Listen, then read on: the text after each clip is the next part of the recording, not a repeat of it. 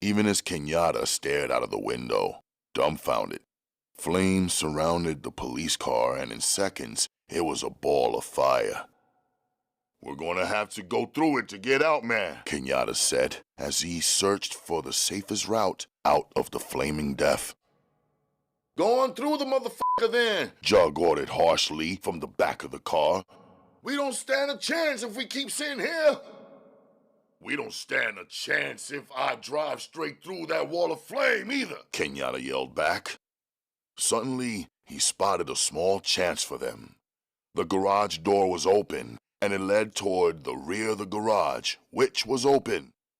So far, the flames hadn't moved over and consumed the building. With a vicious twist of the wheel, Kenyatta swung the car around in a quick turn and drove straight toward the door. Even as the big car picked up speed, a line of fire was leaping toward their only means of escape. "Oh, sweet motherfucker," Peggy prayed. "don't let it end like this, please, Lord." Kenyatta gritted his teeth and stomped down on the gas pedal.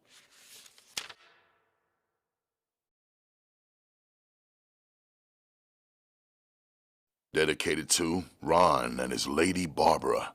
Hope they continue to keep getting big money. Also, I'd like to mention Jim, a young man who has the talent to write but won't take the time to develop it. Last, but not completely forgotten, is Linda, for what could have been, had it not been for her schizophrenic reprehension.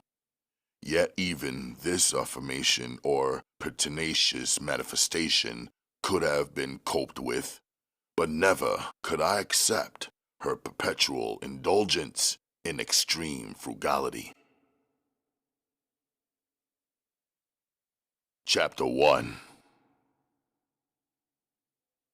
The police left Kenyatta's club on the north side of Detroit and headed towards Kenyatta's farm in the country. Some of the people there were making hurried efforts to leave. As soon as the club had been raided, Kenyatta had been called and duly informed. The few members inside the club hadn't stood up too long before giving out the information on Kenyatta's whereabouts. Kenyatta had expected just that. The members left at the club were occasional members and were not of the caliber of the hardcore members who made up the main part of the organization. Kenyatta had every reason to be moving fast. For some time, he had been actively working on two dream projects. First, he wanted to knock off every cop who had it in for blacks, and the attacks had been smoothly calculated and swift. Many a cop had never known what had ripped his guts open before the concrete came up to meet his face. The second project was to rid the ghetto of all the junk pushers, the slick ones who drove the big hogs who sometimes only fronted for the big men. Big men like Kingfisher, who sat up in a cool penthouse and raked in the money. Nickels and dimes turning into thousands of dollars. Black dollars. And so Kenyatta had Kingfisher hit, and the word was out. The 4 males who left the farm with Kenyatta were all armed to the teeth. Even the women who escorted the men were strapped down with deadly weapons. Jug and his girlfriend Almeda both carried a brace of .38 specials, while Eddie B and his lady favored .44 Magnums. Red and Arlene each carried sawed-off shotguns. Kenyatta and Betty, with over $30,000 in a black briefcase, rode with Zeke and his black queen. The couples piled into waiting cars in the farmyard and made haste to leave before the police arrived. The rest of the people watched them go, not knowing when the leader would return to the farm. Ali, Kenyatta's brother, stood at the front door scratching his chin. He had been left in charge, and that was almost all that mattered to him. The tall, brown-skinned, bald-headed man felt uneasy but he couldn't put his finger on it. There was no way for him to know that his rule would last but a few hours. Ali didn't have the knowledge that Kenyatta possessed. He was uniformed about the raid on the city clubhouse, and he didn't know that an army of police were on their way out to the gang's hideout at the farm at that moment. So he stood on the front porch and swelled his chest, breathing the clean country air, daydreaming about how sweet the future would be if something happened to Kenyatta. He figures he'd have no problem stepping into Kenyatta's shoes and taking over the smooth-running organization. Ali looked over the farm buildings, the well-kept cabins with their freshly painted doorways. Everywhere he looked, he saw young black couples, dedicated men and women who believed in their cause. The drive to the airport was swift. Before Kenyatta could finish smoking his second cigarette, they were turning into the lane that led to the terminal. When they reached the busy terminal, Kenyatta and his followers parked their car in a no-standing zone. There was no thought of returning to the automobiles. It was time to get out. In the last short minutes at the farm, Kenyatta had briefed his small group again on their plan of escape. It was well thought out, and they had been over and over it in practice runs in the past. Now it was time to put it to use. Everybody followed Kenyatta into the airport. As he bypassed the ticket windows, he turned and joked with his followers. "Now that sure in the hell would be a waste of good money, wouldn't it?" He shifted the heavy black bag containing the money around to his left hand. All of the black women carried large shoulder bags. Each couple had a certain amount of cash on them in case they ran into more trouble than they could handle and had to split, but none of them carried as much as Kenyatta did. They waited about 10 minutes until the regular passengers began boarding a non-stop flight to California. Kenyatta led his small, dedicated group toward the loading ramp. The airport was set up in such a way that they didn't check for weapons until the passengers were going toward the ramp that led to the plane. Then you had to pass through a small space where they had a metal detector. Near the detector, a few guards stood around, looking bored, as they watched the metal detector to see if anyone was carrying a weapon. When Kenyatta's group reached the guards, there was no suspicion. Kenyatta's group was well dressed and smiling. They came toward the detector slowly, acted as if they owned tickets, then suddenly all hell broke loose. Kenyatta pulled out an automatic. He waved it at the group of guards as his people came rushing beside him. With the wave of his hand, Red went rushing up the ramp. The sight of the black men trying to commandeer the plane sent the guards into action. As Red came rushing past, one of the guards tried to reach out and detain him with his outstretched arm, while another took a step back and pulled out his .38 police special from his shoulder holster. Neither man found success. The first guard took a bullet from Red's gun in the face. Blood flew everywhere as the white guard crumpled in the heap on the floor. His face had been replaced by a red gash. The young, attractive stewardess who had been standing nearby screamed loudly as she stared, horrified, at the dead man. As the second guard came out with his gun, Red's woman Arlene, who was just a step behind her man, shot from the hip and took the guard by surprise. His first shot hit him high, a heavy slug, smashing him viciously in the chest and spinning him around. The second shot took the back of the man's head off. The couple ran past, not bothering to take a second look as the object of their handiwork fell to the ground. "Everybody stay still!" Kenyatta ordered loudly. "And won't nobody get hurt!" As he spoke, a guard on Kenyatta's blind side made his move.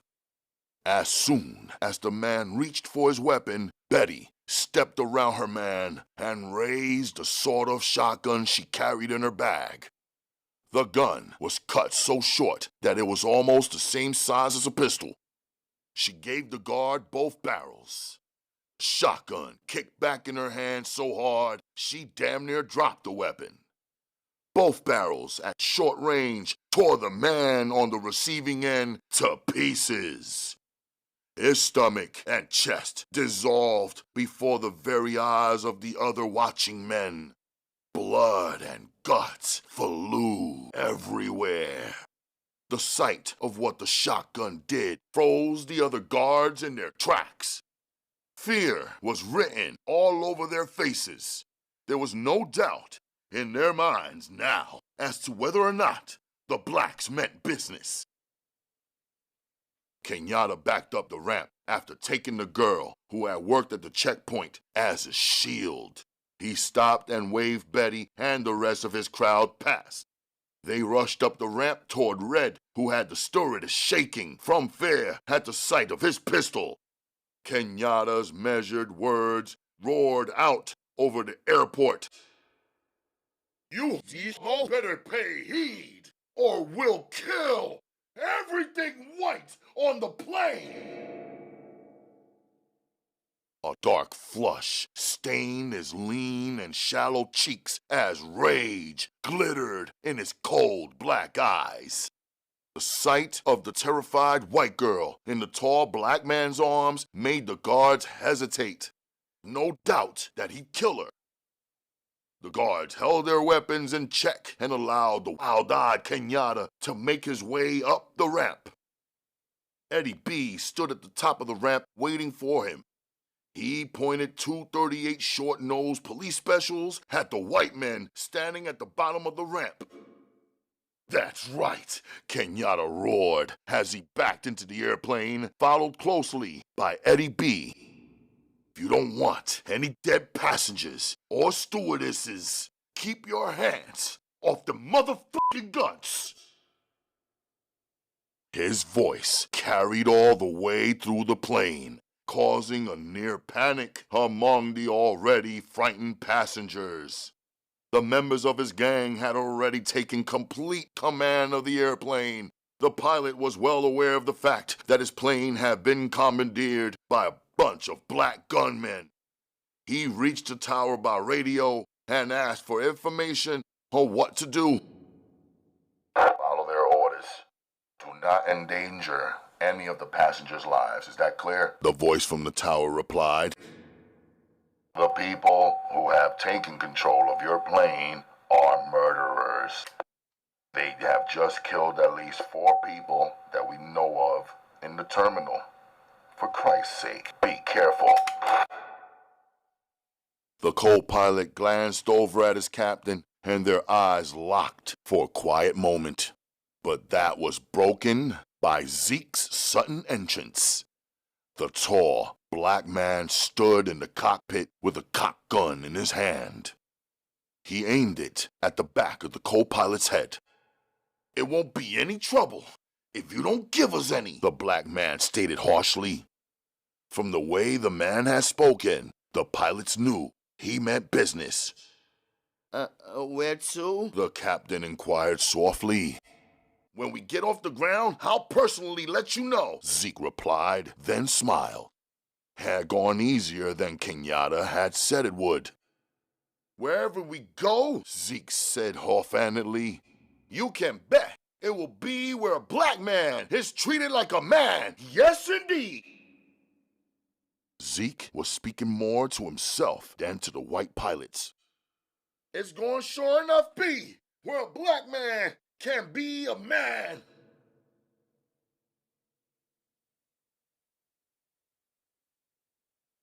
Chapter 2.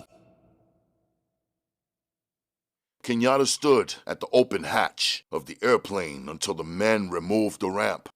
The airplane was now ready to take off. As the door closed, he walked slowly up the aisle, his sharp glance taking in the way his members had everything under control. All of the passengers were sitting quietly in their seats, watching the proceedings out of fear-ridden eyes. Most of them were looking for the sudden arrival of the police, but as the jet engine started up, that hope died quickly. The sound of the jets roaring shattered the hopes of just about all the passengers. Now they had only to look forward to a deadly ride to God knew where. Each passenger huddled in his seat, wondering wildly where it would all end. As Kenyatta walked past, most of them glanced down at the floor, afraid to look him directly in the eye. Sitting in the rear of the airplane, Private Guard James Carson tried to catch the eye of Will Coney, a flight marshal hired by the airlines. When Carson finally managed to catch Coney's attention, the marshal held up a finger for patience. Carson settled back in his seat and began to put his seatbelt on. The pilot's voice came over the speaker, informing all of the passengers to do the same. As soon as Kenyatta heard the pilot's voice, he walked to the back of the plane and motioned to the fat white man sitting in the last seat by himself. "Okay, Kenyatta ordered sharply. "You better get up front, and find you another seat." Kenyatta stared at the white man closely. For a second, he didn't believe the white was going to do as he said. He had just about decided to blow the man's brains out when the fat man got up slowly from his seat and started up the aisle. Kenyatta stared after the middle-aged white man. He could read the dislike in the man's eyes, but there was something else there that he hadn't been able to read. At that moment, he decided to take a closer look at the later on. For the moment, though, Kenyatta settled down in the seat. Betty came rushing from the front of the airplane and joined him, just as the pilot warned everybody again to fasten their seatbelts. Private Guard James Carson settled down in the seat beside Detective Will Coney. Damn it. Will cursed under his breath. Why didn't you pick up another seat somewhere? We don't want these to get suspicious of us. It's all right. James assured him. That's all, nigga. Made me move out of my rear seat so he don't suspect nothing. Will let out a sigh. How the hell you know what you're talking about, Carson? Because those start playing for keeps. I believe we can take them, Will. Carson stated, his voice revealing, more than anything else, his urge for action. Take hell, Will replied. Are you out of your skull? Listen, Carson, don't start no hero on this trip. Because we're outnumbered and don't stand a chance in hell of taking all these by surprise. So don't get no ideas that might get some innocent passengers killed. No, sir. Will continued. Just along for the ride on this one. Unless something comes up that we cannot overlook, then maybe we'll have to toss off our cover. But not until. The words that Will Coney spoke went in one ear and out the other. James Carson had no intention of letting such a good opportunity get past him. If he could somehow regain control of the airplane for the airline, his picture would be in every paper in the country. It was too good a chance for him to pass up. He might go a lifetime and never get another opportunity like this one. That he might lose his own life in the endeavor never entered his mind. Will, Carson answered. If they start knocking off the passengers, I don't plan on sitting my fat and just watching them. I can tell you that much. Let's worry about that one when we are confronted with it. So far, they haven't bothered anybody on this flight yet. What the hell you think all that bad shooting was about just a few minutes ago? Carson demanded sharply. Whatever it was, it didn't concern us. Our job is to take care of the people on this airplane, Carson. Whatever went on the terminal was up to the guards that worked there. Before Carson could say anything, Will continued. They came aboard so quick, I didn't know what the hell was happening until I was staring down the barrel of a double-barrel shotgun that one of them was handling. James Carson let out a curse and stared down angrily at the smaller man next to him. I wish to hell I would have got a break like that with only some fucking broad covering me. I don't think them fucking women really know which end is up. Shit. Will, you should have took the fucking thing from her and rammed it up her fucking... Will laughed good-naturedly. I don't see you taking any weapons from anybody, Carson. Hell, I didn't have any woman covering me either. That little light-skinned bastard had 2 fucking pistols aimed at me before I knew what was happening, Carson stated sharply as he remembered the embarrassing incident. Well, don't worry about it, Will warned. Maybe it's best we don't show our hand, because there's at least 8 of them that I'm sure of. 2 of us can't do very much against that many odds, and you keep that in, buddy. Carson glared at the other man but didn't make any comment. His mind was wandering. Pictured himself getting off the airplane as newspapermen fell over each other trying to reach him for an interview. The more he dreamt about it, the wilder his imagination became. He could see himself explaining it over and over again to beautiful women, blondes, redheads, brunettes. His mind held vivid pictures of movie stars. All of them were now at his feet. He could see himself being cold and aloof as he told of the gun battle that he had won, and he took back control of the airplane. The thought was so pleasant that for the next hour, Carson sat back in his seat and just dreamed. Kenyatta sat quietly next to Betty and spoke in glowing tones of the new world they would find when they reached their destination, Algiers. The trip so far had been so peaceful that most of the black men and women had relaxed, quite sure that they now had the airplane well under control. Breaking off his conversation, Kenyatta waved his hand in the air so that he could catch the attention of one of the stewardesses who was standing in the rear of the plane. As the woman approached, Kenyatta spoke to her quietly. "Why don't you and the other girls begin serving the passengers their dinners?" The woman stared at him with frightened eyes, but the softness of his voice slowly removed most of the fear. She attempted to smile as she nodded her head in agreement. She went back and spoke to the other women. Soon every passenger who could eat had a tray of food. As the time slowly went past, Kenyatta glanced out the window and noticed that it was still light outside. He glanced at his watch and was surprised to see that it was past 8 o'clock in the evening. An hour later, he glanced at his watch again and frowned after seeing that it was still daylight. With his temper slowly rising, he made his way up toward the front of the plane. As he walked past his friend Jug spoke up. "Anything up, brother?" Kenyatta shrugged his shoulders. "I ain't hip, Jug, but I think the pilot's trying to play games with us." Even though he hadn't spoken loud, his heavy voice carried through most of the plane. Before Kenyatta had finished speaking, he was joined by Red and the smaller-built Eddie B. Kenyatta smiled as the 2 men came up. "Hold on, brothers. It don't take all this. I just want to check out something, that's all." He waited until the 2 men returned to their seats before continuing on his way.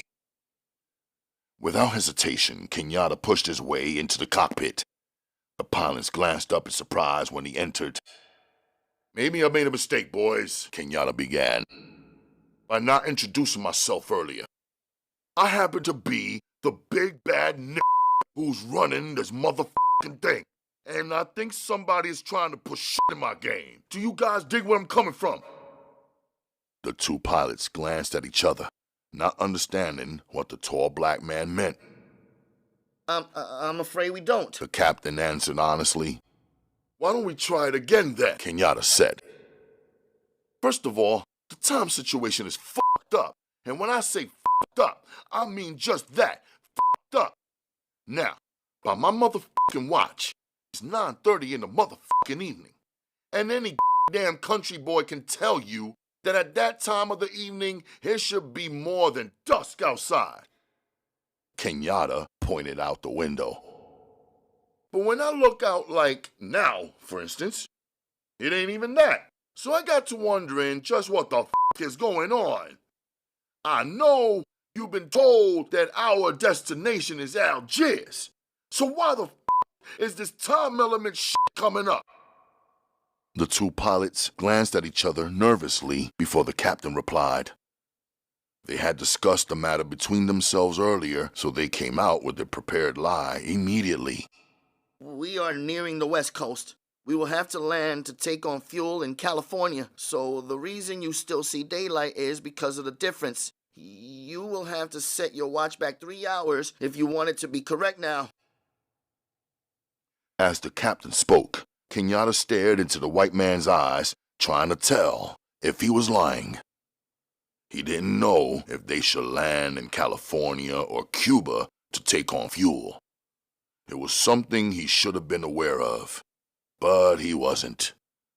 He could only hope that the pilot spoke the truth. Listen, buddy, Kenyatta said, still keeping his voice low.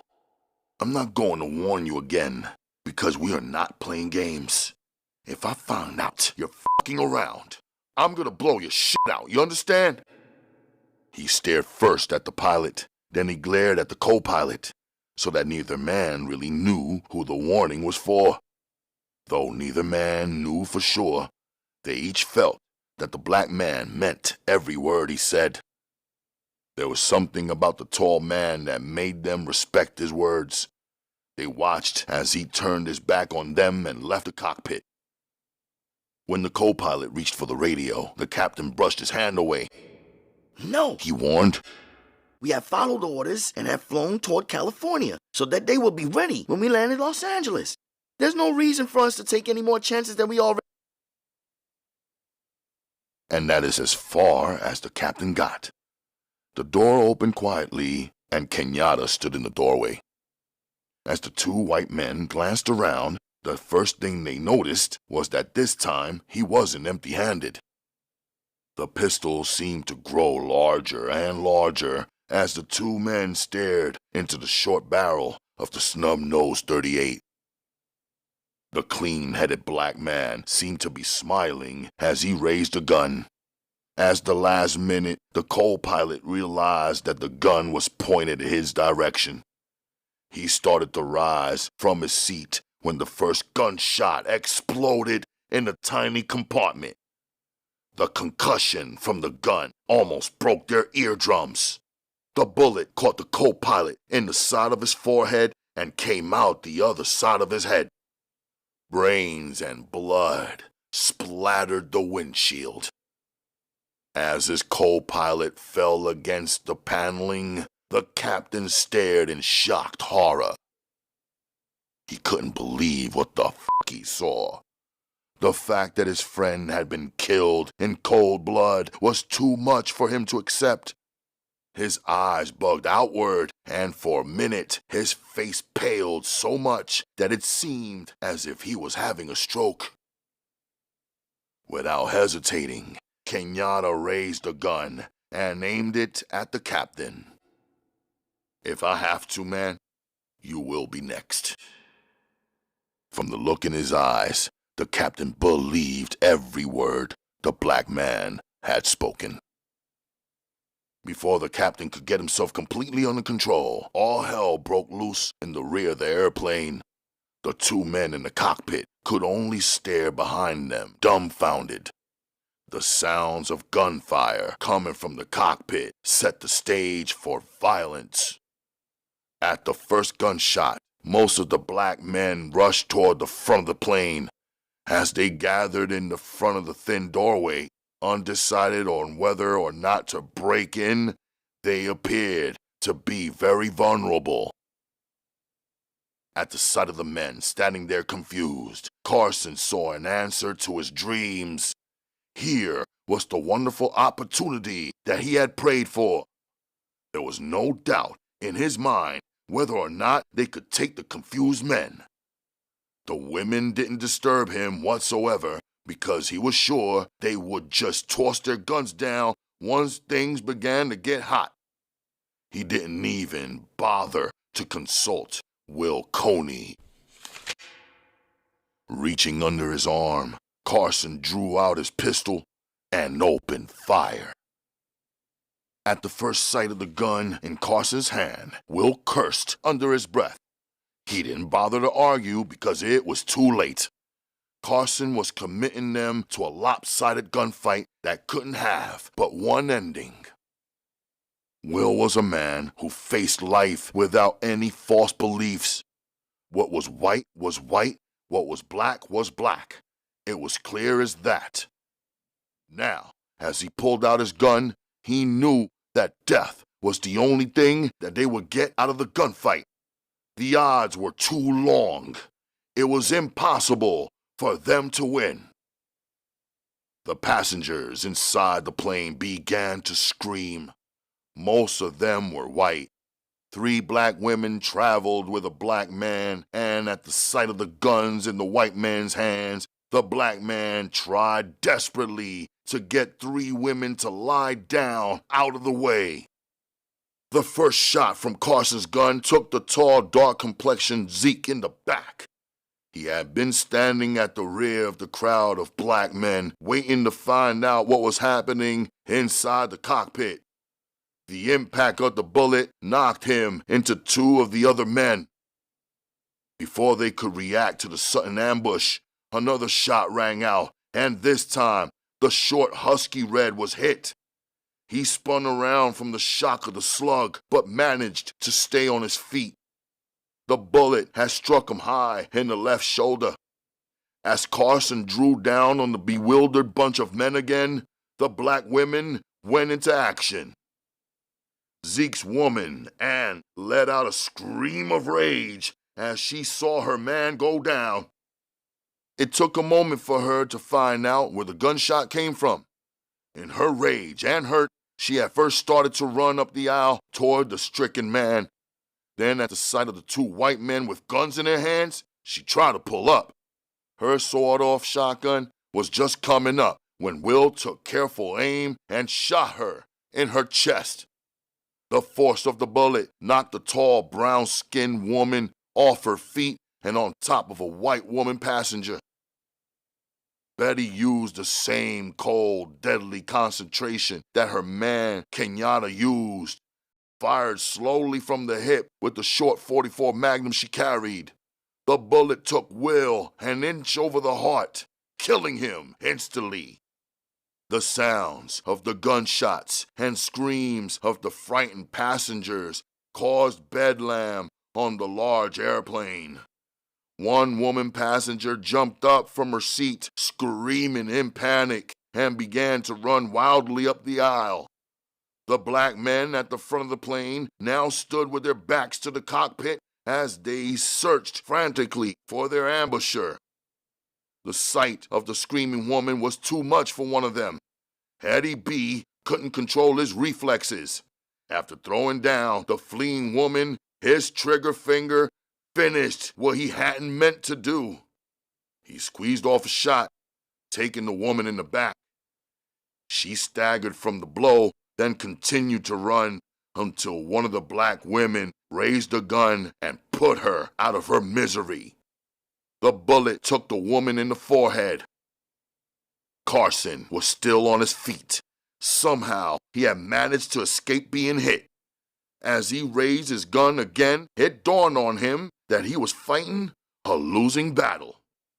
The sight of his dead companion beside him brought home the truth of the matter. Now, there were no more daydreams. What Will had tried to warn him about was coming true. There would be no large parades with him as the main event. The hero of the moment was only dreaming. The only thing he would get out of this was a hero's death. No beautiful women would be flocking around, begging to be in his company. Now, there was only the chance of taking some of his killers with him. After he took a quick glance over his shoulder, the blood froze in his veins. The black women he had so readily ignored were all armed, and before he could take his eyes off them, he saw at least 3 of them pointing weapons at him. The barrage that struck him was awesome. He was dead before ever reaching that floor. After Carson's death, the sounds of gunfire died out. People stared around at the carnage. Bodies were everywhere. Betty leaned down and felt Anne's pulse. When she rose, there were tears in her eyes. They must have killed her. She cursed. Red, short, brown-skinned woman Arlene started up the aisle toward her man who was stretched out on the floor. As she passed the 3 black passengers, one of the women started to scream at her. What's wrong with you folks? You ain't nothing but animals, that's all. Just suffer them, man, not animals. Y'all need to be dead somewhere. The woman cursed. Just killing people like you ain't got good sense. Makes me ashamed to be black. All at once, Arlene lost her reasoning. The sight of her man lying on the floor, and now this woman screaming in her face, was just too much. Without hesitation, Arlene raised the pistol she carried and fired, point blank, at the black woman in front of her. The force of the bullet took the woman in the breast and lifted her off her feet. She fell back amongst her friends, dead. Arlene waved the pistol at the rest of the group of blacks. Now, has any more of you self-righteous got anything to say? Her eyes went from one face to the other. Each one clamped their mouth shut, knowing their life depended on their silence. As she went on past the group, Betty walked up and warned them. Your friend brought that on herself. I hope the rest of you learned something from it. We wouldn't have hurt none of you. All you had to do was remain silent and stay the out our way. Now, one of your comrades is dead, just because she couldn't keep a lid on her mouth. Let's hope that the rest of you value your lives more than she did, because this is no game we playing. This is for keeps, so just keep that in mind. Betty walked on toward the front of the plane. Suddenly, the airplane went into a nosedive, throwing Betty off her feet. Everyone was jolted out of place as the airplane went out of control. The sudden nosedive took Kenyatta by surprise, too. He was tossed on top of the control panels. As he fought to regain his feet, he noticed the captain bent over his control. The man was fighting to regain the control of the airplane, but Kenyatta could tell from his actions that he was hurt. There was blood all over the back of his chair. "Pull it out, Captain!" Kenyatta ordered sharply as he struggled to get into the co-pilot's seat. Just when it seemed as if they would never come up out of the dive, the pilot finally managed to regain some control of the plane. The plane straightened out, but the pilot was slumped over the controls. Kenyatta glanced down at the ground below. All he could see from his seat was sand hills.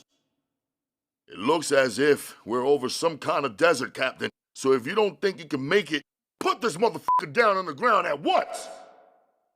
The wounded pilot nodded his head, then tried to pull himself together. We're somewhere over the Nevada desert. The pilot managed to say, I'm gonna try and put her down somewhere. The passengers will have a better chance that way than they will with me at the controls. I don't think I can make it much longer. "Where you hit at?" Kenyatta inquired as he stared at the wounded man. In the back, boy. Captain stated as he let out a groan. It's a bad one, too. "Okay, Captain," Kenyatta said. "Then it's up to you. Got a lot of lives back there depending on you. I know if it was just me and my bunch, you let this motherfucker fall clean out of the motherfucking sky. But it ain't. You got a hell of a lot of innocent lives on this plane that depend on you being able to land them safe. As Kenyatta spoke, the pilot began to ease the huge airplane down out of the sky. In seconds, they were inches above the desert floor. The pilot used the last of the daylight to see where he was landing. I hope like hell we don't hit any sand dunes, The pilot moaned as he let the wheels touch down for the first time. Kenyatta stared out of the window, trying to see what they were rushing toward. Couldn't make out anything because of the speed of the large airplane. I can't see a motherfucker. He yelled over to the pilot as both men strained their eyes, searching the desert floor for danger. That's good. The captain assured him. If you don't see anything looming up out of the ground in front of us, it means that it's smooth. Before the words were out of his mouth, they hit a small ditch that almost jolted the huge plane out of the pilot's control. He fought the wheel until he had regained control, but it seemed to take the last strength out of his body. He slumped over in his seat. The plane raced across the ground at breakneck speed. Kenyatta reached over and snatched the pilot. Don't kick out on me now, He yelled into the captain's face. man. You've got to break this thing down, you hear me? The pilot raised his head, then quickly pulled the controls. He hit his brakes, and the airplane slowed down. In another few seconds, the huge plane rolled to a jerky stop. As the plane stopped, the pilot slumped over in the seat again. Kenyatta reached over and pulled his head back. Where the are we? Kenyatta asked sharply. But after taking a closer look at the pilot, he released the man's head. The pilot had just landed his last airplane. He was dead. He had just used his last remaining strength to land the airplane, bringing his passengers to safety for the last time. Kenyatta stood up slowly. Well, he reflected, at least we're still alive. And as long he had a breath in his body, he will still possess the will to survive.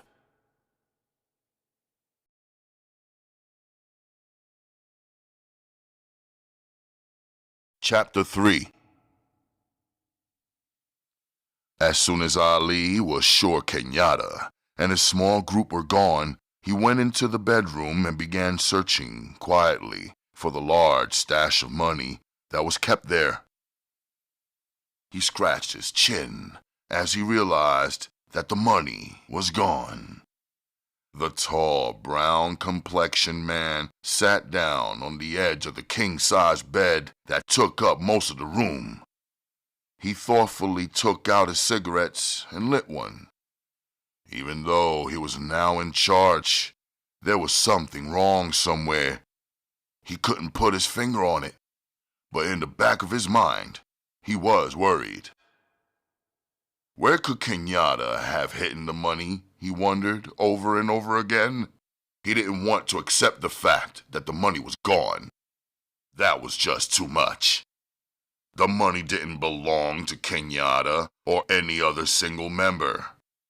It was the trust fund that they were saving for hard times.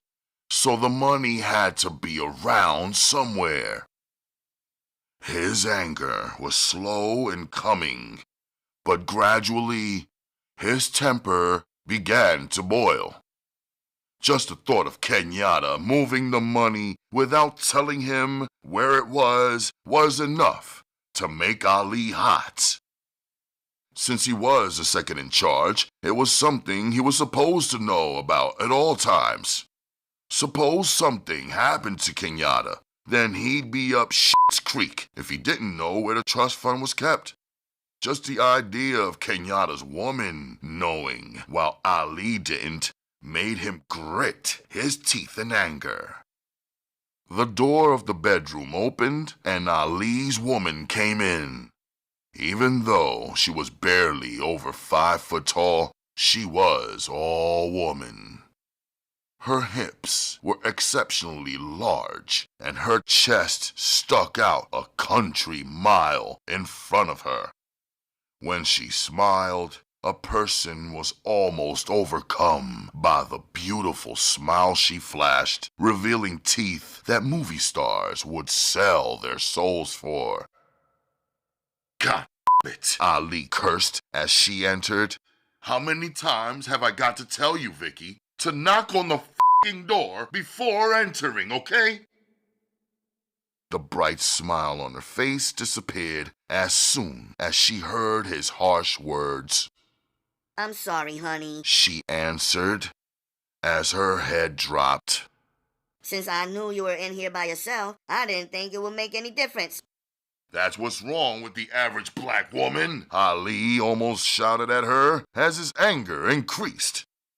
Now that he had someone to vent his anger on, he wasn't passing up any chances. You f***ing bitch, don't think. Your brains are in your right between your damn legs. Vicky blinked her eyes, fighting back the tears that were already rolling down her pretty cheeks. All of her life, she had been easily hurt by what others said to her. Her feelings were more like a little girl's than a woman 22 years old. But no matter how hard she tried, she just couldn't control them. Gritting his jaws tightly, Ali stared angrily at her. Then added, "And just look at you, standing there, crying like a f***ing baby. What the f*** is wrong with you? Huh? What the f*** is wrong with you, Vicky? You better get hip, girl, and stop carrying your damn feelings around on your motherfucking sleeve." I just can't help it, Ali. I'm not used to people talking to me as if I'm a dog or something. She answered, showing more anger than she generally did. Bullshit! He snorted. If you want to get along in this fucking world, girl, you better learn something. Cause soft people get stepped on every fucking day.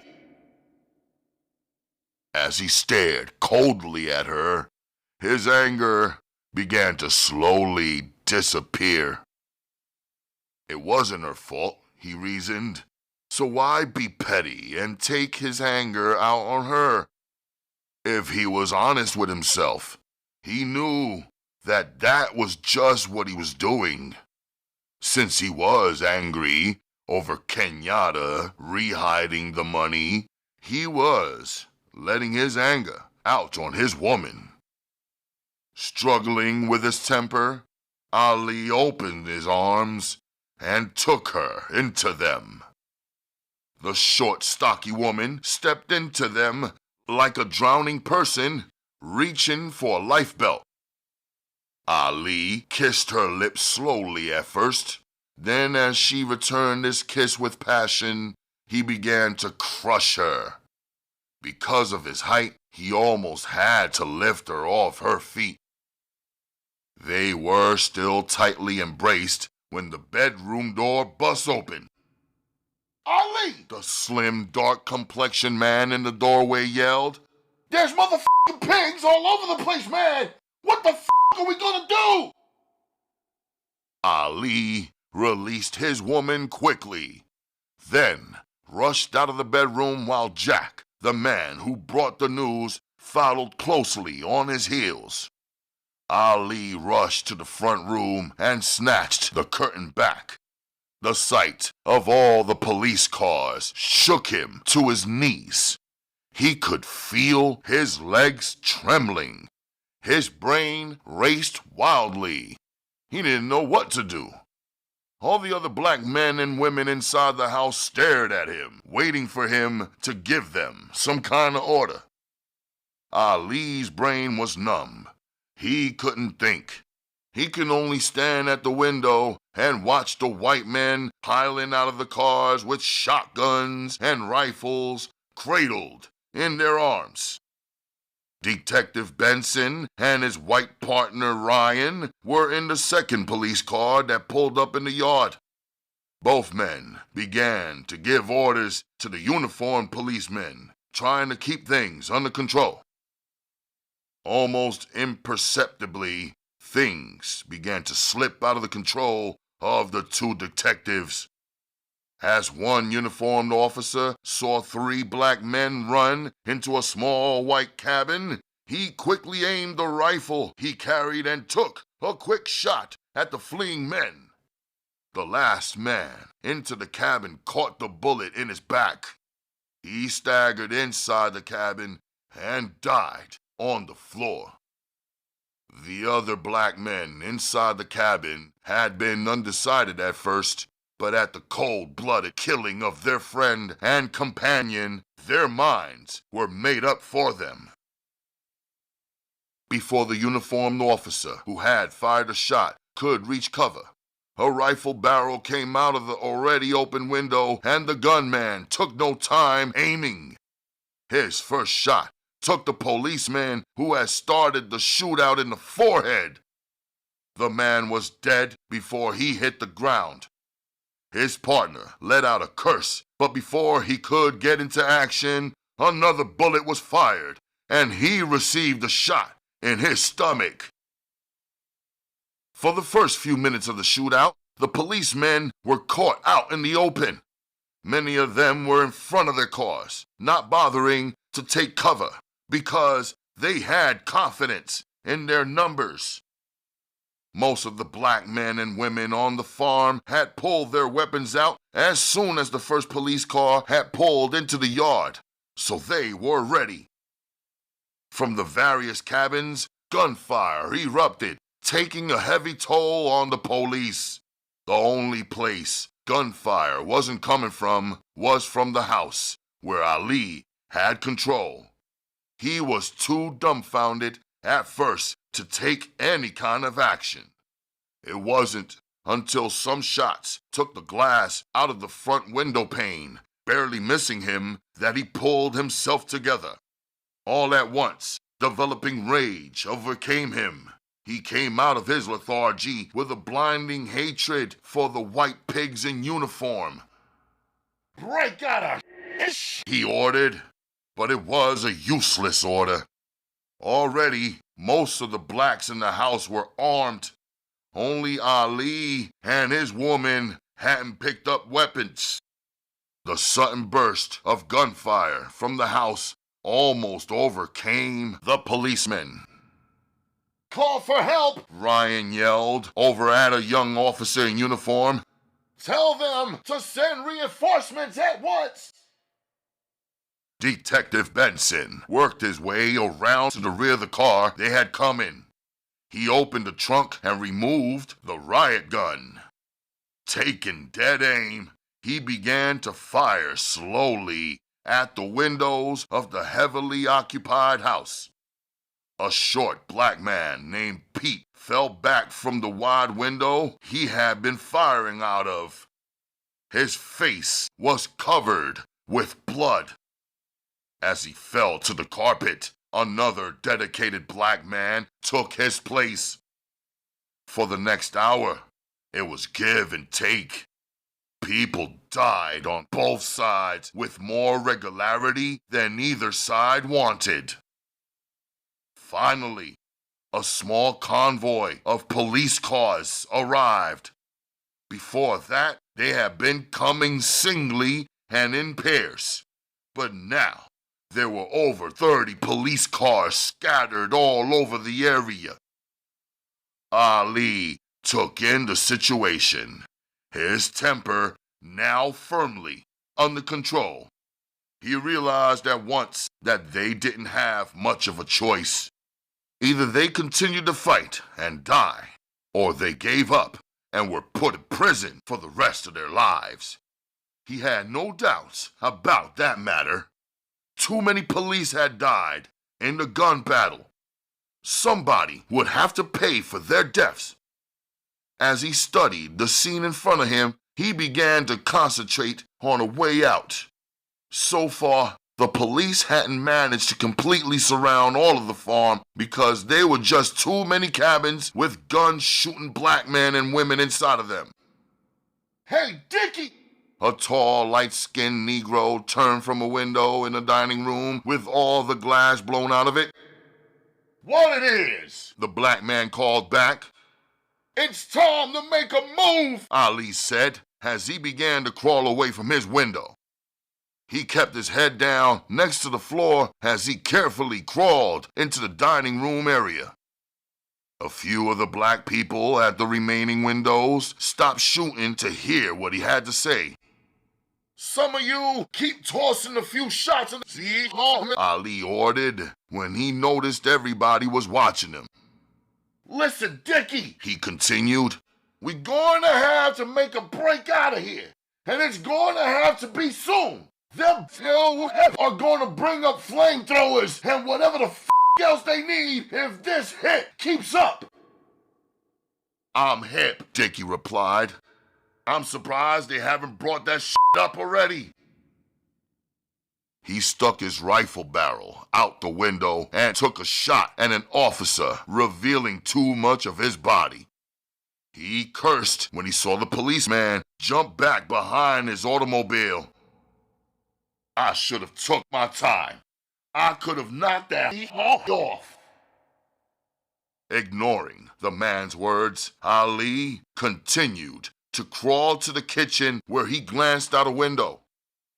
There were too many police on that side, so he came back into the living room.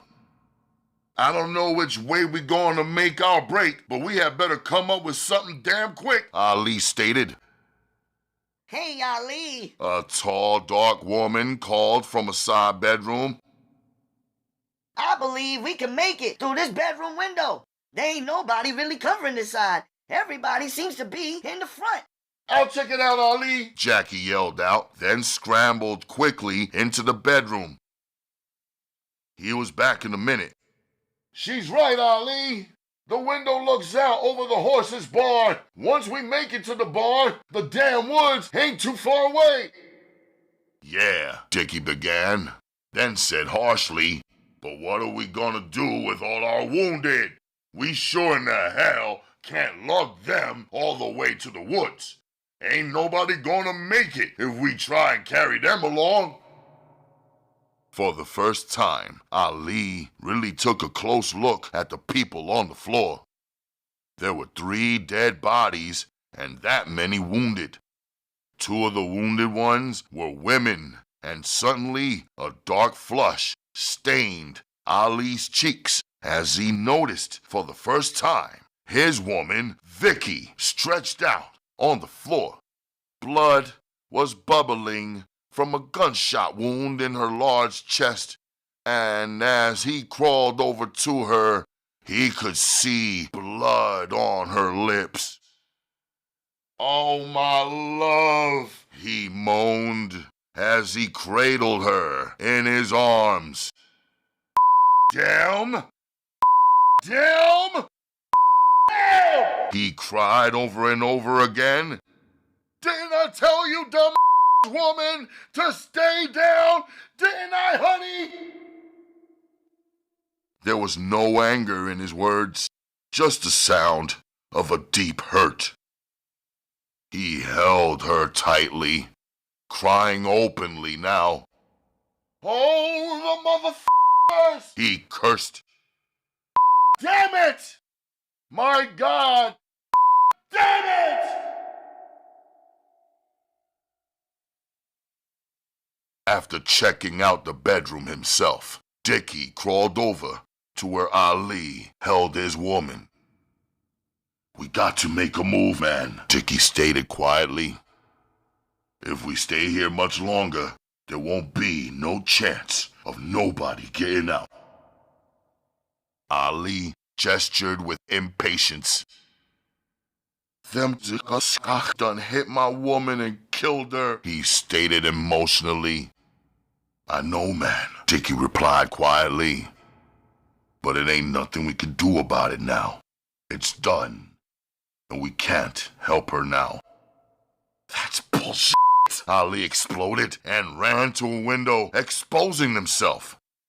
He snatched up a rifle and took dead aim at an officer who broke from his cover at that moment and was running for a closer car.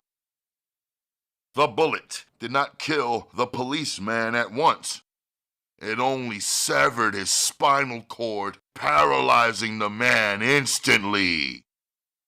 As he lay on the open ground, screaming with pain, another policeman broke from his cover in an attempt to reach his friend and pull him to cover. Ali's first shot took the second policeman in his head, killing him instantly. A full range of bullets began to pour through the window as the angry policeman returned his deadly fire. But it was too late. Ali had dropped back to the floor and begun to crawl back toward Vicky. When he reached her, he pulled her limp head into his lap. No one had to tell him that she was gone. No one could help her now. As he sat there holding her, Dickie went past, followed by 4 other people. "It's up to you, Ali," Dickie called out. "We're on our way. If you want to stay and hold the fort down, that's cool with us." Ali didn't even bother to glance up. It was as if he hadn't heard the words.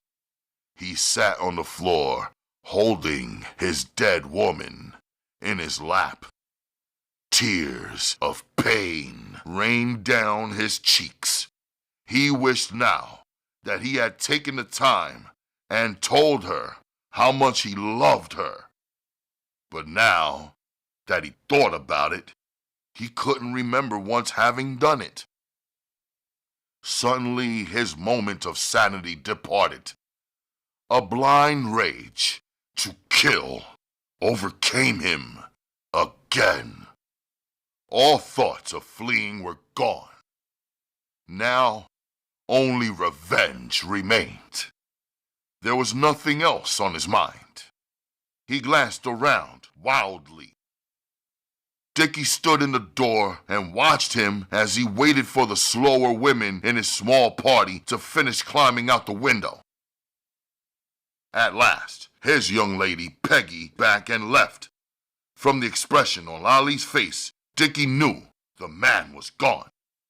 He rushed to the bedroom window and stuck one leg out, then quickly climbed down. It was a short drop, only 4 feet from the ground. As he landed, he could see some of the other brothers and sisters halfway to the barn, and no alarm had sounded. Dickie grabbed Peggy's arm and started running for the horse stable. 3 police officers on the far side of the large farmhouse saw the fleeing people. From behind their parked cars, they began to take aim. A young brother that everybody called Duke fell to the grass as a rifle shot took him high in the back. He let out a high-pitched yell as he rolled over.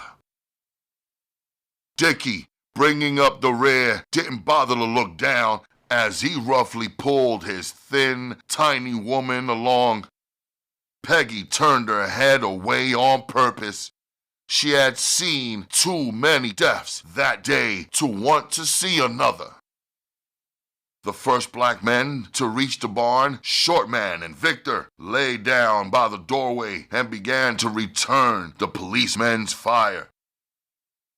Each man was armed with a rifle that they had brought from the farmhouse. One of the policemen pitched over, and when the other 2 officers glanced at their partner, they saw a gaping hole in the man's temple. The sight of their dead companion made them seek more cover. In the short breathing spell, Dickie managed to reach the horse barn. As he ran inside, he leaned back against the doorway to catch his breath. Suddenly, the sound of rapid machine gun fire came to the fleeing men and women. After Dickie left, Ali looked around the front room, seeking a weapon. he spotted a submachine gun in the hands of a dead man. Keeping his head down, Ali made his way over to the corpse and removed the gun. As he quickly examined the bullet clip, he noticed that the man had never gotten a chance to fire the weapon. The gun was fully loaded. Using caution, Ali made his way to the nearest window. As he rose up, the first thing to come into sight were 4 plainclothesmen trying to Indian up on the side of the house. Because of the long absence of gunfire, the police believed everybody inside the house was dead. Ali caught them out in the open. 2 cops would run a few feet, then hit the ground, waiting until another couple repeated the same maneuver. In this way, they were worming their way up to the house. At the sudden appearance of the black man at the window, 2 of the plainclothesmen opened fire. Ignoring the gunfire from the small pistols, Ali stood in full view and began to fire the automatic machine gun. In his haste, he began to spree his shots, causing him to miss all but one of the policemen. The officer that he hit was cut in half by the heavy fire from the submachine gun. The first bullet struck him in the head. Then, because of the rapid fire of the gun, there came a long line of bullet holes down from the back of the policeman's head to his spine. Ryan glanced out of the corner of his eyes at his black partner Benson. He sighed a sigh of relief to see that his friend was still okay. Benson was lying in the grass 8 feet away, holding his pistol with both hands. The black police officer was taking dead aim. When he squeezed off his shot, the black man standing in the window of the house, firing the submachine gun, jerked back as if he was a puppet on a string. Ryan pulled his finger away from the trigger of his gun. As he started to stand up, the black man in the window reappeared. With his gun pointed downward, Ryan watched the wounded man in the window raise the short-barreled sub and point it in his direction. For the first time in his life, Ryan froze. He knew that it was the end. There was no way he could raise his gun in time. The range was too short, as he could see the wild-eyed gunmen plainly. The sound of an automatic went off near him, and again the figure in the window was knocked backwards. Ryan glanced over and saw his partner Benson blowing the smoke off the barrel of his weapon, as though nothing had happened. Both men were well aware of the danger to Ryan, but neither would mention it until a much later time when they would joke about the matter.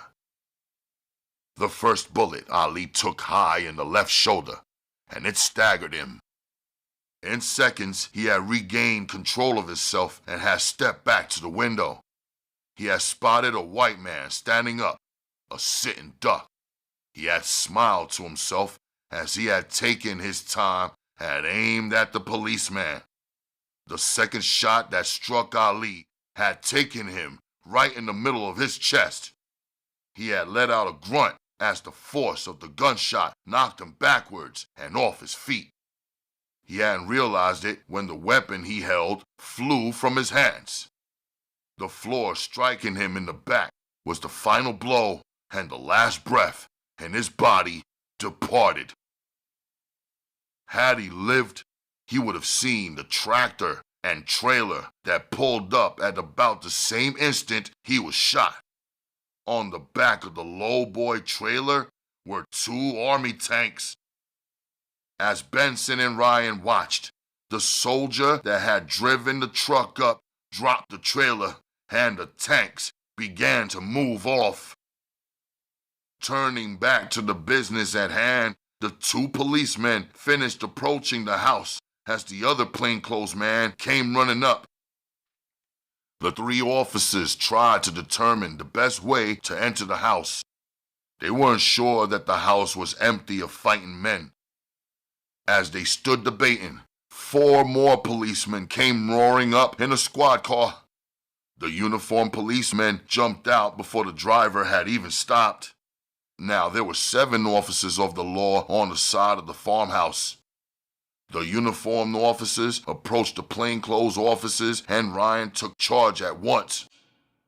You guys give us some backup cover. We're going right through that motherfucking door and get this shit over with, Ryan stated loudly, even though he felt soft-spoken inside. His heart was beating like a huge water pump that worked 24 hours.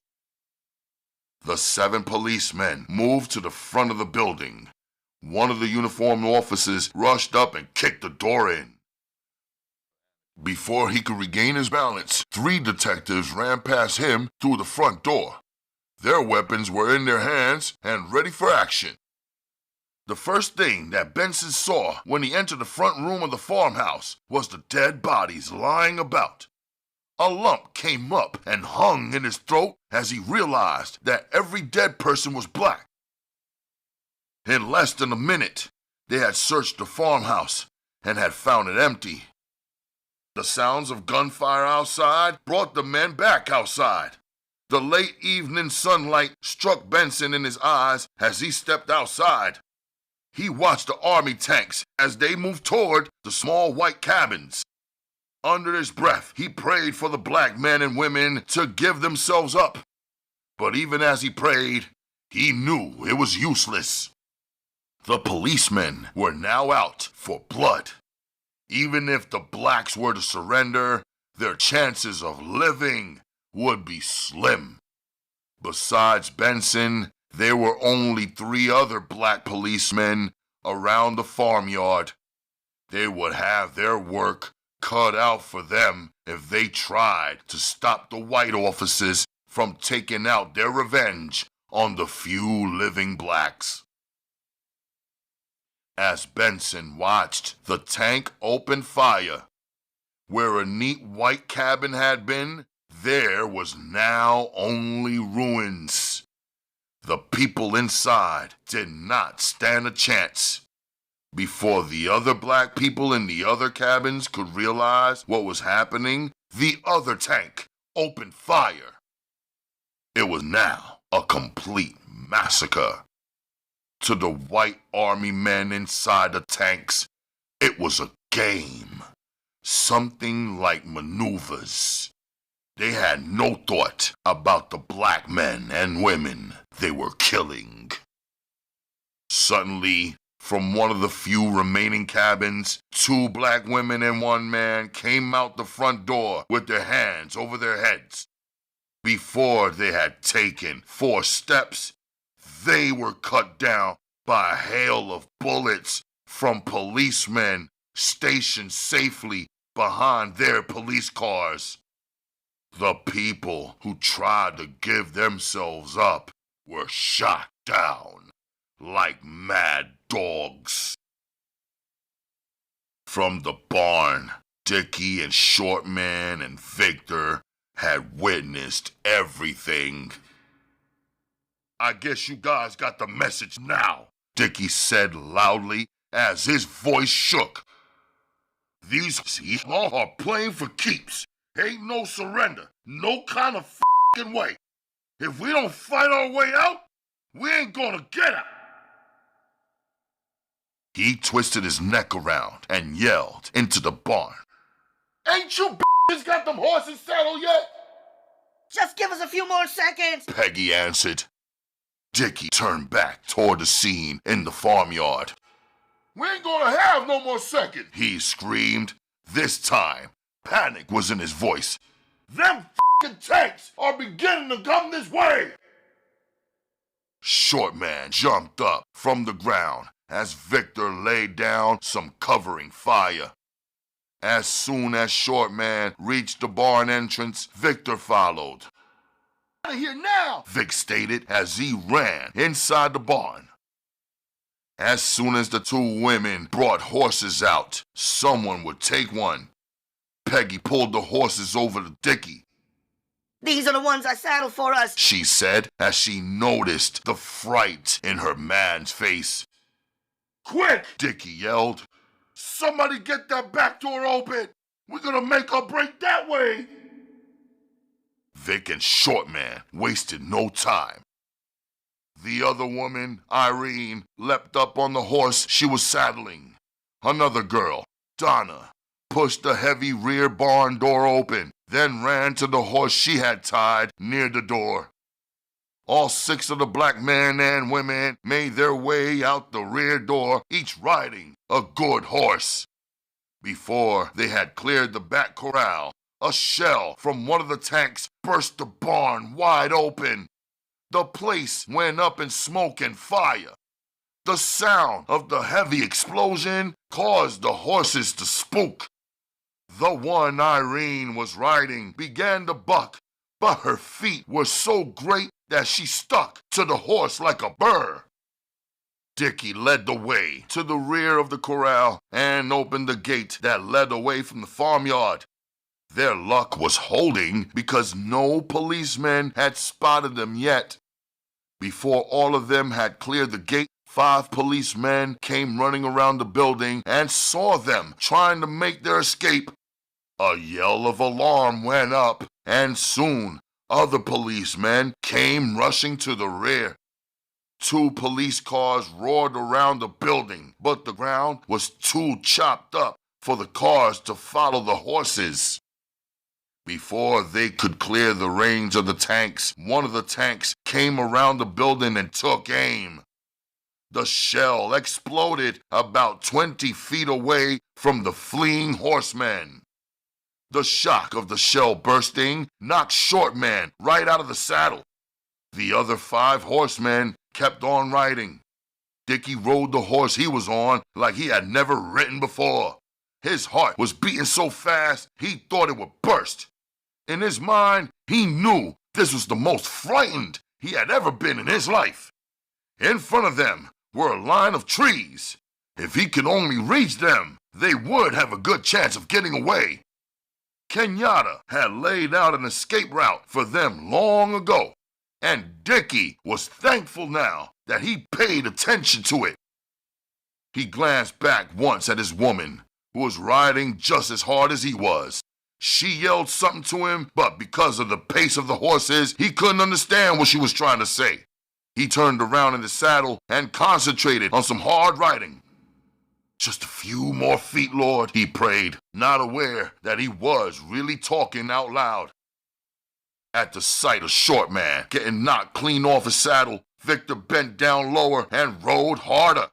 No matter how hard he rode, he couldn't seem to gain on Dickie and Peggy. One of the police cars with 5 policemen in it came crashing through the cornfields, trying to cut the horsemen off.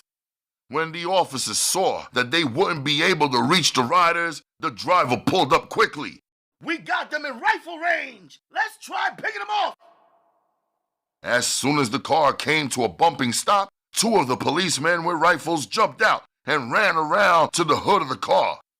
They rested their rifles on the hot steel and took dead aim. The first shot they fired was a miss, but the second officer was a sharpshooter.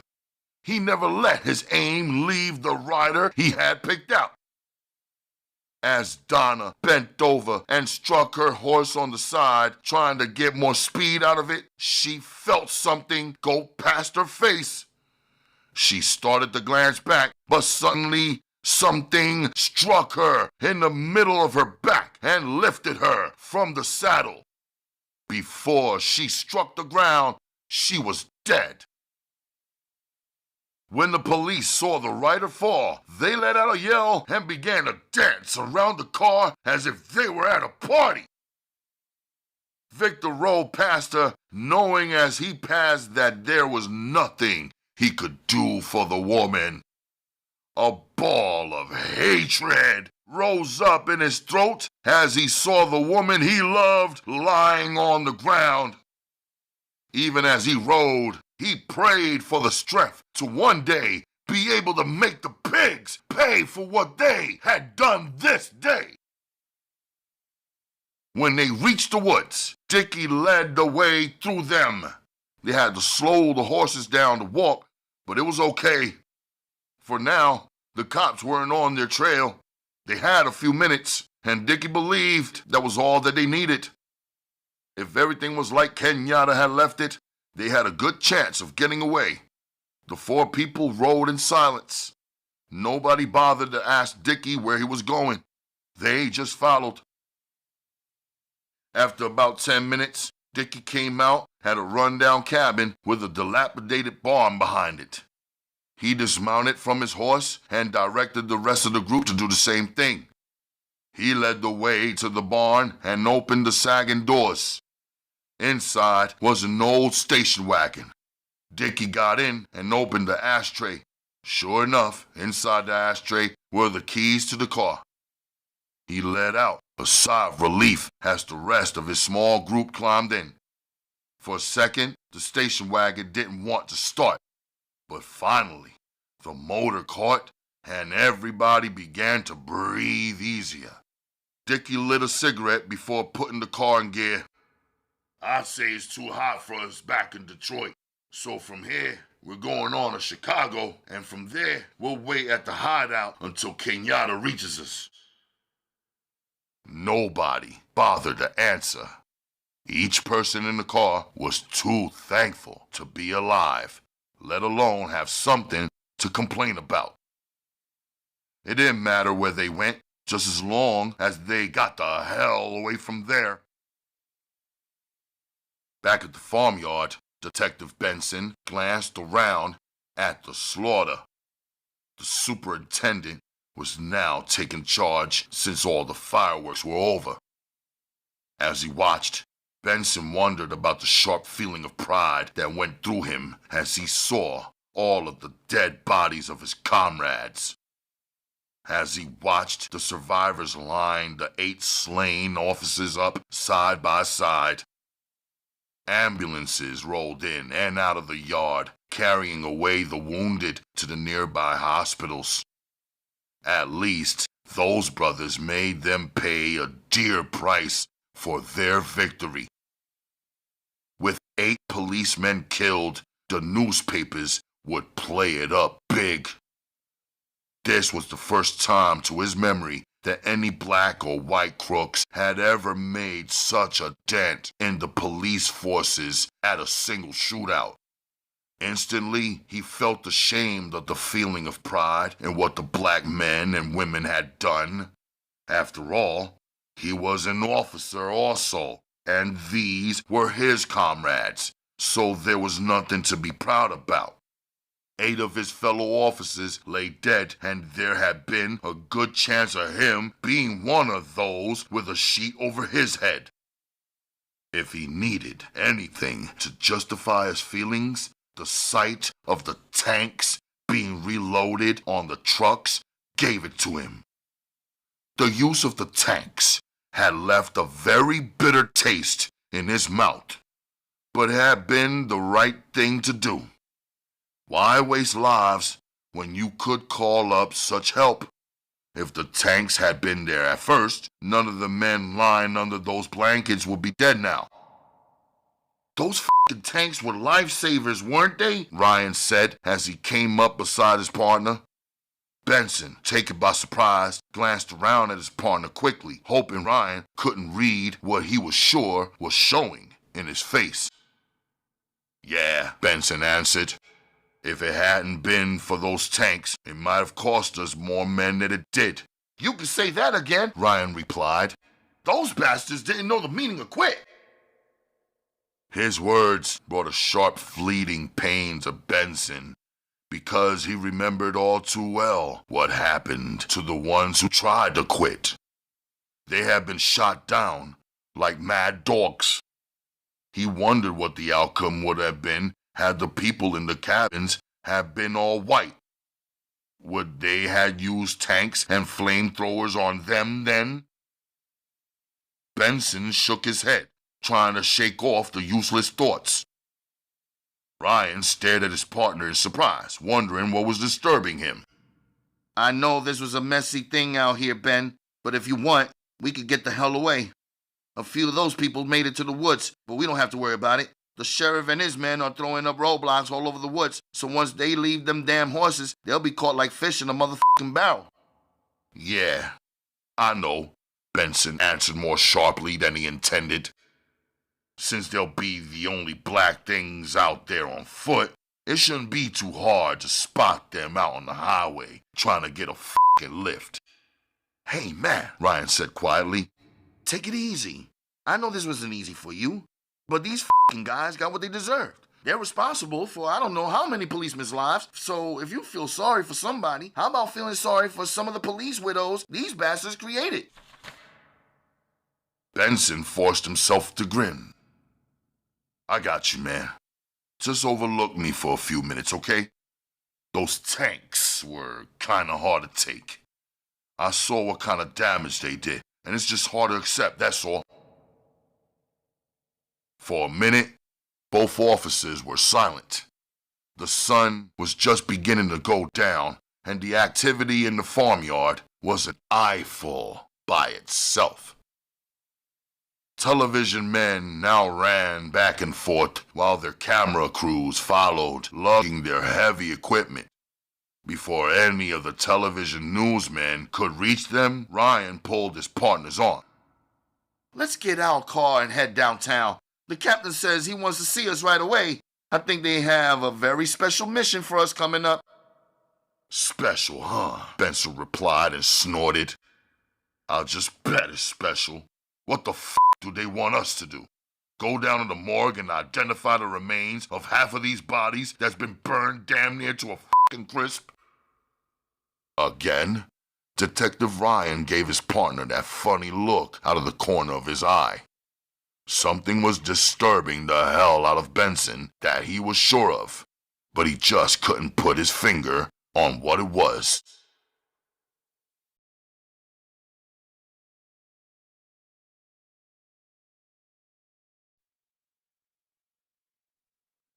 Chapter 4.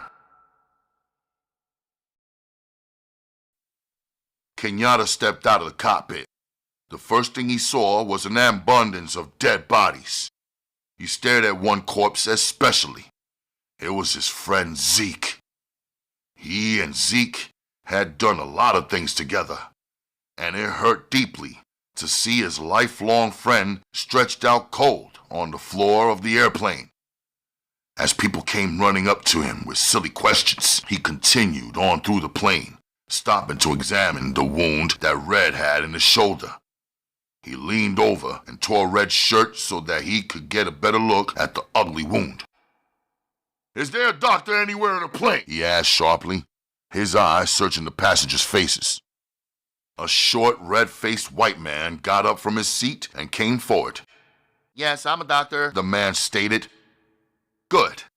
Then do what you can for my friend here, Kenyatta ordered, then continued on his way through the airplane. When he reached the rear of the plane, Betty stared into the eyes of her man. They looked at each other closely. Then Kenyatta spoke. Sugar, find out if any of these fucking stewardesses know how to let down the emergency ladder from this fucking plane. We're gonna have to start walking.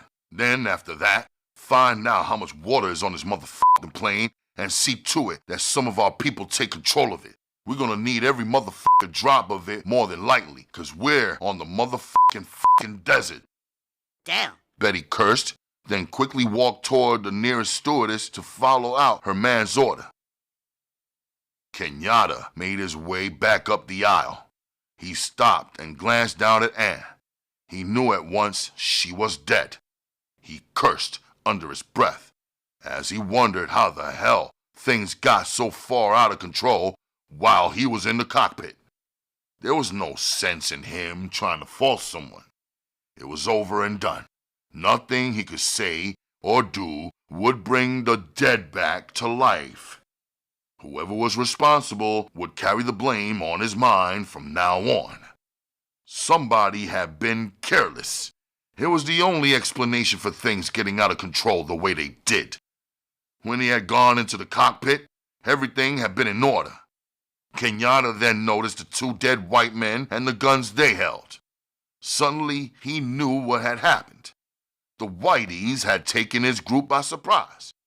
The way he saw it, it couldn't have happened any other way. Eddie B came up running to Kenyatta. Man, we are in one hell of a fix, Kenyatta. What the f*** are we gonna do about it? Kenyatta glanced at the smaller man, wishing that he had been killed instead of his reliable friend Zeke. Don't get upset, Kenyatta said, not letting his thoughts show. If you want something to do, go to the rear of the plane and give Betty a hand. Before Eddie B could ask any more questions, Kenyatta quickly walked past the man. He noticed the dead black woman and again wondered just how the f*** she died. It must have been a stray bullet, he reasoned, and went on past the grieving threesome. Chuck stood near the cockpit waiting on Kenyatta. He didn't bother to ask any foolish questions. He just waited silently for his leader to tell him what to do next. Kenyatta put his arm around Jug's shoulder. Boy, he began, we got big problems on our hands, Jug. Again, Jug remained silent, waiting for Kenyatta to continue. We're gonna have to leave this fucking plane out here in the middle of nowhere, man. I'm having the women collect all the water we can carry, so maybe we won't have any water problem.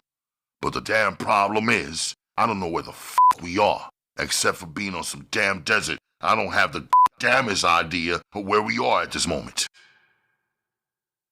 Jug smiled slightly. If anybody can pull us out of this shit, Ken, he stated, you can. So just keep the faith, boy. Just keep the motherfucking faith. Kenyatta smiled at Jug, then spoke up loudly for the rest of the men and women in his group could hear.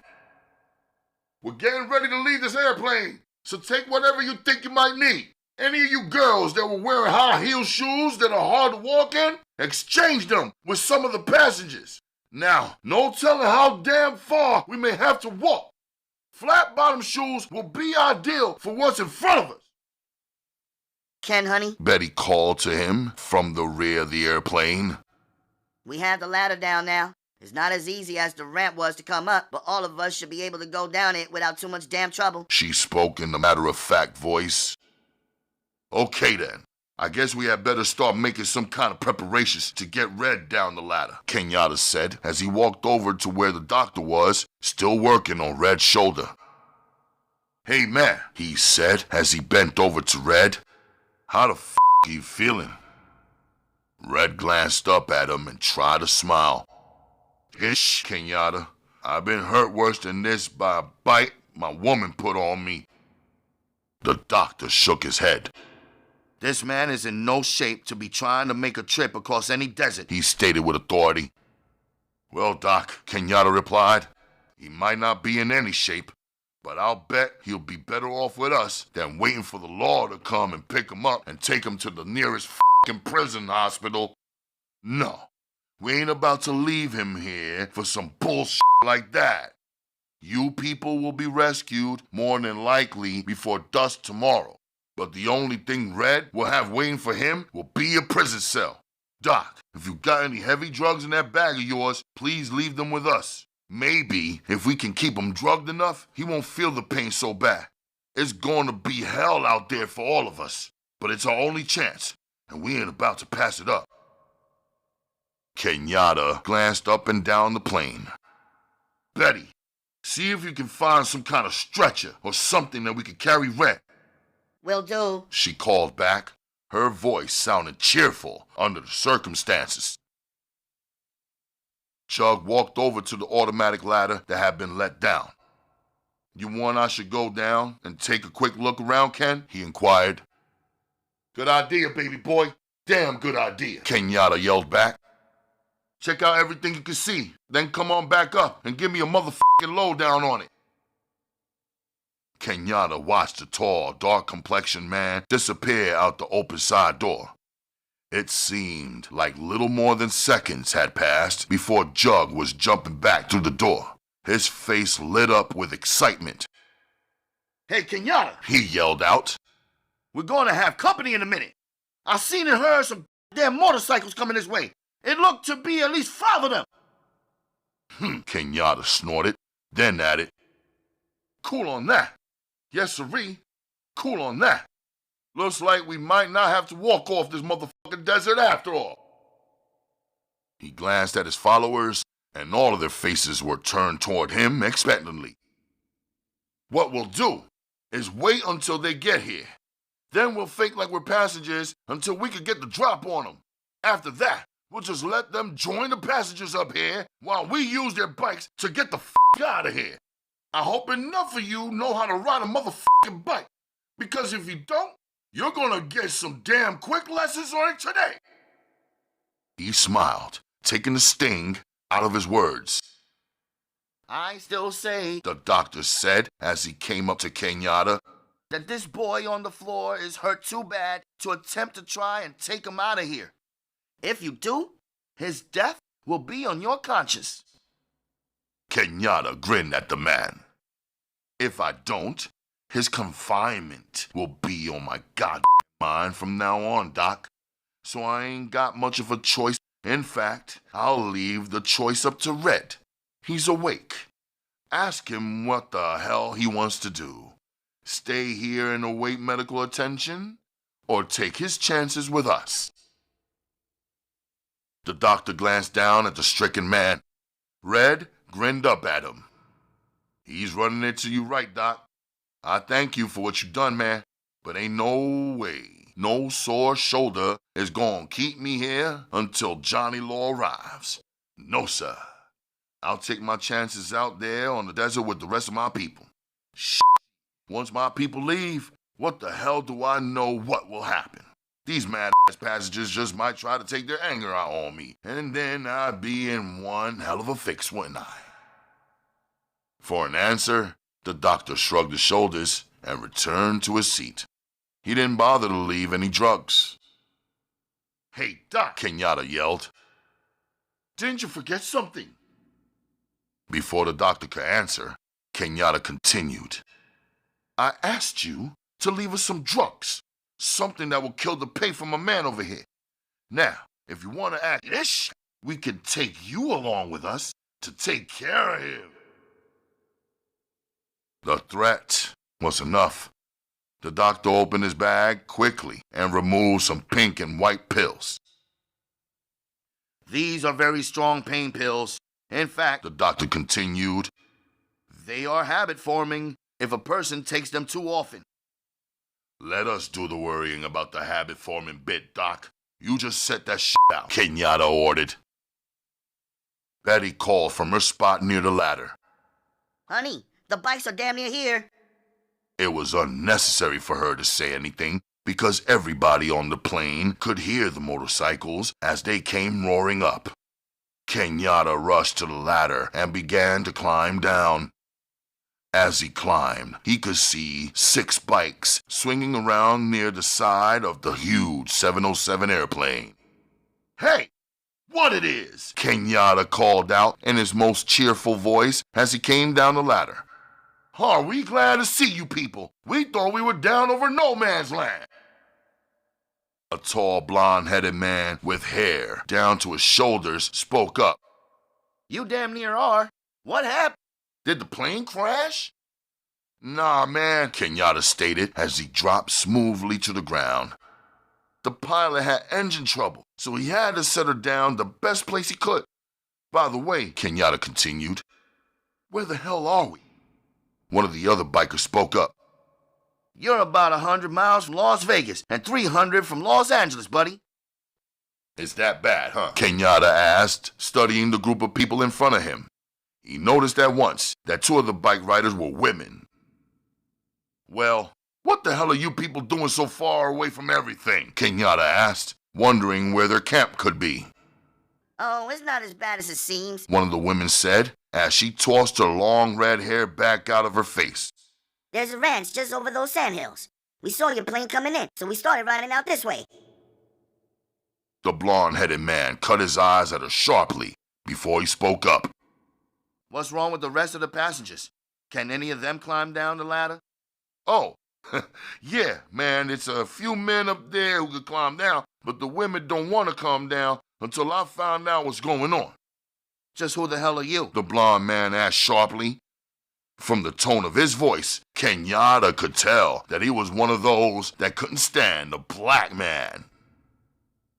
I happen to be the guard on this plane, Kenyatta answered sharply.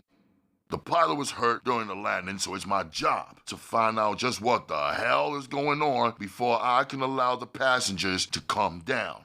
We are paid to protect the passengers at all costs. I guess you understand where I'm coming from. A few of the people on their bikes nodded their heads. Then Kenyatta added the clincher. If any of you want to go up now, it's okay with me. I just don't feel up to the climb right this minute, you dig? Before anyone could take him up on his offer, Jug came climbing down the ladder. The white people on the motorcycles stared coldly at the second black man. Kenyatta bowed and held out his hand. Be my guest, and go on up and look for yourselves. The lady stewardess will fill you in on anything I've left out. Now, he said, turning directly toward the red-headed woman, I'd like to know a little more about this ranch you spoke of. Do you think it could handle as many people as we have aboard this plane? Would it be a very difficult walk for some of them? You know, all of the passengers aren't as young as we are, he stated, and then winked at her. Her sharp laugh rang out and seemed to irritate the tall blond man. He cursed, then climbed off his bike. I think I'll just climb up the ladder and see what the hell's going on, he stated, and stared coldly at Kenyatta, as if he wanted him to try and prevent him from going up the ladder. Help yourself, Kenyatta said. Maybe you can even help some of the older people down while you're up there. The blond man didn't bother to answer. He just began to climb the ladder swiftly. In seconds, he was making his way through the open hatchway. Before any of the other bike riders could get set, Kenyatta and Jug set themselves so that they surrounded the bikes. As soon as the tall white man entered the airplane, he knew something was wrong. The first sight that greeted him was that of dead bodies lying around in the aisles. He cursed as he stared at the sight. What the Just take it easy, Daddy, Betty said as she slipped up beside him. Just take it easy and call one of your other friends up here. The hell you say? The man swore and then made a quick grab at the gun in her hand. Betty took one step back and pulled the trigger. The hard-hitting magnum knocked the tall blond man off his feet. Before he hit the ground, she had pumped another round into his body. It could have went so easy if the bastard had only had some sense. The sound of the gunshot was somewhat muffled, but not enough so that the people on the ground did not hear it. They stood looking up at the plane. What the hell's going on up there? One of the male bike riders inquired. Kenyatta removed his gun and held it on the people. I'll tell you what, Kenyatta stated. You start climbing up the ladder. Then you can call back down and let your friends know just what's happening up there. The man Kenyatta had spoken to stared at the gun in the black man's hand, then at the ladder. Hey, buddy, I don't give a shit what's going on up there. I'll just start my bike up and leave this party to you people. The bullet from Jug's gun took the man in the side of the head. He never knew what hit him. Jug stared around at the rest of the bike riders. His eyes were cold. Well now, Kenyatta said. Looks like he won't do any more bike riding for a hell of a long time. You, Kenyatta ordered, pointing his gun at one of the other men. Get to climbing. The man didn't waste any time. He jumped off his bike and raced for the ladder. He went up like a monkey, never bothering to look back as fear added speed to his arms and legs. When he entered the airplane, Betty was waiting for him. He took one glance at his friend stretched out on the floor of the airplane and stuck his hands in the air. Please don't shoot. He begged. Your friend down on the ground told me to come up. Other than that, I don't want to know nothing about what's going on up here. Well now, you seem to have the right idea on how to survive. You just keep thinking that way. Now you find you a seat somewhere, and I'm sure won't nothing happen to you. Before the words were out of her mouth, the man hurried over to an empty seat and balled up in it. He dropped his head down on his chest as though he were asleep, but everybody could see his shoulders shaking from fear. Back on the ground, Kenyatta turned to the only remaining man. Now then, friend, I'd like to have a little more information on this ranch you say that's just over the hill. How many people are still there? As soon as the man hesitated, Kenyatta raised his pistol and shot him out of the seat of the bike. I guess we can do without a slow thinker. Anybody who has to take that long to think shouldn't be living. The two women shivered as they watched the cold-blooded killing.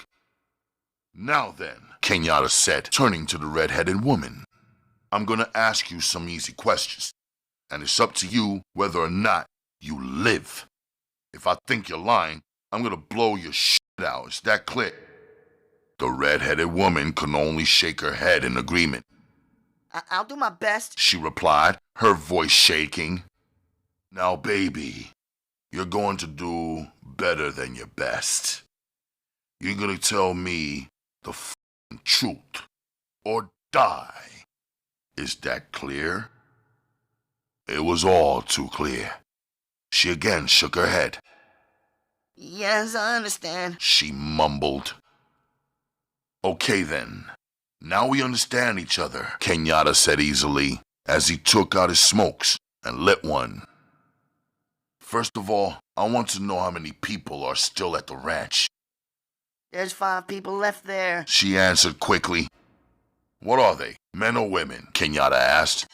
There's 3 women and 2 men left at the ranch. She answered him instantly. Kenyatta smiled. Good. That's fine, honey. You don't have to worry. If you just keep on being for real, you'll come out of this shit aight. In fact, I promise you, you'll come up smelling like a rose. The other woman, a slim, black-haired girl, held on to the handlebars of her bike as though her life depended on it. She glanced from one black man to the other. Jug walked over to the black-haired girl and nudged her in the ribs with his gun. Is she telling the truth? He asked sharply as he leaned over and stared in her face. The woman was so scared she could only move her head up and down.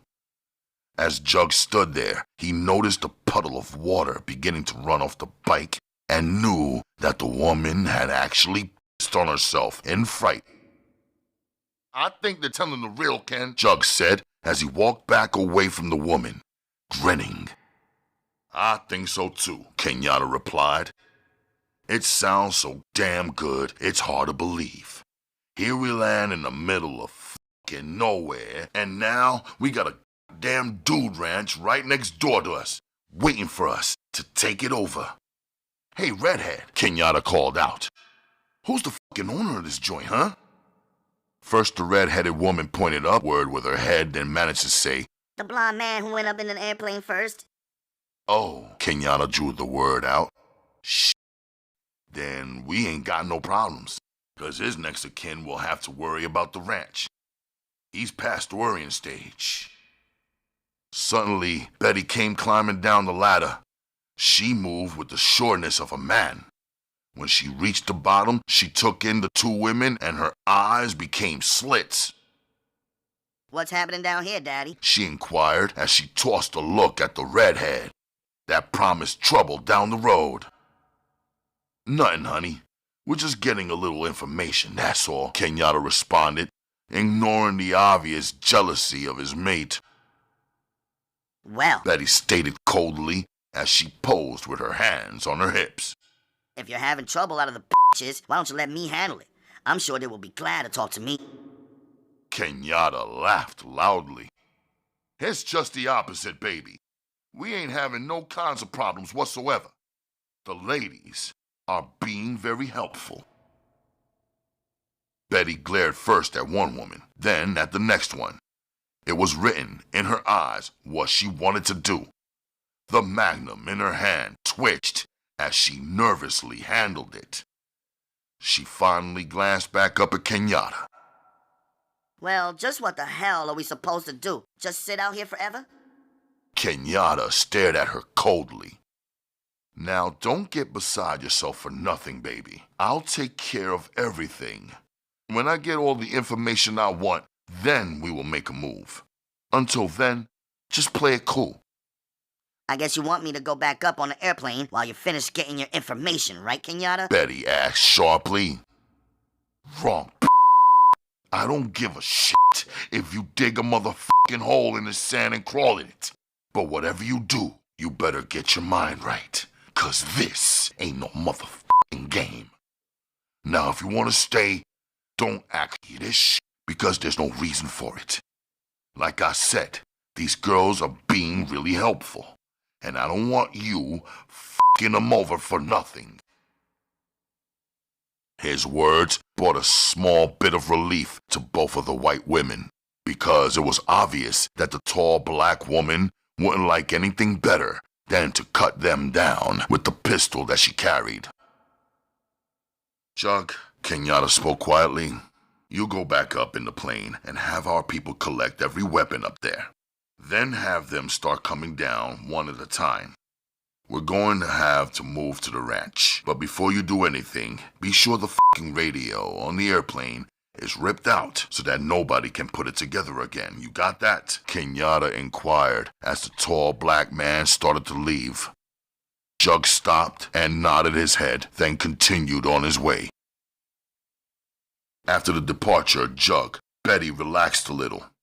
She listened quietly as Kenyatta inquired about the ranch and the nearest town. As far as they could find out, there wasn't a soul within 50 miles. It was ideal. They would have plenty of time to make their escape before anybody had the slightest idea where they were. You say there's 3 cars at the ranch? Kenyatta asked again. The red-headed woman nodded her head. Yes, plus 4 doom buggies that we use on the desert. Wonderful, Kenyatta stated as he clapped his hands in glee. Betty, baby, it couldn't have been any sweeter. Girl, we got Jesus in a jug, woman, and you can't even see it. I see it, but how the f*** do we know what the truth is? This bitch could be lying, you know? Betty stated coldly. At the sound of her words, Kenyatta just shook his head. Damn it, woman. If she's lying, she knows damn well I'm going to kill her. So you can bet your she ain't hardly gonna do that. Redhead wants to live too bad, don't you, Redhead? That tall, red-headed woman could only nod her head. The sight of the tall black woman gave her more fear than she had felt when both black men had been talking to her. She believed she could handle them. But the woman was another matter. For the slightest reason, the woman would kill her, and the redhead knew it. Fear gripped her entire body. She could not stop her legs from shaking. It didn't take long before the rest of the small group began to come down the ladder.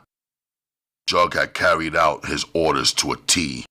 He was the last one down the ladder, waiting patiently until the 2 people helping the wounded Red brought him down the ladder.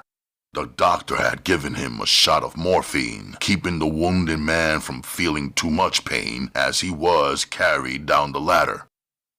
When they reached the ground, they gathered around Kenyatta, each one with a different question. What about the passengers? One of his group asked from the background. Worry about them, Kenyatta replied. We set one man up there from the ranch so he can lead them over there sometime tomorrow. It ain't far, just a few hours' walk. They will make it out all right. As for us, we're going to take over the ranch for a minute. Then, given the right break, we'll strike out for the promised land.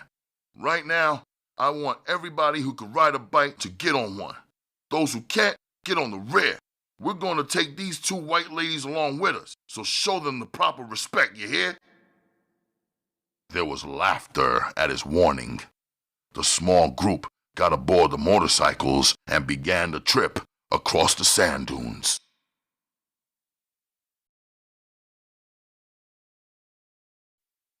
Chapter 5.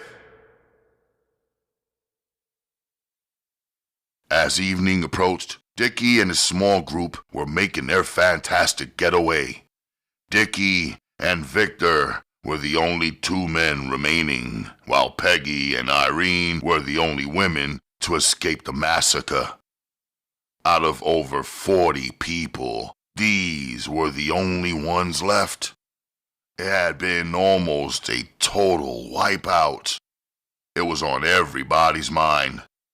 Irene, sitting in the back seat next to Victor, stared out of the window, fear riding her every thought.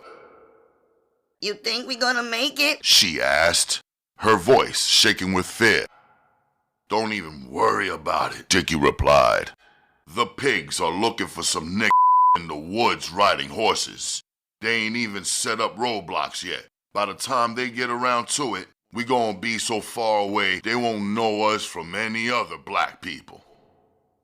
That's right, Peggy said. they don't know what we look like, so we ain't got no problem. Once we get clear out of this area, we shouldn't have anything to worry about.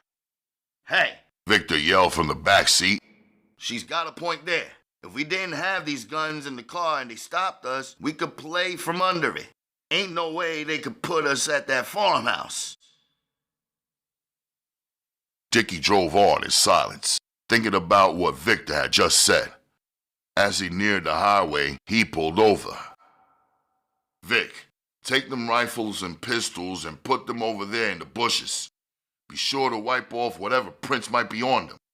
We're gonna play it like you said, so if we get stopped, we're just a square couple out here having a fucking ride for the day, dig it? Yeah, baby, if everybody remembers it that way, we ain't got no problems. No problems at all. Vic said. The tension in the car was high.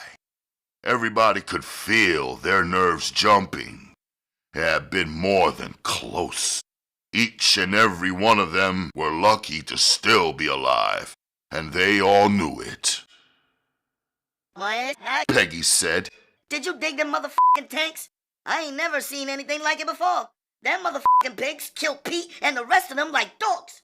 They ain't even stand a chance. The four people in the car fell silent while Victor took his time and wiped the guns clean of any prints that might have been on the guns they had used. When he got out of the car, Dickie watched in the car mirror until Victor returned from hiding the guns. I placed them well back in the weeds, man. Victor stated as he climbed back in the car. He was breathing hard, as though he had just finished a long-distance race. With a little luck, won't nobody find them for a few days or weeks. That will be just fine for us, Dickie said. but regardless of what happens now, I don't know a fucking thing about them. I ain't seen no rifles, if you know what I mean. Everybody in the car laughed. It was a little relief from the pressure they all had been under. Now they could relax and breathe easier. Even if they were stopped, there was no evidence against them. It was doubtful if any police could really identify any of them as the blacks who had been at the farm. As far as Dickie was concerned, he knew now that he had a good chance of getting away. Since he had never been arrested with any of the other members, he stood a good chance of not being discovered. Even as he thought about it, he had to shake off the jitters. Whoever was caught had big troubles on their hands because the pigs would toss the book at them. Murder in the first degree would be the charge. He had no doubt about that. Too many police had been killed. He had seen 4 cops go down that he knew of. Yeah, Mama, you said a mouthful. Vic said. Them f***ing tanks sent shivers down my damn spine. Did you see what that f***ing flamethrower did to the cabin Jim and Lacey were in? It went like that as Dickie drove onto the highway. They rehashed the events of the afternoon. It was as though they couldn't talk about anything else. It was the only thing on any of their minds. Irene began to cry softly.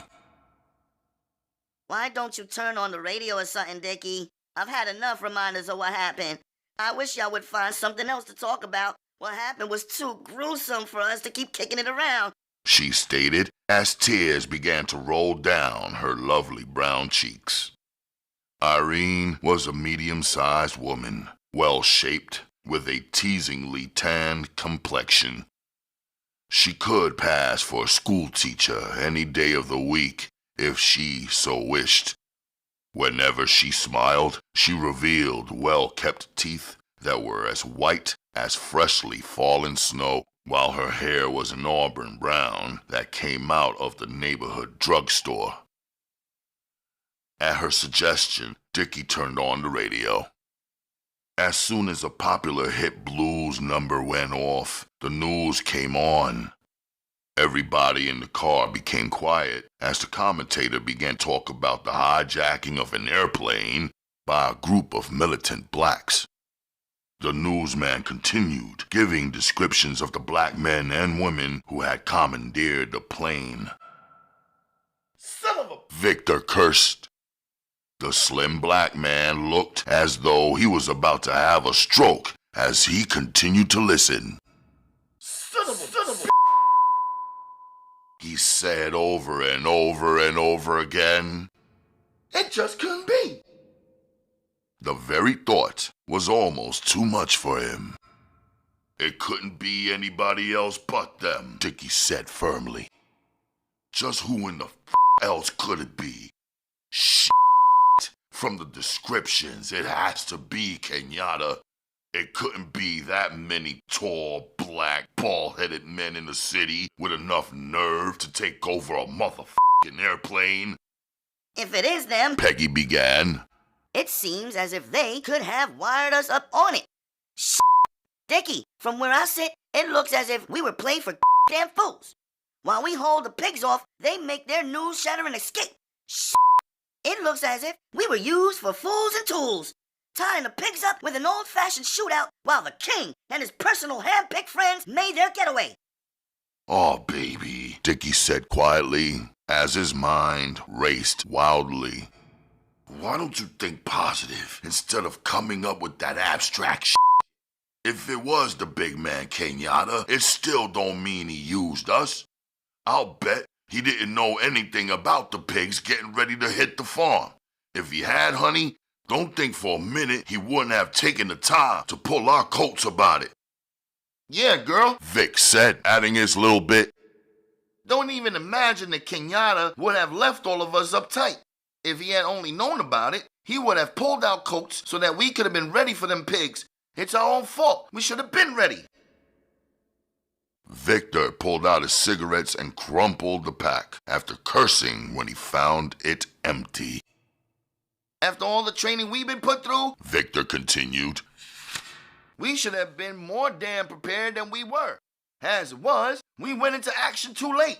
The first pigs that showed up should have been wiped completely out. If we had took care like we were trained to, the first 2 or 3 carloads shouldn't even have had the time to call their f***ing partners with those damn tanks. Quiet! Irene ordered loudly as the speaker on the radio came back with some more news. The announcer's voice filled the car as Dickie raised the volume on the car radio. From our latest reports, it is believed that the hijackers of the Boeing 707 were members of a highly organized gang of militant blacks who had a deadly shootout at a farmhouse located in the backwoods of Middleton Township. After the smoke had cleared, there were 7 policemen dead, while 9 others were rushed to the nearest hospital because of wounds received in the shootout.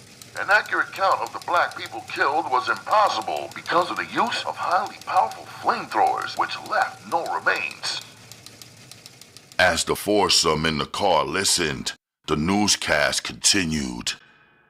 While there was no accurate account, there were over 25 blacks believed to be killed. Damn! Damn! Damn! Victor murmured over and over again. The slim, brown-skinned man was deeply hurt by the incident. There were tears of frustration rolling down his cheeks as he fell silent. At the latest report, The announcer continued in a louder voice, seemingly becoming enraged by the news he was reading. even after such a large death count of the militant blacks, the police are searching the immediate area for at least 4 or 5 of the blacks that got away during the violent shootout. The police are warning everybody not to approach these people as they might be armed and highly dangerous. Some farmers in the area have armed themselves in hopes of collecting a reward off the arrest of these mad dogs. But the warning from the police is that these people are highly dangerous and to avoid them at all costs. If you should, by chance, see some blacks hitchhiking, do not, and I restate, do not pick them up. Your life will be worthless if you should, because they think nothing of killing. And now that they are on the run, they are even more dangerous. There was a brief interruption while the announcer spoke of some product, but in seconds he was back speaking on the shootout. There is no reward. I repeat, there is no reward on these people, so don't try and be heroes. If by chance you see them, notify your nearest policeman. He hesitated for a moment, then added, Now don't forget, over 7 police officers had died because of these people, so I can't even find the words to express to you how dangerous these mad dogs are. "Mad dogs my ass," Dickie swore. He ain't say shit about the use of the motherfucking tanks of killing black men and women like fucking dogs. Nah, the whitey ain't gonna come out with the real. I just wish I could get him in front of my gun sight. Then I'd sure enough let him know just how fucking mad we are. There was a general agreement from the other people in the car. All of them would have loved a crack at the big mouth announcer. I wonder about that shit that happened on the airplane, if it was Kenyatta or not. Peggy stated as she rubbed her chin. It just doesn't seem possible, but the way they described the people, it sure as hell sounded like our man. You can say that again, Victor said. Suddenly, everybody froze as a police car went speeding past. The officers in the car didn't even bother to glance in their direction. Damn it, Victor continued. This kind of ish will give me a damn heart attack. It won't be long now, Dickie said. As he made a right turn, the freeway was right ahead. Everybody in the car relaxed more. After taking another look in his mirror, Dickie turned onto the ramp that led down onto the freeway. "It won't be long now," he said. "When we pull up, we'll be in Chicago. These motherfuckers won't have the damnedest idea of which way we went." Another bulletin came in just now. Captain Dillard, one of the more important officers on the case, has called in and reassured us that the apprehension of the wildly fleeing blacks will come soon. He doesn't give them a chance of escaping the area, which has been sealed off. Every car with black men and women in it is under surveillance. Captain Dillard states that a field mouse couldn't get through the net they have thrown up with over 500 men. Hey, man! Wow! Irene screamed. They really ain't holding back, are they? Dickie laughed. Ish. 500 and 500 motherfucking more ain't enough. We have went through their damn roadblocks now. Even if they stopped us, we're just innocent blacks on our way to Chi to visit friends. Shit, they don't have the slightest idea what the we look like. I pity any blacks out that way who just happen to be joyriding. Their ass is about to get jacked up. You can say that again. Victor added as he stared out the window moodily. I'm gonna make a pig pay for this shit one day. You can bet on that. That's two of us, Dickie answered as he moved the car smoothly in and out of the evening traffic.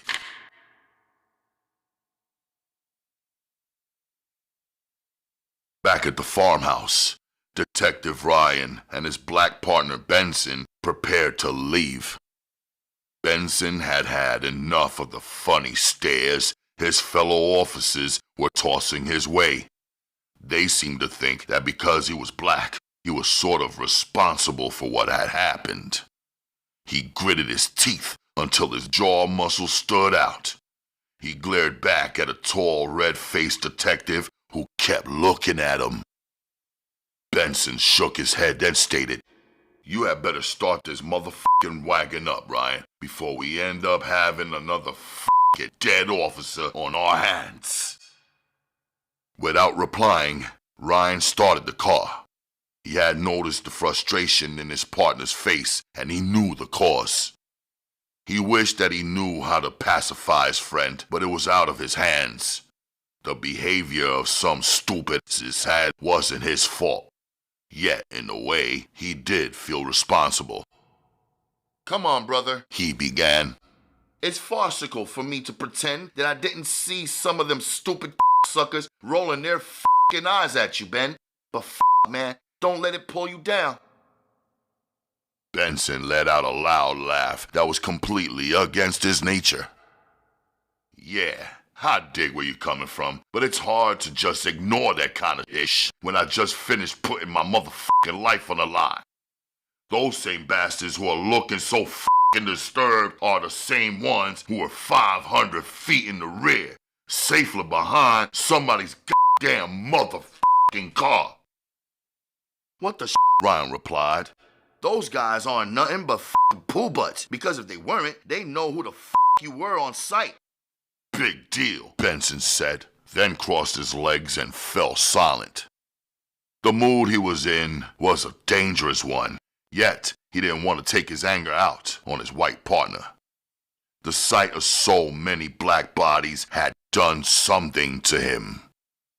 At first, he had been sick to his stomach, but after a while, he had gotten over that part of it. Death was a part of his life. He came in contact with it more than the average person, so he was damn near immune to it. Maybe it was the sight of the attractive black women laid out on the grass. Whatever, he didn't like the taste it had left in his mouth. Ryan knew his partner well, and when he saw him fall silent, he let the silence hang. Let Benson brood for a while, he'd get over it. He had in the past, so Ryan had no reason to doubt that the man wouldn't this time. The two men remained silent until they were almost back to the station. Benson didn't speak until Ryan pulled up off the freeway. Sweet Lord of mercy, what in the has a black person got to do to prove to some of these assholes that all black people are like the ones we had the shootout with? I personally killed at least 2 of the black kids at that farmhouse, but it wasn't even enough. Nah. No. Hell no. Just because I'm of the black race, I'm still guilty as hell of what those misguided fools did. Ryan listened, but there was nothing he could say to his partner. Benson will have to get it out of his system his own way. He had seen his partner bitter before, but never to the extent that he was now. Benson seemed to be spurred on savagely by something inside him. Whatever it was, it wouldn't give the man any rest. Them Benson almost screamed. How the can they hold the whole damn race of people guilty for what a few nuts did? If it had been a whole bunch of white people at the farmhouse, it would be different.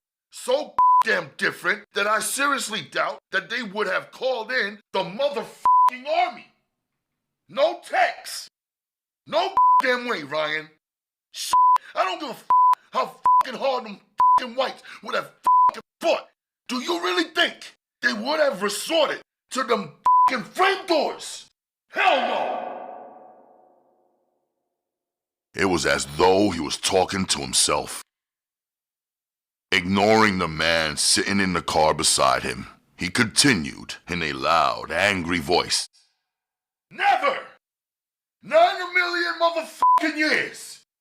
They burned those poor, misguided niggas up like they were fucking insects in the fucking way! The tone of voice Benson used revealed the hurt that was so evident deep inside him. He couldn't hide it if his life depended on it. His words rang in Ryan's ears, causing him to feel self-conscious. He knew in his heart that the black man had a point, but how could he explain something that was out of his hands? This was one of the reasons why it had been so hard to work with a moody black detective. At times, Benson made Ryan ashamed of being white. What can I say? Ryan asked, bewildered. We both know what the deal is, so what the fuck am I supposed to say about it? I'm sorry? Ish. If I said that, that would be a lie. Those people killed 7 policemen. I'm not sorry for their death. Maybe I regret the way they had to be taken out, but I'm damn sure not sorry about it. Ryan hesitated for a minute, then continued. Hellfire. Didn't anyone put guns in their hands and make them take the stand that they did? Ben, you got to remember something. While you're letting your emotions run away with you, you got to remember that we've been hunting these people for a long time. And all during that time, they've been cutting down one white policeman after another. Not to mention other people that they've got some sort of gripe against. These people have already set themselves up as some sort of judge and jury, thinking that somebody's given them the right to kill people just because they don't like them. Well, I'll tell you something you already know, Ben, and that's that nobody has given them that right. We don't have it, and nobody else does. They chose their own life. They also chose the way they wanted it to end. They could have given themselves up. It didn't have to go as far as it did. The cold, bitter laughter that came from Benson made shivers run up and down Ryan's spine. For a second, he wondered if his partner was losing his mind. Then Benson began to speak. They could have given themselves up, you say. Where the f*** were you when those poor bastards came out of the cabin with their hands in the air? Don't f***ing tell me you really missed that part of the show. Ryan couldn't look his friend and partner in the eye. He had also witnessed the cold-blooded killing of the few blacks who had tried to surrender. But again, it was out of his hands. What the hell could he say or do about it? Okay, Ben, I saw the gun-happy bastards shoot them down. But now, where do we go from here? What do you want from me? Should I file a report about it and start some paperwork that will get lost in some place along the line? But won't the big wheels be happy about it? You know damn well I'll be signing my death warrant, or rather, ending my career as a police officer. Because the first time I make a mistake, they will hang my ass for bringing up this kind of ish. Benson sighed deeply. Nah, man. I don't want you to put your neck out. What f***ing good would that do? The people are dead now, so what the f***? If I filed a damn complaint, they will just say I'm a f***ing silly guy with a chip on my shoulder. On the other hand, if you filed a complaint, I know they'd f*** around and split us up first, then end up by f***ing over you for pulling the covers off their ass. No, Ryan, don't pay any attention to me, man. I'm just trying to get it out of my motherfucking system. It hit me hard tonight for some damn reason. I don't know why, and I wish the hell I could quit thinking about it. There's nothing I could do about it anyway.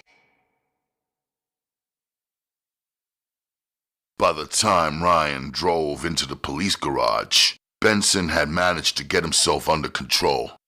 He kept telling himself that he would just have to understand them. Understand why some whites just loved killing blacks. It was just that simple. Once he understood that, he might be able to cope with the problem. The two men took the stairways upstairs to the small office. Damn, Ryan swore as he sat down behind his tiny desk. Benson removed his coat, revealing the long shoulder holster where his .38 police special rested snugly. He walked over to the filing cabinet where they kept files on various criminals and informers that they used on different occasions. Without inquiring about it, Benson fixed 2 cups of coffee and carried the one he had fixed for Ryan over to the desk and set it in front of the man. They sipped their coffee in silence, each man deep in his own private thoughts. You know, Ben, Ryan began. this shit ain't about over. He waited, and when Benson didn't reply, he continued. The man that we really wanted wasn't even there. So we're going to have to go through this same shit again someday. And you can bet your ass on it. Finally, Benson nodded his head in agreement. That's for sure, he answered slowly. If his damn followers wouldn't give up, you could damn well believe, Ryan, that whenever we catch up with Kenyatta, he won't take the easy way out. No, that bastard will hold court in the streets, Benson stated, taking a sip from his cup. But that will be one black son of a bitch I'll be glad to see laying out on his back. Suddenly, there was a soft knock on their door. Ryan called out, and a young white policewoman came through the door. She stopped right at the entrance and delivered her message. The captain would like to see both of you in his office as soon as possible, She said, then backed out of the room. I knew it. Ryan said as he picked up his cup and blew in it before tipping it up and draining all of the contents. He set the empty cup down with a bang. You make coffee like my dog shit. It stinks. Benson laughed as he set his cup down. Well, in a second, you won't have to worry about it. Or rather, you might be wishing it had been poison. It can't be that bad. In fact, I can't think of any reason for him to start chewing our asses out. Maybe he wants to pat us on the back for a good job well done. Hell, if it hadn't been for us, we wouldn't have busted up the farmhouse. Yeah, we should get a medal of some kind for our work there. It ain't every day that our fellow officers get a chance to shoot frauds. Ryan stopped at the door and stared at his partner. You had better shake that mood before we get in his office, Ben. I hate to see you taking this shit so hard, man. I think we were fortunate myself. Just stop and think. Every cop that has been ambushed in the past has been revenged today. There's no doubt in my mind about it. Those crazy bastards that got their shit blown out for them today got what they had coming. And there's no two ways about it. For the past 6 months, the poor bastards driving around on their f***ing beat have been scared as hell to answer half the calls they get. And why? Because Kenyatta's damn gang have been ambushing them. So don't feel sorry for them, Ben. Just be glad we got to most of them before they killed some more of us. Benson had to agree with what his partner just said. He fell silent and led the way to Captain Davis's office. They knocked softly and walked in as the captain's loud voice came roaring at them through the door. The stout, graying officer stared at his 2 best detectives over his horn-rimmed glasses. The captain felt a touch of pride. These were the best detectives in homicide. But he wasn't going to let them know it. There were 3 other men sitting around the small office. Captain Davidson quickly introduced all of the men to each other. These gentlemen are with the federal government, and they would like for me to loan you two bums out to them, the captain stated, then added, it seems as if you two guys know more about this f***ing madman Kenyatta than anybody else in the country, so we are putting you on the case. Wherever Kenyatta goes, you boys will follow. Right now, they have hijacked an airplane, and from last report, it was going down on the Nevada desert. You two will be flying out with special orders to work with whatever law enforcement branch that you need. The two partners glanced at each other in surprise. This was truly something they hadn't expected. Before they could get over their surprise, Captain Davidson spoke up again. There's a special airplane waiting for you two at the airport. I expect you to go home and pack whatever you think you might need and then get out to the airport within the next hour. He hesitated, then held out his hand. Good luck to both of you. I just hope like hell you can break this damn case wide open and get it the f*** over with. When the two officers walked back out of their captain's office, they were stunned. But they didn't waste any time. Each man took a different car with a driver to their homes. Within minutes, both men were packed. Benson kissed his wife goodbye and left, not realizing how long it would be before the trail of Kenyatta would end.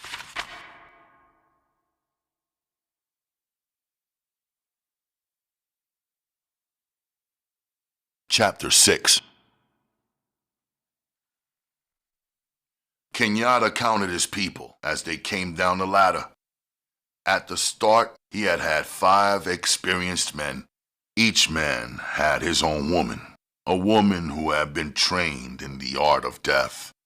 Each one had been out on some kind of job that took nerve and a willing trigger finger. At least 2 of the women had killed before, so Kenyatta knew what kind of people he had chosen to take along with him. Now there were only 3 men who were able to withstand hardship. Red, because of his injury, was marked off. He had to be taken care of until he was back on his feet. Everybody is ready, honey. Betty called out. Her voice carried across the now windy desert. Kenyatta could feel the change in the weather. As he started to walk toward the motorcycle that he would be riding, he thanked his lucky stars that none of the remaining women were hurt. Anne was dead, but since her man had been killed, it was best that she had also gotten hit instead of one of the other women.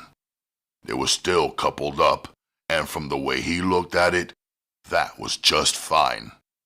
Each man had the woman of his choice, so there was no reason why there should be any problems brought about over women. Kenyatta glanced around at the couples on the bikes. There were 6 bikes, so that came out right. Yet they still had a problem.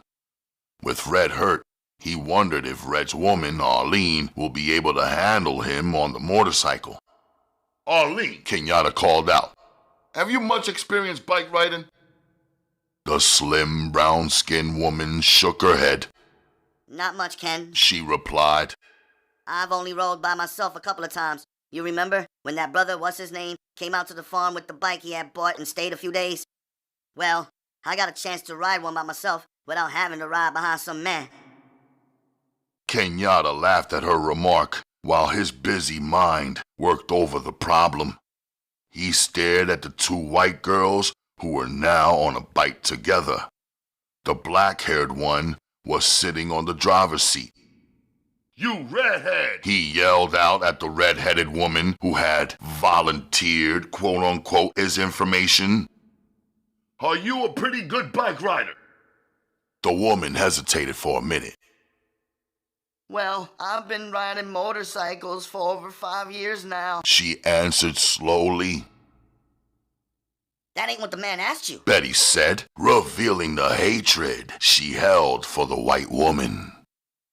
Kenyatta took a sharp look at his woman.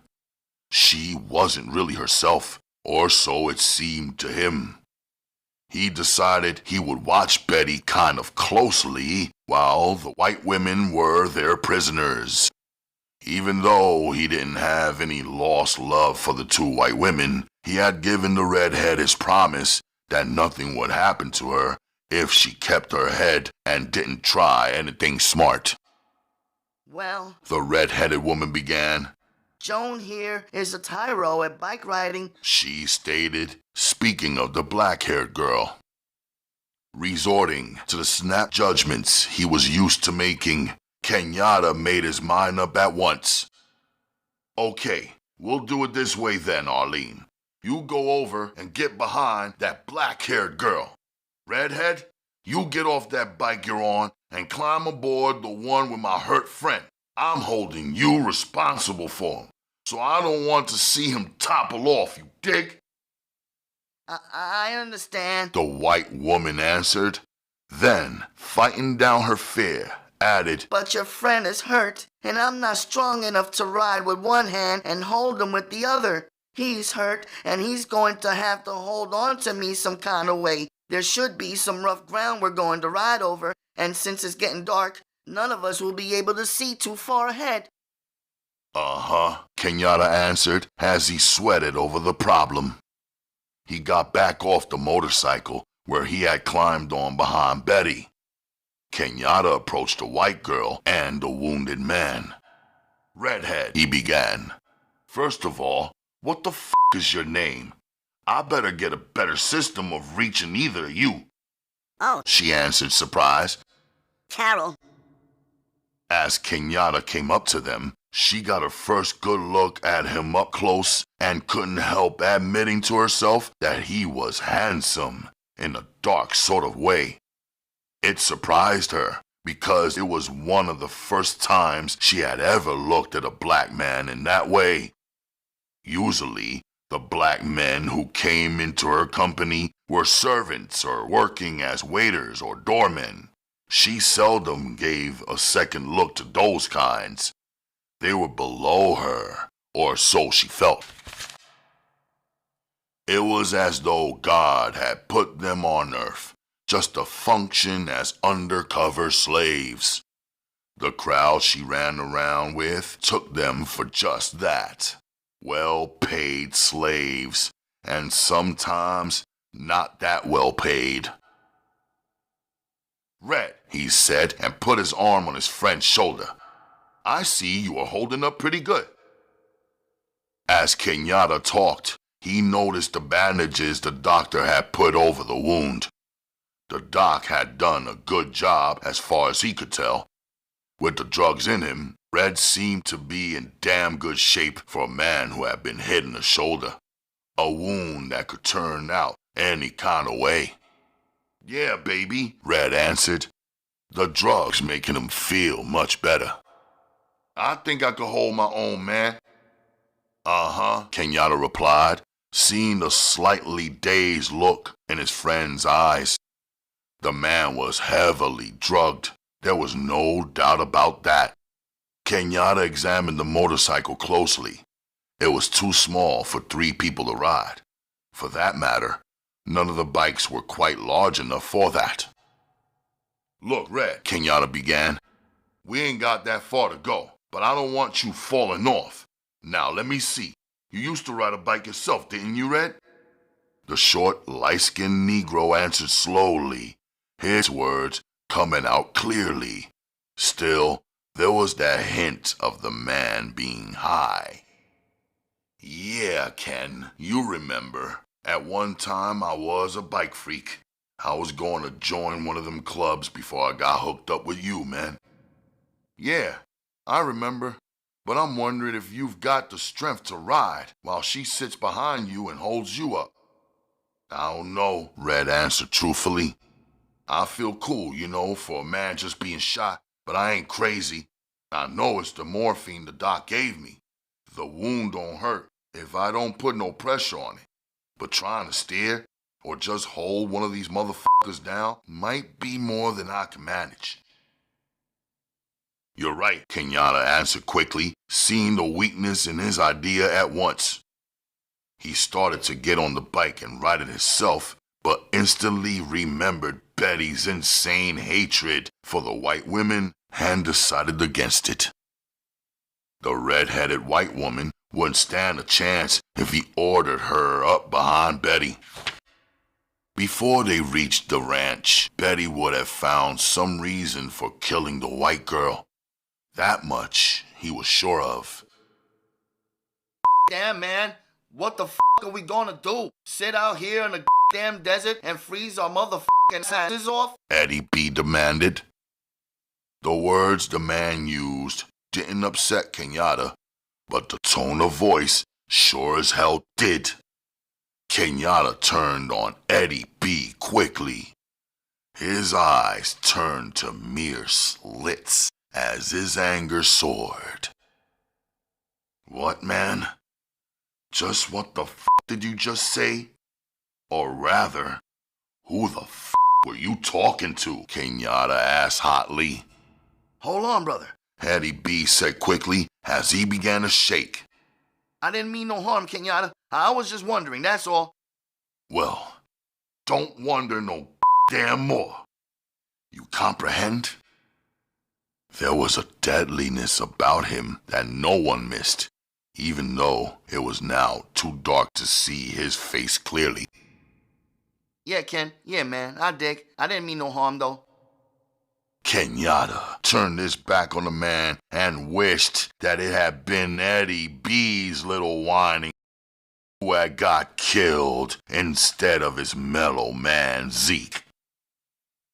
The hurt of Zeke's killing hadn't set in yet with him, only because he hadn't had time to slow down and think about it. But he knew he would miss the tall black man. He and Zeke had gone through a lot of things together. Well, Kenyatta began, speaking so everybody could hear. We ain't got much choice. Red, wrap your arms around the woman's waist. Let me see how good you can hold on. When Red attempted to use the right arm, a groan of pain escaped from him. Damn! Red cursed. He could only manage to get one arm around the woman. Kenyatta almost pulled his pistol to knock the man out, but just as instantly disregarded the fleeting idea. If Red fell off the bike, he would more than likely knock himself out, or die. Either way, it would benefit the small group of fleeing blacks. The way Red was now, he was causing them more problems than they could afford. Okay, Red, Kenyatta stated, it's going to have to be like this. You're strong as hell, Red. We ain't got no doubts about that. So now is one of the times you're going to have to really prove it to us. I remember the way you used to lift all that iron back at the farm, impressing the women with your muscles. So now's the time to see if all that weightlifting paid off. I want you to get a good hold on her with your good arm. Kenyatta watched closely as Red did as he ordered. That's right, baby boy, Kenyatta continued. Hug that sad out boy. I mean hug it like you had your stuck up into that white as she was trying to get away from all that black. Red grinned at his leader's words and smiled when he felt the woman he held tighten up. I dig what you mean, Ken, he replied. Ish, man, she got a soft ass at that. Maybe I should have stayed over there, Arlene called out when she heard Red's words. The fresh air and quiet summer night made words carry a long way on the desert. Inside the airplane, people glanced out the windows trying to figure out what the hell was going on. They could see the lights of the motorcycles in the circle and not going anywhere. The white man Kenyatta had sent up into the plane had already told a group of them about that dude ranch, so they knew the destination of the small group of militant blacks. Some more of the passengers had gone up front and found the dead pilots and the damaged radio. Already some of the passengers were discussing their plight and how and what they could do about it. Back on the ground, Kenyatta had decided it was time to be getting on. Carol, He said. what's your friend's name? Carol adjusted herself on the seat, trying to help the man behind her make himself feel comfortable. That's Joan. She replied. Fine. Kenyatta answered, then started back to his own bike. He beckoned for Betty to get off. Then he quickly took the driver's seat. He started the motorcycle with a roar, waited until Betty got behind him, then rode over to where Joan sat on her bike with Arlene behind her. Joan, He began. I want you to lead off. Now, girl, I ain't gonna tell you but one time. No tricks. Don't take us the long way either. Just ride like you got God-given sense and everything will be all right. If you come up with some trick and get rid of Arlene, who's behind you, I'll drop my woman off and ride your ass down. Do you understand?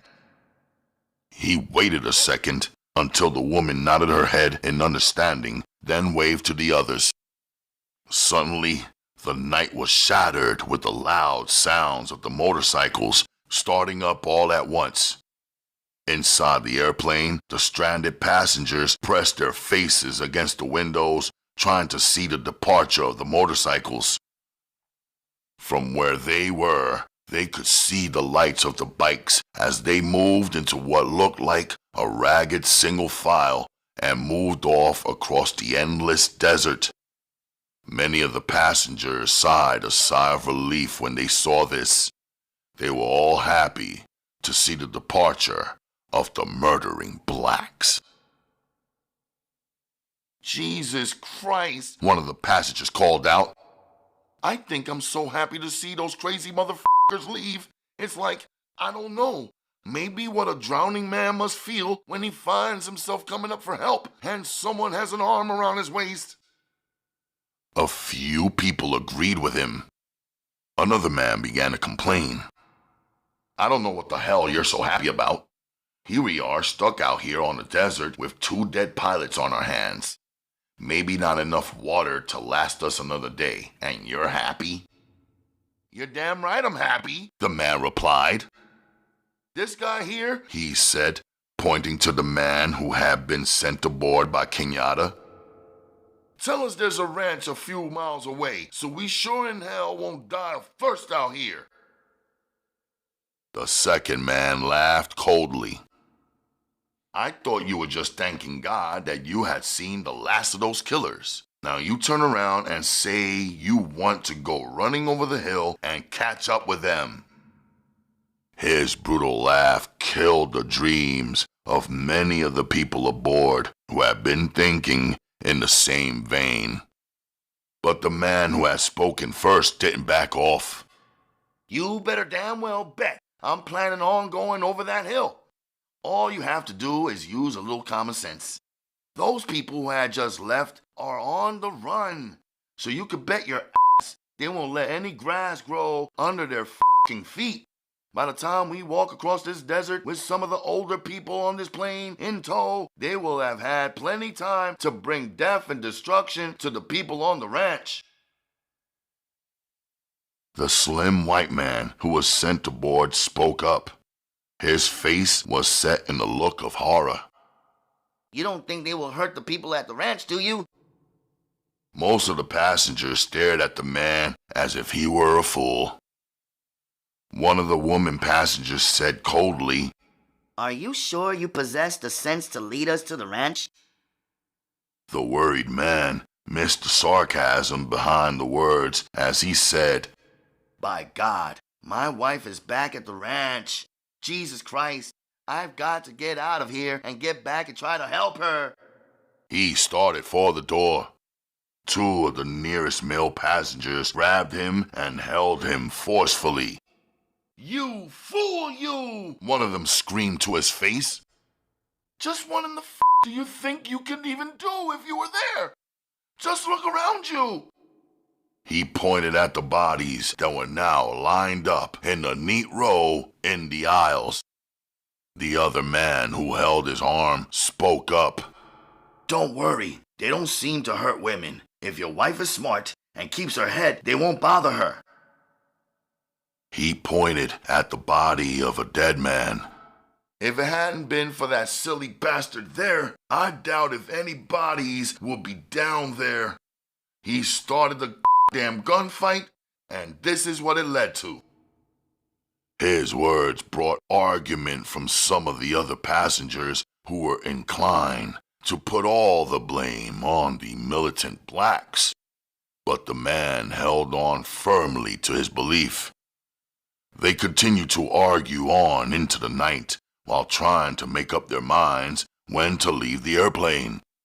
None of them wanted to leave too soon and by some odd chance of fate catch up with the black group. Some of the passengers argued that it would be best to wait until morning. Others claimed that by morning it would be too hot for some of the older passengers to walk. The heat would kill them before they got 50 feet. There were over 10 people on board who were in their 70s and 80s, while a few more were nearing the age of retirement. The stewardess checked the water supply and informed them that there was not enough to last more than one day. After much quarreling, it was decided that 15 of the youngest men aboard would go for help. The number was reached as a way to save on some of the water. The young men could go without drinking since it wasn't but a 5-mile walk, while the older people would just sit on the airplane and wait until help came. There was food enough to hold them and soft drinks that would take place of water. The only problem facing them was on the time to depart. None of them wanted to arrive at the ranch too soon. They wanted to give the blacks plenty of time to get there and do whatever they were going to do. With that thought in all their minds, they settled down to wait. After much discussion, they decided that 2 o'clock in the morning would be a good time for them to start walking. By the time they reached the ranch, it would be light enough for them to see, and if they saw the blacks still around, all they would have to do would be turn around and come back toward the plane. Few of them believed the blacks would hurt them once they saw that they didn't intend to give them any trouble. After a little more discussion, they decided to ensure their well-being by taking the only black man on the airplane along. They could use him for a message carrier, since it had been made clear that the blacks wouldn't hurt the other blacks if they would only stay the hell out of the way. The only black man on the plane argued for quite a while that he meant to stay out of their way. He wanted to stay with the plane and wait for help, but after much discussion, he was finally talked into leaving with the other able-bodied men.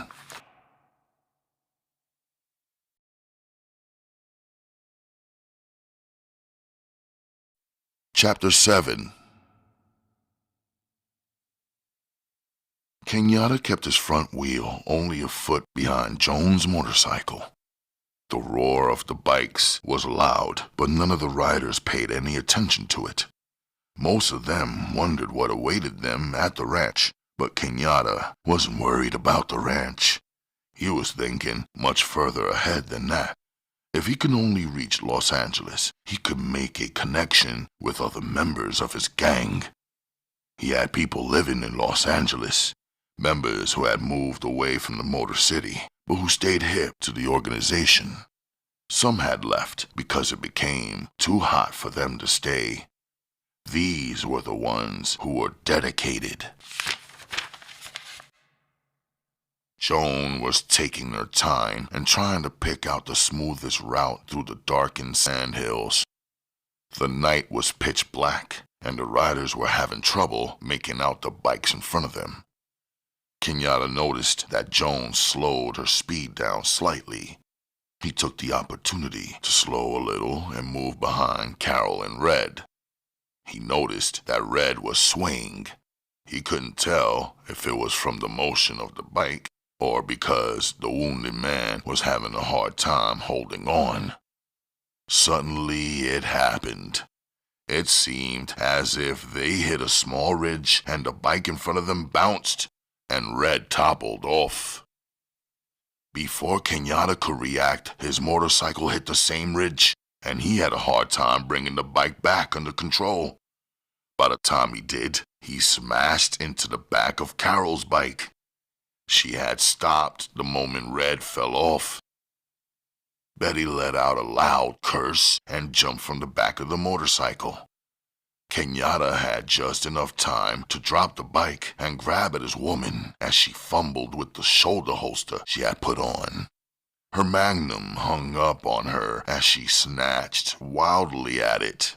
If she had taken her time, she would have been able to bring it out before Kenyatta reached her. But as it was, he was able to knock the gun spinning from her hand. She cursed loudly, but now he was aroused. His temper flared, and without hesitation, he brought up his right hand and slapped her viciously across the mouth. Before she could react, he had slapped her again. He roared as the other bikes came to skidding stops around them.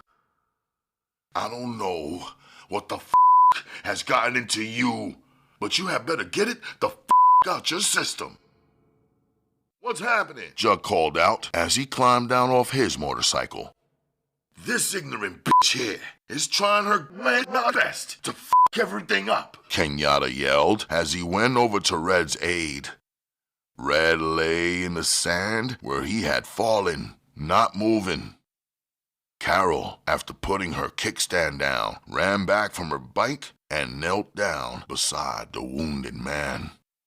He groaned as she lifted his head to her lap.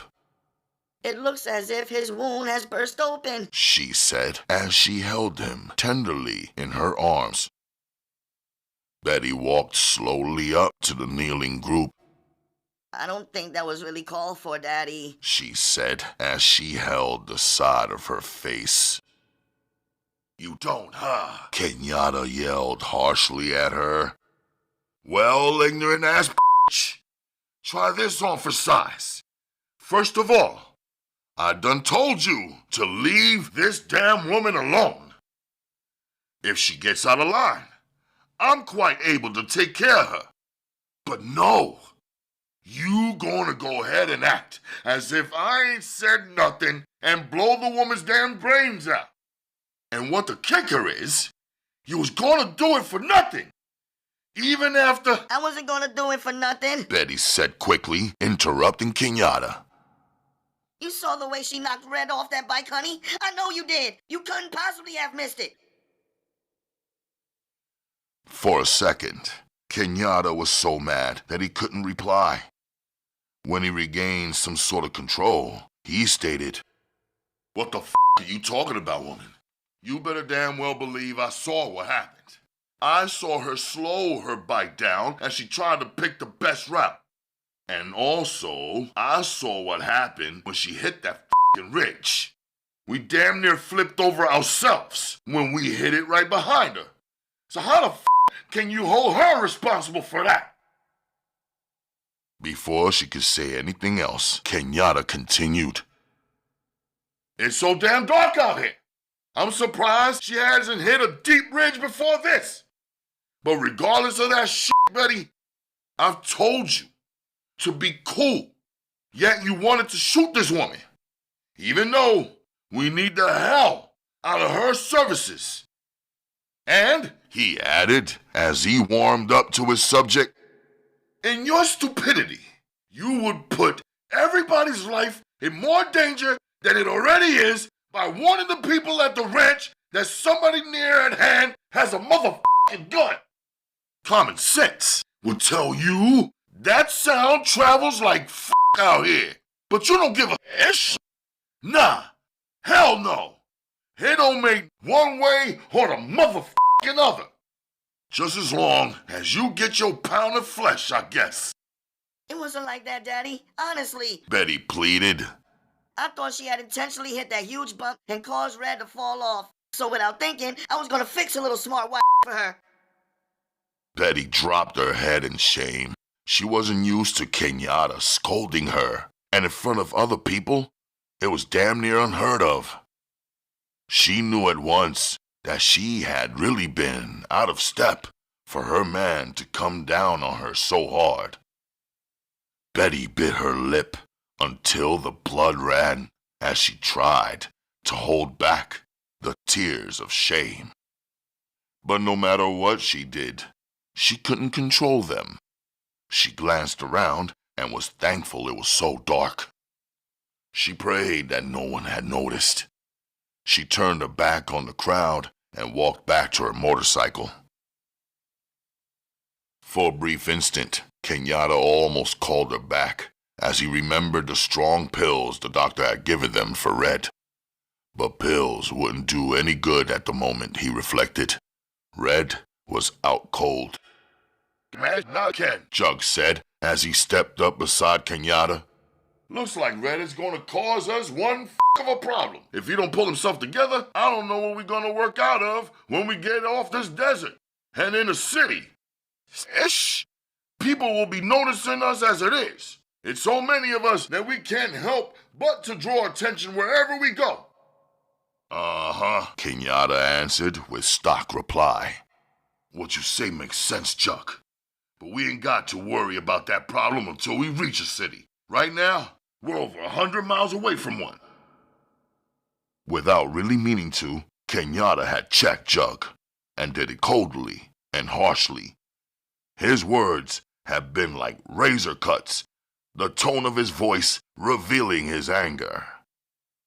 Jug realized at once that he had brought up a sore point with his leader, and quickly made his exit. Following Betty's example, he walked back to the bike he had ridden and climbed up on a seat and made himself comfortable. Kenyatta didn't want to face the facts, he reflected as he thought about the matter. Red was hurt and holding them back. The best thing they could do was to put a bullet in Red's head and keep on pushing. If they didn't, Red was going to be their downfall. Jug believed himself to be a dedicated member of the organization. But he couldn't see himself getting busted because one of the members was hurt and the rest of them were too chicken-hearted to put him out of their way.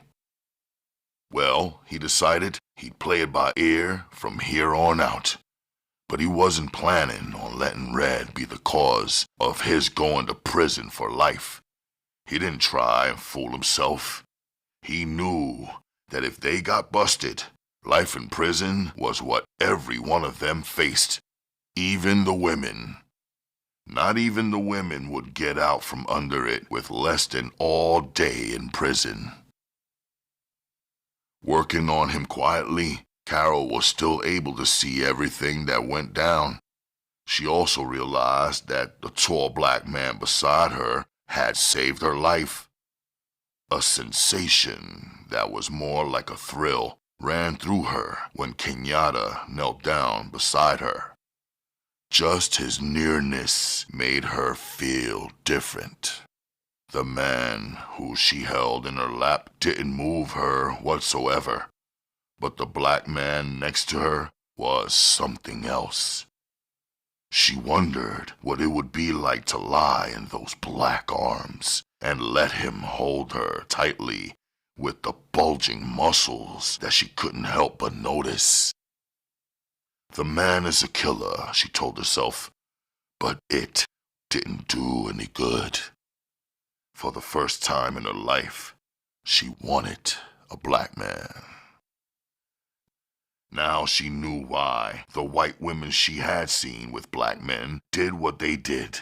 Before, she had always looked down her nose at them, but now she knew beyond a shadow of a doubt why. Just the thought of him holding her was enough for her to feel her legs getting She could feel her twitching in desire. It was as though that part of her had a mind of its own. She let out a groan that Kenyatta mistook for a sound from Red. So he's coming back around, huh? Kenyatta asked quietly, his deep voice sounding manly in her ear. No, not really. Carol managed to say. Maybe it would be better if he stayed unconscious until we reached the ranch. It's just over the next sand dune, she stated in a shaky, husky voice. She turned and brushed against him as she pointed out the sand dune they would have to cross. Kenyatta couldn't help but inhale the sweet, smelling perfume she wore. It had a fragrance to it that was enticing. He found himself drawn to her. She was the first white woman in his life that he had ever been curious about. All his life, he had despised white people, and especially black men with white women. He found his new attraction strange and baffling. It wasn't like him, and to want a white woman was really against his nature. But here he was, hoping she would lean against him again. When she didn't, he pretended to bend down and hold Red's hand, but he let his arm brush against her. He heard a tiny gasp from her and didn't know if it was from her fear or from the dislike of having another black man touch her. The second thought added anger to his reasoning, and he made up his mind, and he would surely touch her again when the opportunity presented itself. Then he would find out if she disliked a black man touching her so much that she had to moan. After a few more minutes of staying bent down over Red, Kenyatta realized that the man wasn't going to wake up for a while. He glanced up at the small crowd that was around them. Hey, no wonder the guy can't come around. You get back to your bikes. That way he can get some air. As it is, with everybody crowded around, the man probably can't get his proper air. When Carol started to stand up, he put his hand on her arm and detained her. He waited until everybody had left except for Red's woman. Then he beckoned for her to kneel down. As Arlene dropped to her knees beside her man, Kenyatta stood up. He stepped behind Carol and raised her to her feet by her elbows. It was too dark for the rest of the group to see what he was doing, and Arlene was too busy fussing over her man to care. Using her elbows, he pulled Carol to her feet. Before he collected his wits about him and did what he wanted to do with her, she did it herself. When she came up, she leaned back against him, which was just what he was planning on forcing her to do. She seemed to lose her balance and mumble something about her feet having gone to sleep. Kenyatta held her close and smelled the top of her head. Her rather large ass rested right on his and he held her tightly in his arms. He could feel his manhood as it became hurt off. He pressed himself up as though his could pants and split open her white shorts. He felt like it could, as he wondered if his had ever gotten before. Her breathing became ragged as she seemed to sag in his arms. For a brief moment, he just stood still and slowly. It took all the willpower Kenyatta possessed to break the spell. Finally, he pushed her away from his embrace. Your husband will get one hell of a surprise when all of us arrive back at the ranch, won't he? Her laughter rang out sharply, Then she said loud enough for all the group to hear. My husband got his surprise when he climbed aboard the airplane. The blonde-headed one was him. Kenyatta stared at the woman, shocked by her coldness. She had never bothered to inquire from any of them as to whether or not her man was dead. Yes, she had heard the 2 shots like everybody else on the ground, but that didn't mean that her husband was dead. He might have been wounded. Maybe the shots hadn't been meant for him. She had no way of knowing and hadn't bothered to ask. Aren't you curious about whether or not he's alive? Kenyatta asked. No. She answered truthfully enough. From the way your people killed everybody else, I shouldn't think a pig-headed man like my husband would have had enough sense to keep himself from getting killed. He would have had to make some sort of stupid display, or it wouldn't be him. Since I heard the gunshots as soon as he entered the plane, I took it for granted that he tried to be the hero and got his reward. Am I right? She waited patiently for his answer. If he had said anything other than what she hoped to hear, Carol would have been disappointed. These people had lifted a burden off her back, plus made her the owner of the ranch. Now all she had to do was survive, and she would be well off the rest of her life. Yes, you're definitely right about that. Your husband didn't waste any time getting himself killed, Kenyatta replied as he tried to study the woman in the dark. She was a cold broad. That was one thing he was sure of. Here her husband was just killed, yet she was more than willing to go to bed with the man who was really responsible for her husband's death. Maybe he decided she hated her man just that much. Kenyatta called out to Betty. Honey, you ride the bike. I'm going with this wood. When she pulls up in the yard, I'm going to be so close to her that if she breathes wrong, I'll know about it. Kenyatta realized that the excuse he gave for riding with Carol was a long way from the real. He wanted to hold that white flesh in his arms once again, and he knew that before the night was out, he was going to bed her down, whether Betty liked it or not. Carol walked slowly toward her bike.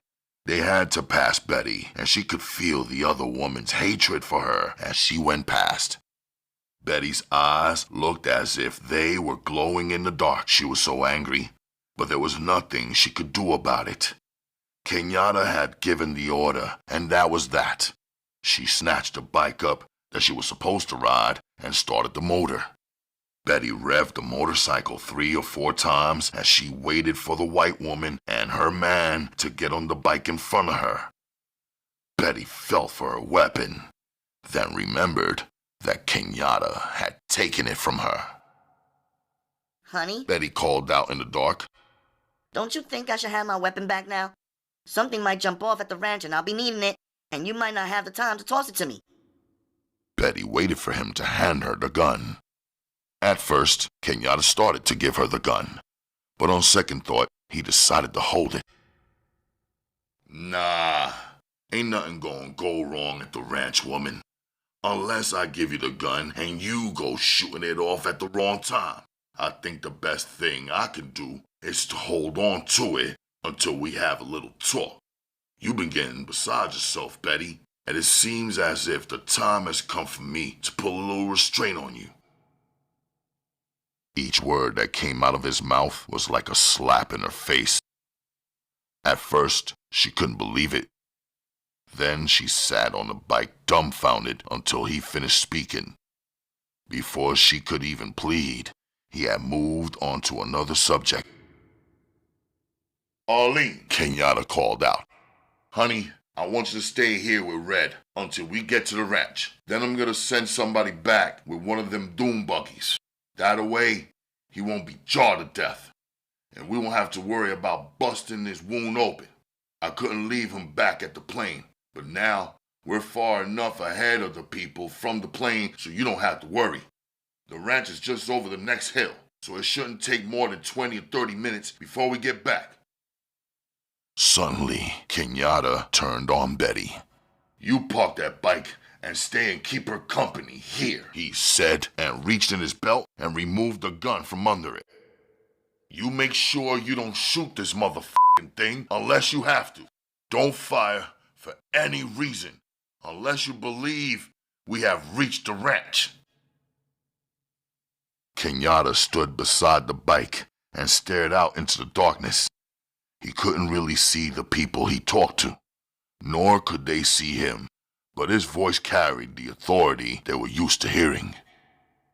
Chuck, pull your bike up here beside me. When we hit that ranch yard, I want you right next to me. Everybody listening couldn't help but to believe that was the only thing Kenyatta had on his mind, to take the ranch without losing any more of his people. Betty, listening in the dark, felt ashamed. She had let her man down with her silly jealousy. Here he was, worried about how to knock off the ranch house, and all she could think about was killing a white woman, because she believed the white woman wanted her man. In all the years she had known Kenyatta, she had never known him to even glance back at a white woman. So why should she come up with her silly jealousy? Even as dark as I am, people would be able to see me blush. She was sure her face was lit up with shame. She thanked her gods for blessing her with the darkness of night so that no one could see her shame. Okay, honey, Betty said softly. but you be sure to be careful here. She called out. As Kenyatta glanced in the darkness toward where his woman was supposed to be, he felt a stab of shame. This was the first time he had ever cheated on her, and he wasn't proud of himself for doing it. Don't worry, baby, He called back. and I'll be sending that doom buggy for you as soon as we got everything taken care of down there. You hear? Before she could answer, he ordered Carol to start the motor up. Whatever Betty said went unheard, because the roar of Carol's motorcycle drowned out her voice. Kenyatta sat up close on the seat, causing Carol to almost sit in his lap. She pulled away with a jerk. Then they were on their way across the sand. As she drove, Kenyatta held her tightly in his arms. He reached around and felt for the front of the very brief shorts she wore. His inquiring fingers found the buttons, and he quickly unbuttoned them. He ran his gnarled fingers and was surprised at the softness of the on Carol's p. It was the first time he had ever felt a white woman, and it came as a shock. The hair felt like soft silk to him. He and Carol let out a groan and damn near let the motorcycle get out of control. She couldn't stand. It was too much. Jug was driving his bike right behind them and wondered what the hell was going on. As soon as they topped the hill, Kenyatta pulled his hand away and glared seriously down at the sleeping ranch house. There were only a few lights on. Kenyatta yelled in Carol's ear. Do you think everybody down there's asleep? At first, she shook her head. Then she yelled over the noise of the motor. No way! They saw the plane come down and decided to wait until we got back to find out what happened. As they came roaring down the hill, her words came true. The front door of the ranch house opened, and 2 men and 3 women came rushing into the yard. They didn't really notice that the riders were different until Carol pulled up in front of them and Kenyatta climbed down off the back of her bike. Before the people could react, the other bikes had surrounded them. As the bikes pulled to a stop, guns suddenly appeared in the hands of most of the riders. What the hell goes on here, Carol? A short, gray-haired man yelled out. Oh, Bill! Joan cried as she leapt from her bike and ran to the man. These awful people killed Tony and the rest of them! Bill held Joan in his arms, stroking her hair. Oh, he said. These must be the people they were talking about on the news who hijacked an airplane in Michigan. That's right, Jack. Eddie B. said as he came forward, waving his gun. Ken, Eddie B. called out. what are we gonna do with them? Should we kill them and get them out of the way, or take them back into the house and tie them up? Please, please, Carol begged. Don't kill them. They won't give you any trouble. Isn't that right, Bill? She was begging for their lives. The other white man suddenly raised his hands in the air. Please, He begged. I won't give you any trouble whatsoever. Just let me live. I promise you, you won't even know I'm around. Please. Kenyatta glanced at the man. He believed that the man meant what he said. Okay, buddy boy, Kenyatta replied. I'm gonna give all of you a chance, but whoever f***s up won't have to worry about seconds. Bring them on into the house. Carol, how many servants are there in the place? I mean ranch hands and cooks and all that, everybody. Carol shook her head.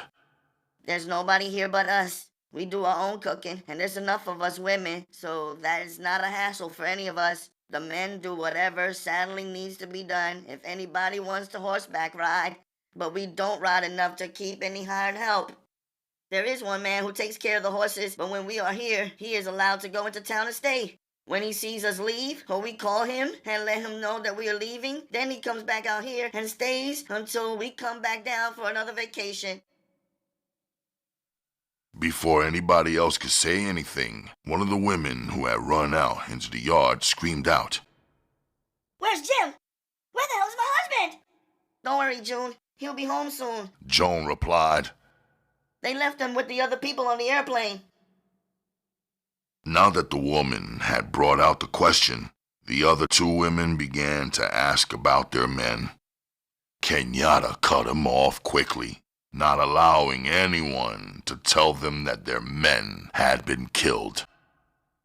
Chuck, Kenyatta called out. get these motherfucking people inside the house and see to it that they are tied up tight. This ain't no question and answer period, so keep your motherfucking mouths closed. That is, if you want to live to see another day, Kenyatta added coldly. Before the women had time to think, Jug began to usher them toward the house. The men moved along meekly enough so that there was no problem. Kenyatta watched from beside the motorcycle. He turned to the few of his people that remained in the yard. the rest of you go into the house and see that everything stays under control. I'll be back inside in a few minutes. I'm gonna check out the doom buggies so that Red could get picked up. Kenyatta watched them walk toward the house slowly. He waited until everybody was inside. Then he spoke to Carol. Over there at the horse stables, what do you keep inside there other than the horses? Without hesitation, Carol spoke up. Well, we have a place for the motorcycles there, and also one for the doom buggies. Good, Kenyatta replied. Let's go over and check out the doom buggies. Without waiting for her, he turned his back and started walking in that direction. In seconds, the tall, attractive white woman had caught up with him. He took her arm, and by the time they had reached the stable, his arm was all the way around her slim waist. He pulled her close, feeling her tremble as he held her tightly in his arms. The closer he held her, the sharper her breath became. Kenyatta kicked the barn door open and pulled her inside. The stable was well kept. Each stall was clean, and there was not a strong odor of horse. It might have been because there were only 4 horses in the stable. The remaining room had been converted into a garage for the doom buggies and motorcycles. They walked slowly down the center of the stable, neither one saying anything. Kenyatta searched for the ideal place. Suddenly, at the rear of the stable, he found what he was looking for. There was a pile of freshly cut hay. He led Carol over to the hay, and both of them fell down into it. Kenyatta's arms quickly folded around her. He held her tightly, kissing her slowly. Without wasting any time, he began to remove her shorts. She murmured something about stopping, but he paid no heed. In seconds, she was lying back in the hay, naked. Kenyatta took his time and kissed her. Then he let his tongue run down over her narrow ribcage. She began to make funny noises deep down in her throat. As he slowly played with her, building up the tension inside her, Kenyatta could feel his manhood slowly. Soon as was horrors at all, he removed his pants quickly and knelt down between the woman. Carol healed in the wall as she put her arms across her face, almost as though afraid to look. Suddenly, she could feel his weight on top of her as he stretched out on her prone body. At first, she hadn't meant to make any noise, but as she felt him begin to, she cried out in pain. Please. She cried. I don't think I could take you. It's too... At the sound of her voice, Kenyatta only laughed. He knew he was extra, and he also knew he was going to enjoy it. Her sharp cries of pain quickly reversed themselves until she was moaning from pleasure. It wasn't long before Kenyatta found himself caught up in the act. He was soaring higher and higher from a feeling of euphoria. Soon he couldn't contain himself, and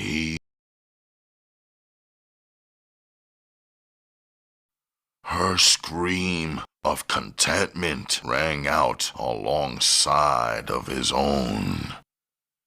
They held each other in a bear hug as Kenyatta found himself going off her snit again and again.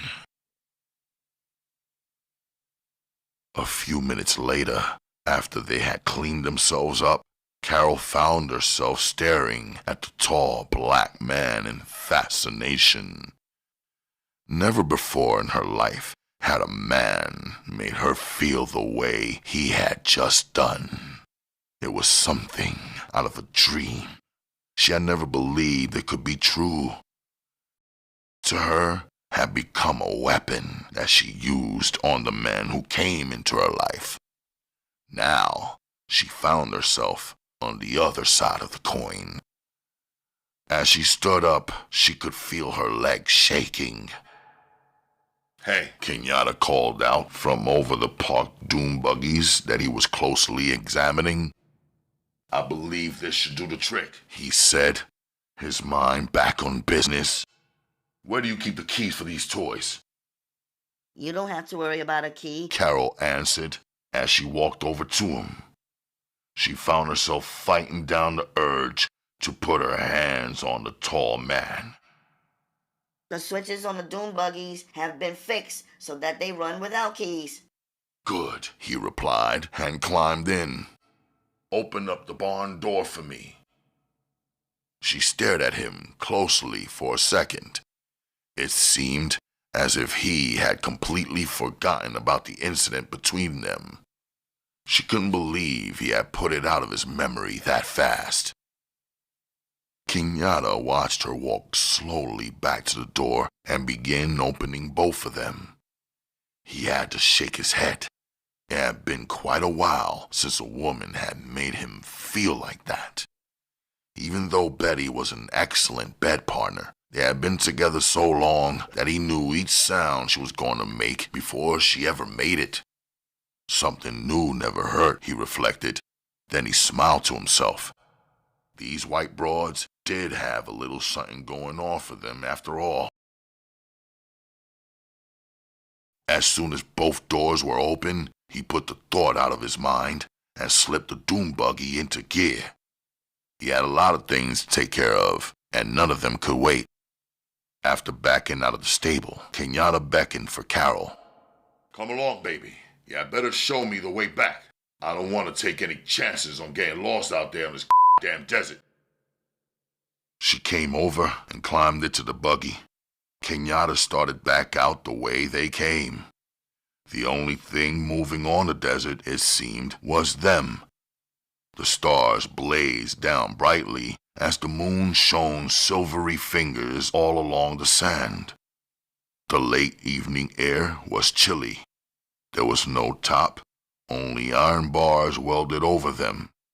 The large tires made it easy driving through the dunes, and in a matter of minutes, they were pulling up beside Betty, Arlene, and Red. Kenyatta slowly climbed out of the buggy. I think it would be best if we laid him down across the back seat. The rest of us can pile in some kind of way in the front. At least out here, we won't have to worry about getting a ticket for riding four in front. Neither of the two black women smiled or spoke as they got in. Betty rolled her eyes at the white woman, but didn't make any more comments. Arlene helped Kenyatta settle Red in the rear of the car, then found a place in the front. They rode back to the ranch house in silence. Kenyatta was deep in his personal thoughts, so he paid no attention to the women. Kenyatta pulled the doom buggy right up to the front door of the ranch, then got out and called for Jug. Jug came out the front door, his pistol in his hand. When he saw who it was, he holstered the gun and came down the short front steps. Kenyatta lifted the unconscious man out of the buggy, then Jug grabbed Red's feet. Between them, they managed to get the wounded man inside the ranch house. It was Kenyatta's first time inside the place, so he glanced around curiously. Instantly, the realization went through his mind that the f***ing broad was rich. From the expensive furniture that filled the large living room, it was obvious that someone had spent a lot of money on the place. The carpet on the floor was deep purple, while expensive throw rugs crossed each other everywhere he looked. Paintings hung on the walls, and the drapes were rich velvet. At the sight of all the white people tied up and laid out on the dining room floor, Kenyatta smiled. It had been well done. Even without them there, the whites would have trouble getting themselves free from the sheets that had been torn into strips and used to tie them. Well done, Jug, Kenyatta said as he spoke to his friend. Eddie B came out of the kitchen carrying a jug of wine. I gotta give these credit, he said, his voice already becoming tangled from the drink. These woods sure as hell know how to live. Ken, you ought to see the bar placed back near the inside swimming pool. Man, it's out of sight. Some of the kids want to take a swim. Kenyatta used the back of his hand to wipe his eyes. He knew he was becoming sleepy, but he blamed it on a short bout. I doubt we're going to have that much time. But if we do, they could go ahead and jump in the motherfucking pool, he stated, then turned to Betty. Honey, you better check out the food problem. We don't know when we'll find the time to eat again, so see to it that plenty of food is prepared. Then he let himself down into an expensive armchair. Damn, It sure in the hell feels good just to relax, he said, speaking to no one in particular. What seemed like just a few minutes turned into an hour. Then Kenyatta felt someone shaking him. He had fallen asleep in the chair. As soon as he was awake, his keen mind was clicking. He could hear splashing sounds from the rear of the ranch where some of his people were taking a swim. Here, Daddy, Betty said, holding out a plate of fried chicken and mashed potatoes. I would have awakened you sooner, but I know you needed some kind of rest. He smiled at her ruefully as he took the plate of food. His eyes went to the prisoners, and he noticed instantly that while he had slept, someone had tied Carol up. Kenyatta decided not to comment on it. He knew instantly who had been the one responsible for having the white woman tied. Betty hadn't missed the glance he tossed in the white woman's direction, and for the 1,000th time, she wondered if Kenyatta had done anything with her. Her hatred rose suddenly, but she managed to conceal it as she smiled down at Kenyatta. You better try and get a little sleep yourself, Betty. We're gonna be pulling out of here pretty damn soon. Oh, she exclaimed. I was hoping we could hold up here for a couple of days. Kenyatta glanced up at her suddenly. You can't mean that. Yes, I do, she replied quickly. And some of the other kids were hoping the same thing. It's so nice here. We could have a wonderful time. Well, I'll be damned, Kenyatta stated, then laughed abruptly. That's why you have to have somebody lead you. If you thought for your f***ing selves, you'd be lost. Here the police are going to be swarming all over this damn desert in another day, and you want to lay out on this damn ranch and await them. He raised his hand and waved her away. Take that shit elsewhere, he stated, and started eating his food. As he ate, Kenyatta went over their problems. He knew the searchers would be out at daylight looking for the downed airplane. So before daylight, he knew they would have to make the move. If they moved fast enough, they could escape the net that was drawing tight around them. But he would have to move very fast. He wanted to make some calls, but whatever numbers he called will be traced by the police whenever they found out that his people had held up at the ranch. It wouldn't do to bring the heat down on the few remaining people in his organization because he was sure the people back at his farmhouse had been busted. He wondered idly if they had put up any kind of fight or had everybody surrendered as soon as they saw the law pulling up. Well, now sure in the hell wasn't the time to find out, he reasoned. Yet, he'd like to make contact with his people in Los Angeles. But again, the telephone would be traced and he'd be bringing down some heat on them. Damn, he swore as he bit down on a drumstick. What the f*** was he gonna do? He listened to the sounds of glee coming from the pool and wondered how they could relax so damn easy. How about loosening up this damn sheet? Carol called out to him. He glanced over at her and got up. Kenyatta knelt down beside her and noticed at once that her hands had been tied extra tight. He frowned at the sight of her white, bloodless hands, then quickly released her from her bonds. Carol stood on shaky legs. Thanks. I don't think I've ever been so glad to get out of something. Kenyatta only nodded and walked back to his chair. He beckoned for her to follow him. When she had seated herself across from him, he began to speak. Redhead, he said, I'm gonna need some information from you, and no bullshit. He stared into her eyes, then continued. We're going to have to leave your nice place, even though it seems as if quite a few of my members are having the ball of their lives. He waited until she smiled slightly, then added, How many ways out of here are there? Only one. She answered quickly. You have to follow the road leading away from here until it reaches the main highway, which leads either towards Vegas or Los Angeles, depending on which way you turn. Suppose I turn right. Which way would I be going? Kenyatta asked, taking his time and studying the woman's face in front of him. Then you'll be on your way to Vegas, she replied quietly. Uh-huh, he said, as his mind went over his possibilities. Tell me something, Carol. If we took all the transportation except the doom buggies, would you people be all right? She hesitated for a minute. It will be a long ride, she stated. But we could make it out with the buggies, or we could call on the telephone and have a private airplane pick us up. Yeah, I guess you could, he stated as he rubbed his chin. Jump, Kenyatta called out sharply, then waited a few seconds until the man appeared. Jug was wearing a pair of short blue jeans with the legs cut out. He had been using them to swim in. Water dripped from his body onto the floor as he walked over to where Kenyatta sat. What's up, baby? He inquired as he came up to the couple. For some reason, almost all the members were leaving Kenyatta alone.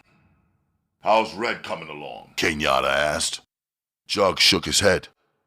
The guy's come to a few times, so we dumped some of them pills into him, and he's gone back to sleep. Jug hesitated, then added, I don't know how he'll be when we start traveling, but so far, he looks good. Jug raised his hands, then let them fall. You dig where I'm coming from, Ken? The man ain't got no damn fever, nor is he raving. None of that kind of ish. You never can tell about gunshots. Some guys go out of their mind from the pain and that kind of ish. But so far, Red seems to be holding up real good.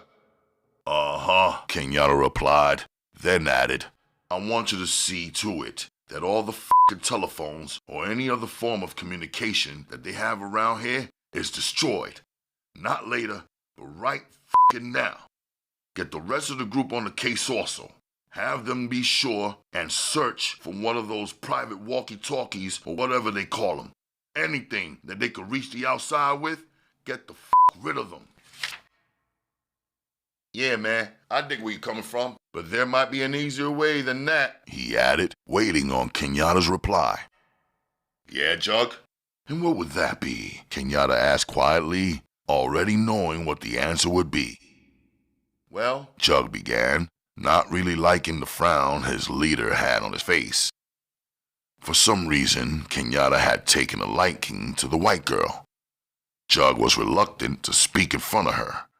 F*** her, he said to himself, then patted the gun on his hip. A few well-placed bullets, Kenyatta, and these won't be telling nobody which way we went. Kenyatta glanced at the white woman and noticed that she was trembling visibly. He decided to quickly put her mind at rest.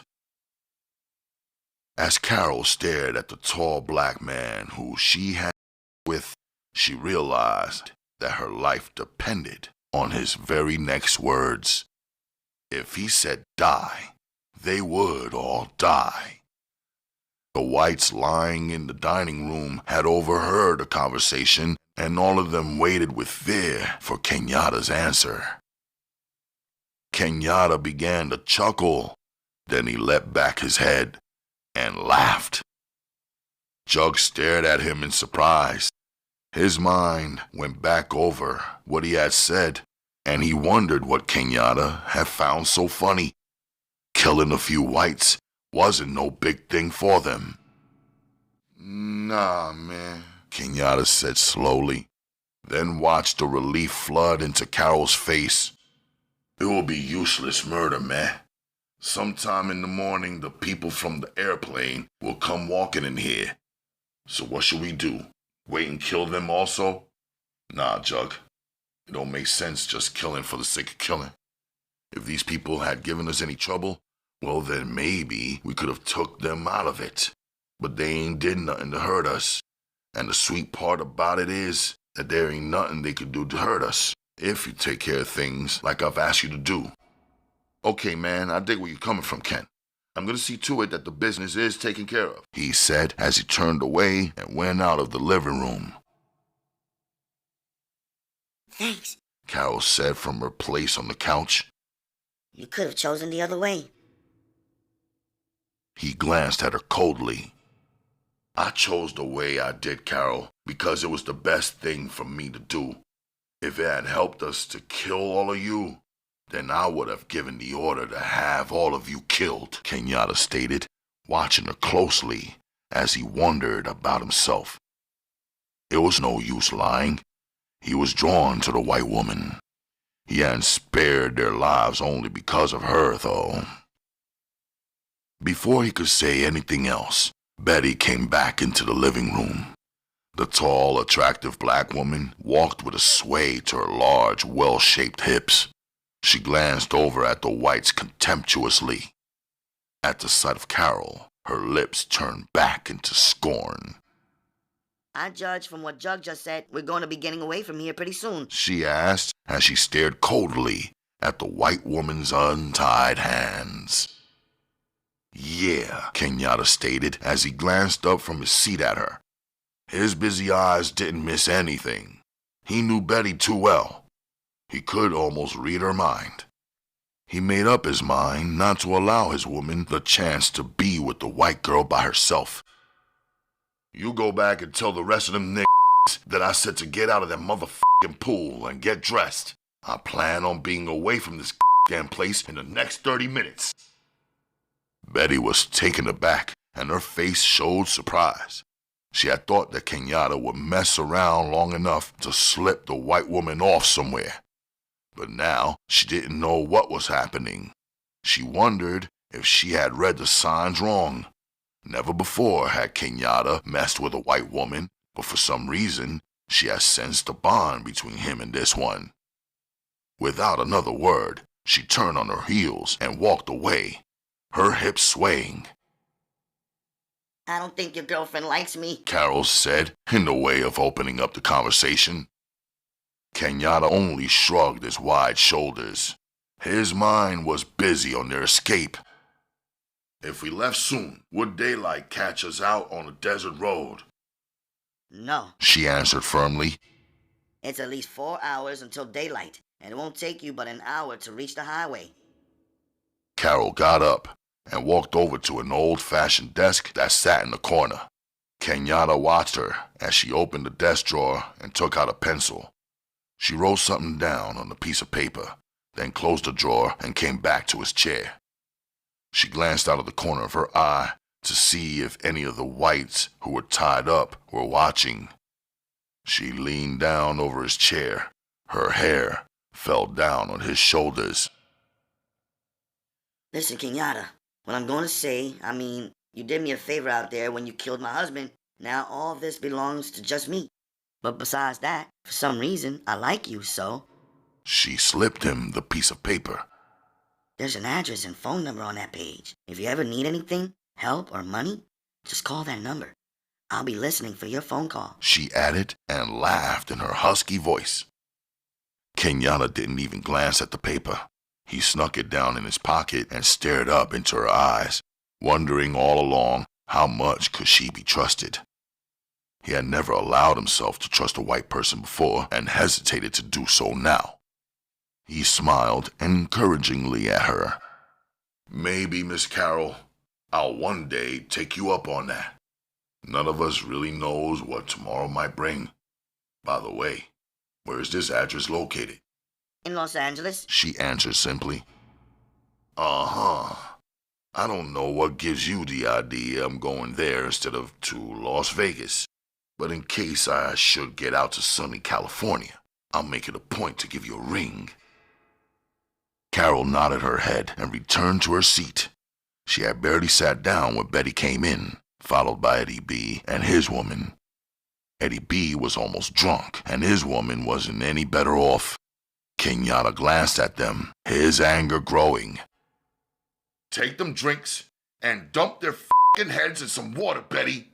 See to it that they're ready to ride in 10 more minutes. Kenyatta stood up, his eyes blazing. Eddie B., I ain't gonna tell you but one more time, you f*** around and let that shit f*** you up when I need you again.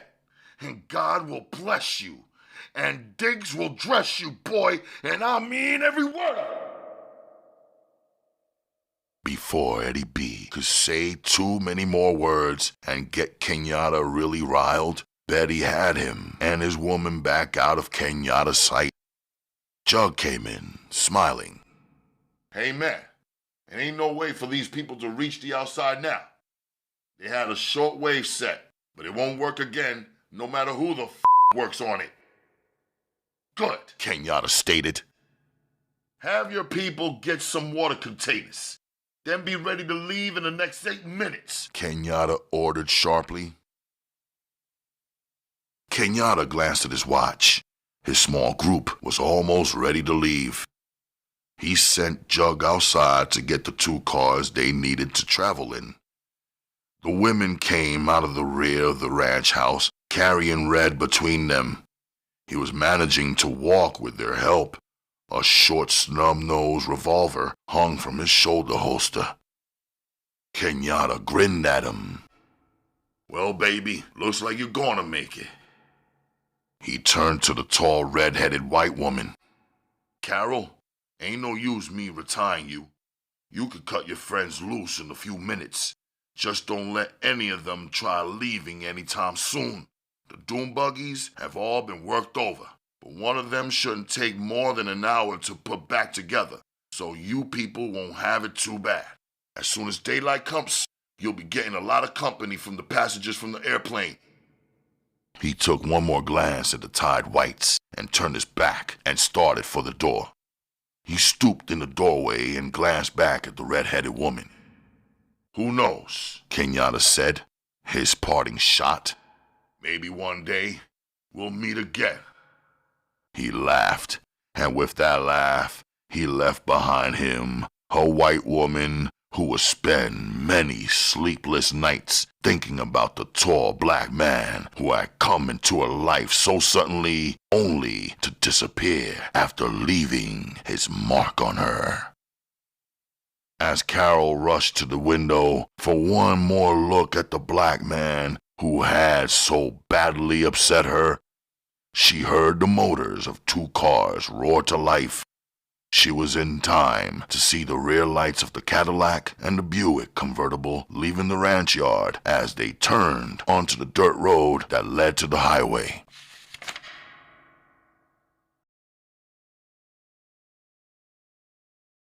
Chapter 8.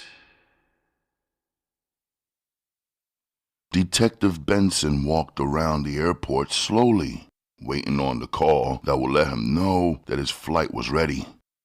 His partner, Detective Ryan, had parked himself inside the bar and hadn't come out. Their evening flight had been canceled because of a flash storm. As he thought about their trip, his name was called out over the intercom. He rushed back toward the departing ramp that they were to use. Ryan met him there. Damn, Benson said as his partner came running up.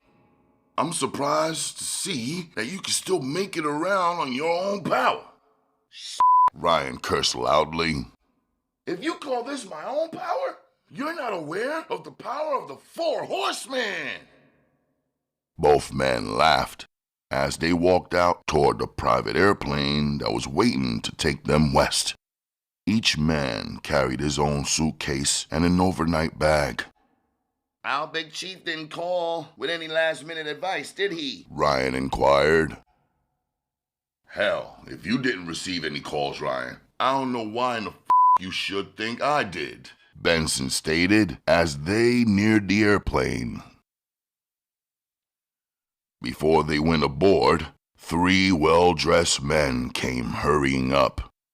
All of them seemed to be in their late 20s. One of them removed a federal badge from his pocket and introduced the men to each other. My most commonly used name is Carl, He said by way of introduction. but these other 2 gentlemen like it more formal. The tall one is Evans, and the blonde-headed guy is Stevenson.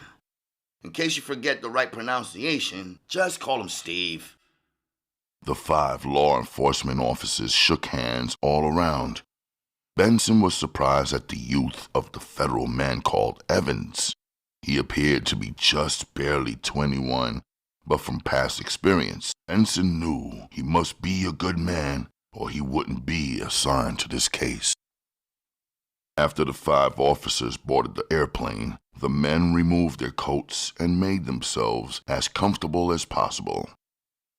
Long holsters hung down from each man's shoulder.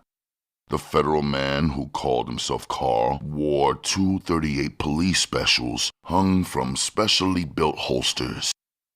The young, attractive stewardess who waited on the men was shocked at first by so much hardware. But before the airplane left the ground, she had become accustomed to the sight of the weapons. She knew that they were federal men, so the sight of the weapons hadn't shocked her that much. Benson, Stevenson called out. we hear you and your partner are damn near experts on this militant organization. Is that true? Benson shook his head. I don't know what you mean by experts, but we do know the people we're after a little better than most policemen. Good. That's damn good, Stevenson stated and removed some small sketches from his briefcase. We have some pictures here that we took at the airport. It would be of great help to us if you and your partner could put some names on a few of these damn people. Before Benson could look at the pictures, Evans spoke up. They had a hidden camera out at the airport that took a few of our prey without their being aware of it. So when you finish there, maybe you could glance at these I have. Ryan and Benson both laughed as they started to go over the pictures together.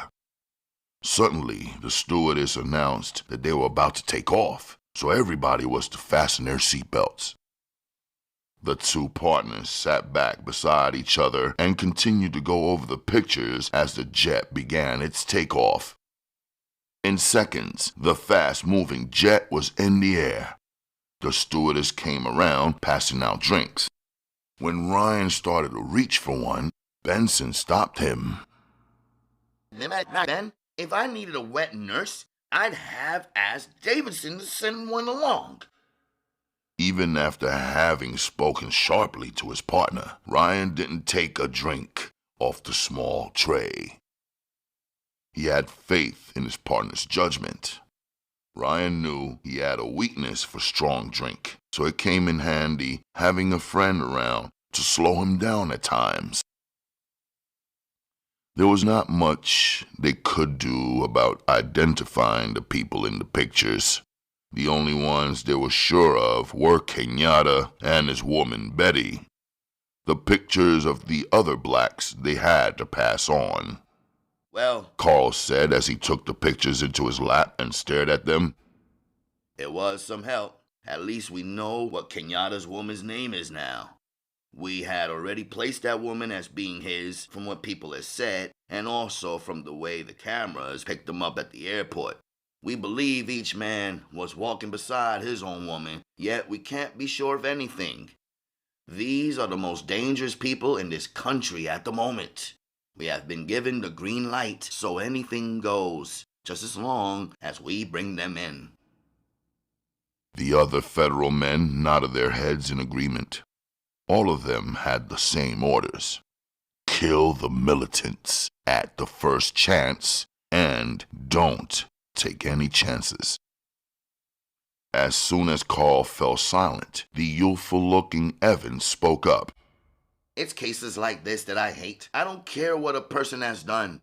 I just despise the idea that I have an open license to kill them on sight. That. Stevenson said. People like this really need to be killed. Take the shootout at that farmhouse yesterday. He nodded at Ryan. From what I hear, you and your partner were there, right? Ryan nodded his head in agreement, then took a quick glance out of the corner of his eye to see how his partner was taking it. Okay then, you guys were out there. Do you think it was justified the way they had to destroy those creeps? I mean, Jesus Christ, they killed 7 cops. So what the f*** are you going to do? Play tiddlywinks with a bunch of ruthless killers like that? It was one hell of a shootout, Ryan answered, then added, As far as what's right or what's wrong, I'm in no position to answer that. I just do what I have to do. From the tone of the voice he used, the federal man got the message that Ryan did not want to talk about it. The black man sitting next to him had turned his head and was looking out the window as if the question wasn't interesting enough for him. Stevenson decided to let the matter drop as he wondered what the hell was eating these two men. The other two federal men had also gotten the message. This was a subject that neither detective seemed to want to talk about. Carl, who was the federal man in charge of the group, thought about the matter for a few minutes, then reapproached the subject from another angle. I don't like to bring up things that are unpleasant, He began. but from the reactions of you two when the subject was mentioned, it seems as though you might have some hang-ups about this that we don't know about. He fell silent, then added, Now, if it didn't have anything to do with the case, I'd just let the matter drop. But it's too important. Our very lives might depend on the way you two react to a given situation, so we might as well get the air clear on this matter. Before Ryan could say anything, Benson spoke up. The hang-up is not on my partner's part. It's on mine. I didn't like the idea of using tanks to blow them out, even after we had lost a few men. It was cold-blooded murder to me, Benson said, then added, But as far as hang-ups, we don't have any. We were responsible for the bust that went down at the farmhouse. If it hadn't been for our work, there never would have been a shootout. So I felt kind of bad because I knew in my heart that it wouldn't have happened if it hadn't been for me. A lot of people were wiped out at the farmhouse, not just policemen, he stated icily. Yeah, Was the only thing Carl could say. He ran his hands through his long, wavy black hair as his mind skipped over the trouble. Here was a black detective, a good one, true enough, but one who hated to see his people killed. He would have to give this matter a lot of thought before he made his report back, Carl reflected coldly. well, Ryan thought as he listened to his partner. it had been a good assignment as long as it lasted. He had no doubts about the matter. He believed the young federal man will report back that Benson wasn't up to the job ahead, and if they took Benson off, he wanted off too. Well, gentlemen, Ryan said quietly. you asked my partner, and he told you. Whatever he said, you can bet that I feel the same way. So whatever your thoughts are on the matter, don't just think that it's him. Put me right beside him, because whichever way he goes, I go the same way. So it's like that, huh? Carl asked before anybody else could say anything. The jet hit an air pocket, and the airplane did a deep dip that made all of them clutch at their seats. That's beautiful. Evans said. How long have you two guys been working with each other? Ryan smiled, then replied, It's been over 10 years, but that's not the case either. Though Benson saved my life yesterday, that still wouldn't make any difference if I thought he was wrong. But in this case, I don't. Tanks were brought in, and the people who tried to surrender were shot down. I know how he felt about it because I feel the same way. I don't care what the person has done. Once his hands or her hands are in the air, you're supposed to take them alive. Well now, that puts a different slant on the thing altogether. I didn't know it had gone down like that. Carl replied. But since you made it very clear, I'm going to forget all about this little conversation. As soon as he finished speaking, he laid his head back and pretended as if he had fallen asleep. The rest of the detectives started doing the same thing, while Benson continued to stare out the window. The law enforcement officers hadn't been airborne a good 2 hours when the stewardess came back. I have a radio message for Mr. Carlton Saunders. Right over here, miss. Carl called out. The stewardess gave Carl a folded note. Carl quickly opened it and scanned the message. His brows seemed to come together as he concentrated on what he was reading. Gentlemen, He began, waiting to make sure he had everyone's undivided attention. we have a slight problem on our hands. A little more information on the whereabouts of our murderers. He glanced around at all the interested faces, then continued. It seemed that Kenyatta and his gang ran into a little trouble. The airplane that they had taken control of was forced to land on the Nevada desert. From the information that I have here, the passengers have been reached.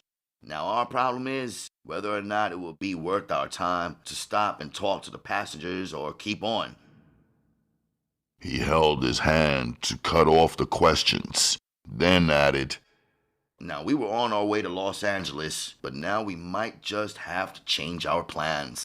I believe we might be able to gain some kind of information from the stranded passengers, so I think it will be beneficial to our pursuit if we talk with some of them. It doesn't seem as if we would be going out of our way if we stopped. Hell, Evans stated. it's not much difference from Los Angeles to any parts of Nevada, as long as we don't get lost on one of the reservations. He ended lamely and chuckled at his own joke. What part of the desert did they land on? Ryan asked abruptly. Right out of Las Vegas. Carl replied. Now, if no one objects, I'll go up front and have the pilot land in Las Vegas instead of going on to California. As we speak to the passengers, we just might come up with something that might help. Somebody on that damn plane might have overheard something that could be important to us. You never can tell, Stevenson said as Carl got up and started toward the front of the plane. The officers began to speak among themselves. They wondered if this might not be the break they needed. Benson hoped silently that it was. He thought about his wife and hoped that this assignment wouldn't keep him away from her too long. He was getting too old to stay away months at a time. Maybe 10 or 15 years ago, it might have been okay, but not now. Benson valued the quiet evenings he spent at home with his wife, or at least valued the evenings he used to spend with her, until he got caught up on his damn case. Each officer seemed to be reflected on the federal agent's statement. If Carl was right, and they did get a break out of talking to the passengers, it would solve a lot of problems for everyone. When Carl came back from the radio room, he wore a serious expression. He sat down and began to curse. Damn it. We have got to bring these murdering motherfuckers to Earth. They shot up the airplane, killing hell, I don't know how many passengers. It must have been one hell of a shootout because they lost 2 of their people. They want us to go straight to the place when we arrive and see if we can't help to identify the 2 black militants who were killed. It seemed there are some rumors running around about one of the dead blacks being Kenyatta. I don't think we could be that lucky though. But since they don't have any prints on the man, it's up to us to let them know if they have our man. Somehow, Benson knew before ever seeing that body that it wouldn't be Kenyatta. It was just a case of all blacks looking alike, as far as he was concerned. All blacks looking alike was something whites were quick to assume. Yet, it seemed to Benson that blacks were easier to tell apart than any of the long-haired he came in contact with. Because of the long hair, he reasoned, most whites had something in common. In another hour, the pilot was instructing them to fasten their seatbelts. The airplane had hardly touched down when 2 cars began to run alongside. Benson stared out at the racing cars. Boy, oh boy, He said, somebody mighty damn important must be aboard this plane.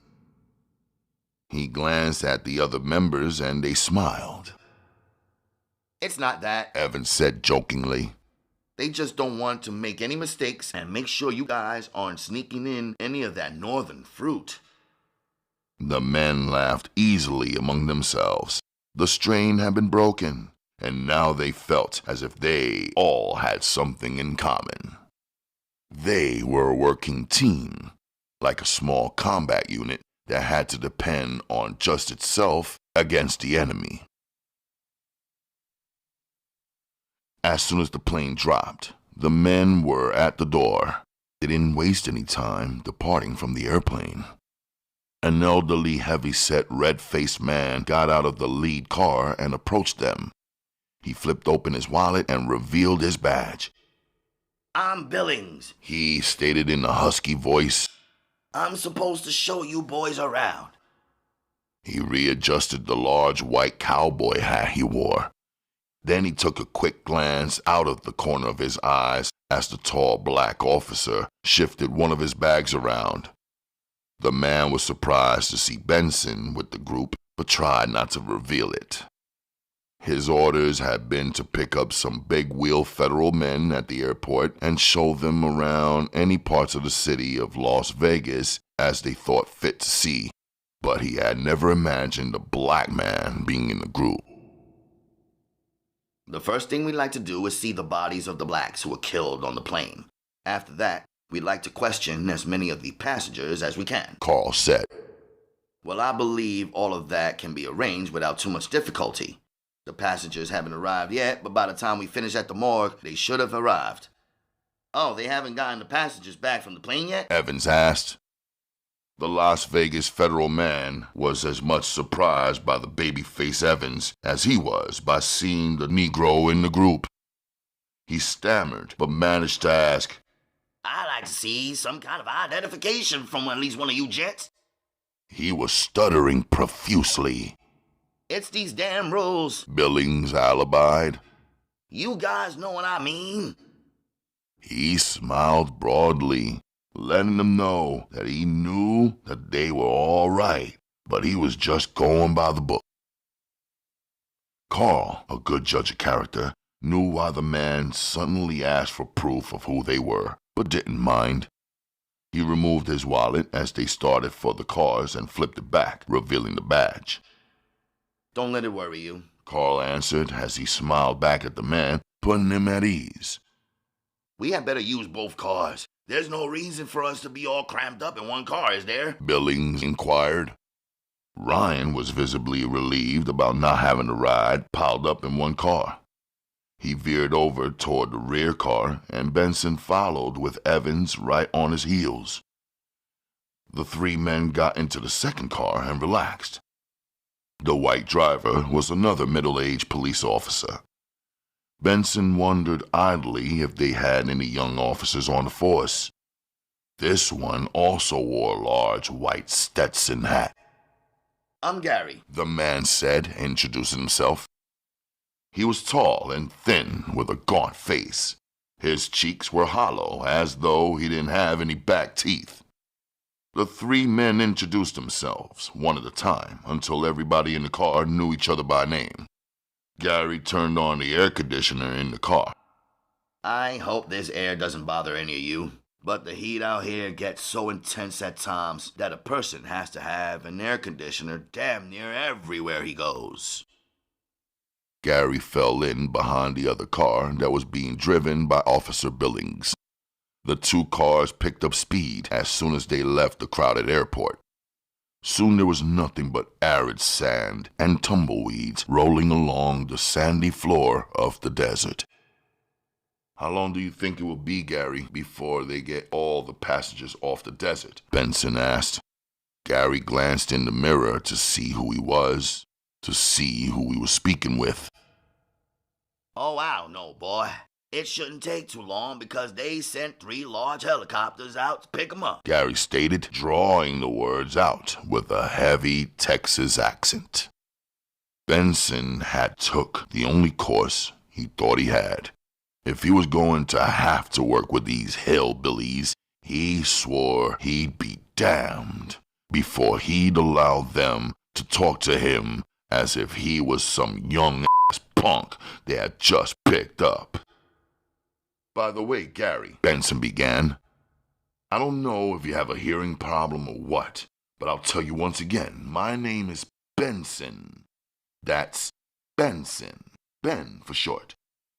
Now, if you should have any f***ing trouble remembering it, just try calling me Mister until your mind works right."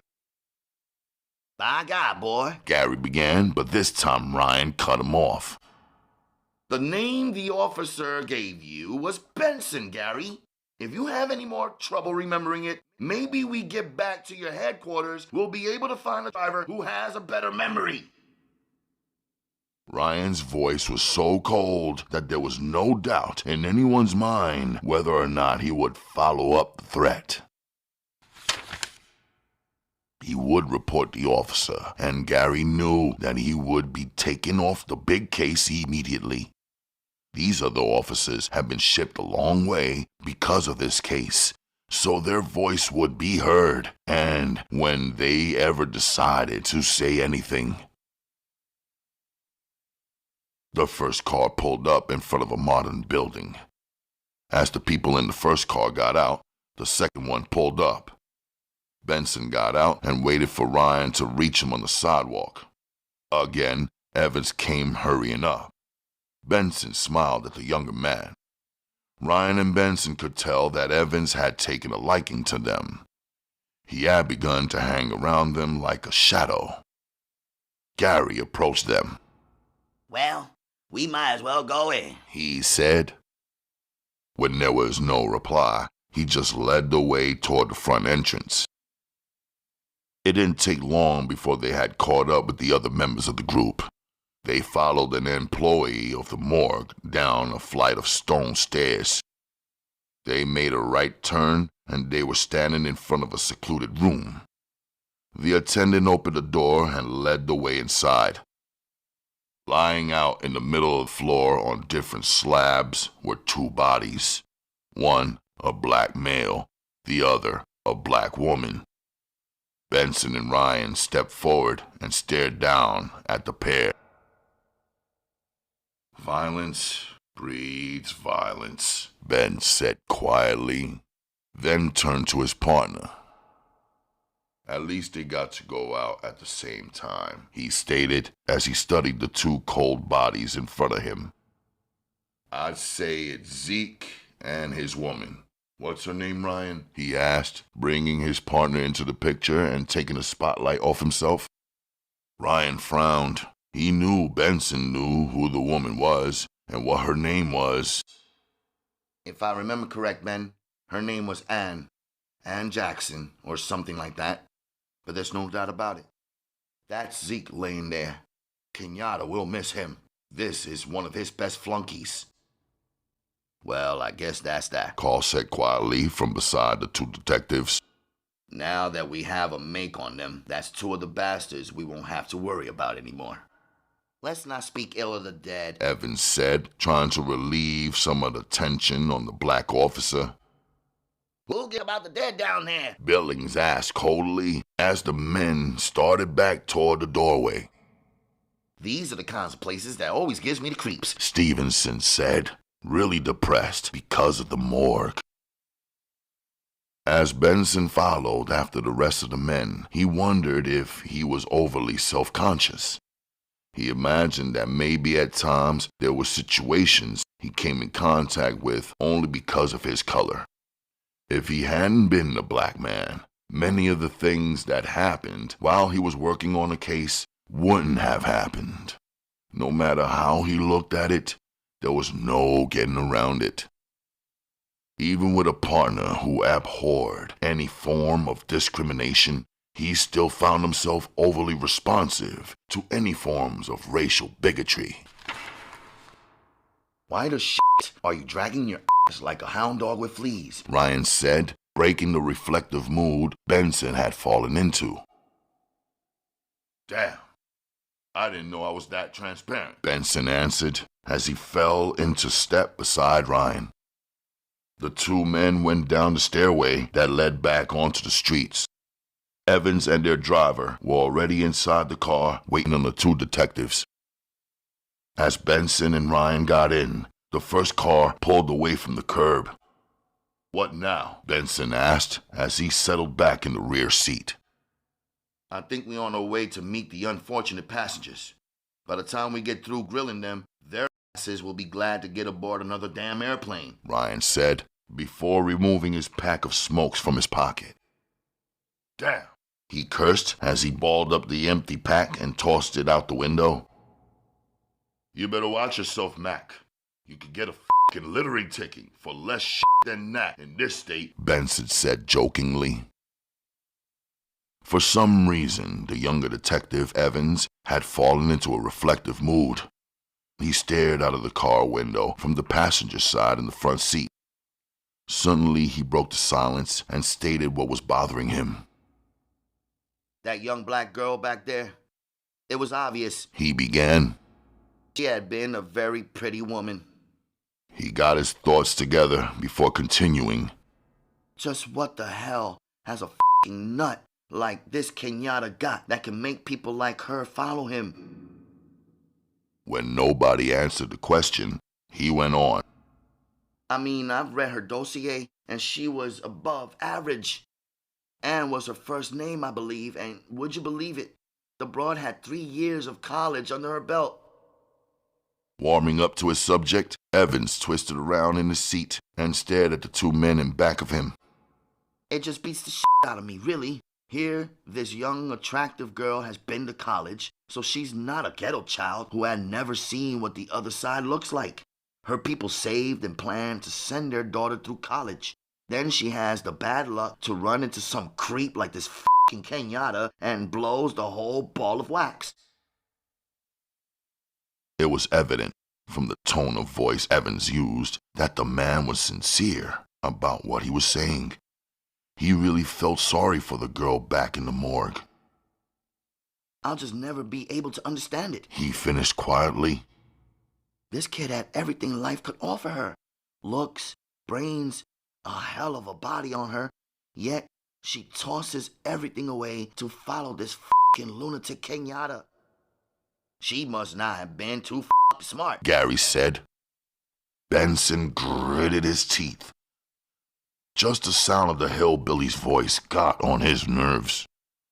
He knew that the best thing in the world for him would be to solve this case and get the hell back where he belonged. If Gary and Billings were any indication of what the federal officers would be like out west, he realized that he was in for one hell of a sorry time. Savagely, he bit down on the cigarette he was smoking. Before the men could go any further with the subject, Gary pulled into what appeared to be a closed-in parking area. Only when they were inside could you tell it was for government men and other law enforcement agencies. Police cars, unmarked and running the mill from cheap Fords up to late-model Cadillacs, were parked everywhere. Signs were everywhere also, stating that parking in certain areas was for police cars only. After Gary found a parking spot close to the elevator, the men piled out. Carl and Stevenson were waiting for their arrival. Again, Billings led the way. Taking the elevator upward, the men rode in silence. 3 hours later, the 4 out-of-town federal agents sat around a conference table. The men compared the information they had received from the passengers. Each man had a pad and pencil in front of him, and every now and then one of them would make a note on his pad. "Well," Ryan said quietly, "that was the damnedest 3 hours of wasted time we'll have to mark down and hope it never happens again." "I wouldn't say that," Stevens said quickly. "I realize we didn't get anything firm to go on, but now we do have an accurate count of the people we're chasing. Before, we didn't really know how many it was, and at least we know they were out of that ranch." "Big deal," Ryan said in disgust. The consequence of the day was wearing him down. He seemed to be drowsy or just fed up, and it was evident in his bearing. "Now just hold on there," Carl said lightly. "We can't afford to let little setbacks wear us down. This case isn't going to be busted overnight, so we might as well just make our minds up to the fact that it's going to be one of those cases that takes plenty damn endurance. Getting down on each other will not help a damn thing. So from now on, I don't want to hear anybody knocking another officer. You guys understand? He stared around at the 3 officers in his charge. Good, He stated, then continued. From what I can gather, either Kenyatta and his people are here in Las Vegas, or they've gone to Los Angeles. I'll buy that. Benson said. I believe they pushed on towards Los Angeles. From what the people from the ranch said, I get the feeling that Kenyatta was trying to set up the impression that he was coming to Las Vegas. But from what I know of the man, Los Angeles will be more to his liking. For the next half hour, each detective offered his thoughts on the case. They had just about discussed every possible maneuver that Kenyatta and his small group could have made. Finally, Carl took his time and folded up a large map he had spread out on the round conference table. Now, Carl began. as the officer in charge of this small unit, I think this will be our best bet. It's not going to take all of us to stay here and check out whatever leads might come in, so we're going to split our forces. 2 of us will stay here for a couple of days, while the other 3 go on to California. I've already made arrangements. An airplane is waiting to fly some of you guys out of here. That sounds great to me, Stevenson said. I figured it would. Carl answered. That's why I picked you to stay here with me, Steve. He glanced over at Evans. Now it's up to you. I'm sure that Ryan and Benson would rather go on, so I'm sending them on ahead. If you want to stay and work with us, Evans, that will be fine. If you'd rather go on with the other 2 men, that's fine also. It's your choice. A large smile broke out on Evans' face. Hey, man, that's just great. Hollywood, here I come. Hell's bells, Carl. You never can tell. By the time you guys get around to arriving in Los Angeles, I might have been discovered by some lucky producer. Damn, man, can't you see it? Can't you just see it now? Cop turns to acting. Big hit everywhere with the broads. The men laughed good-naturedly. Then Carl stood up. Okay, then that's settled. Ryan, I'm putting you in charge of your group.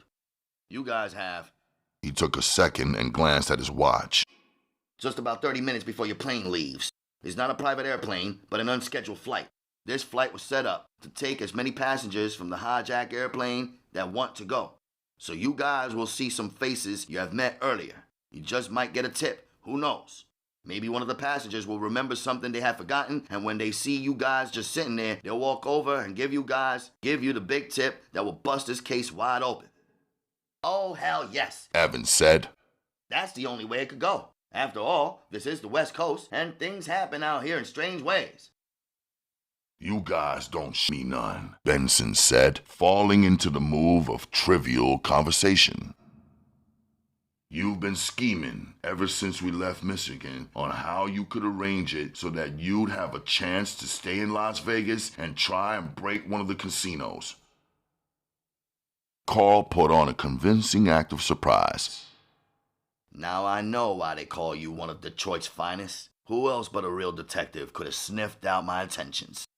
Of course I'm going to bust one of them gambling tables open. This is my chance to put my foolproof system to work. The other man laughed as they stood up. They all shook hands as they wished each other good luck.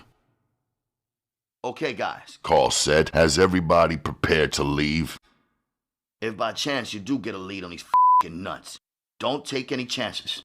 No shit. Now, we all know how dangerous our prey is, so use all the damn caution possible and then some. I'll give an amen to that, Ryan said as each federal man prepared to leave. There was no telling when they would meet each other again, but one thing was for sure. Each agent believed in his heart that Kenyatta's days were numbered.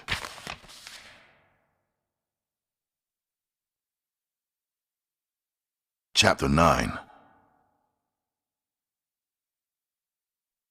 On the south side of Chicago, on a busy side street, a travel-weary station wagon sat parked and abandoned.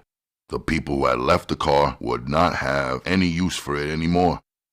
Now that they had reached their destination, They watched nothing that might link them to Detroit, and the Michigan license plates on the car would draw suspicion at once.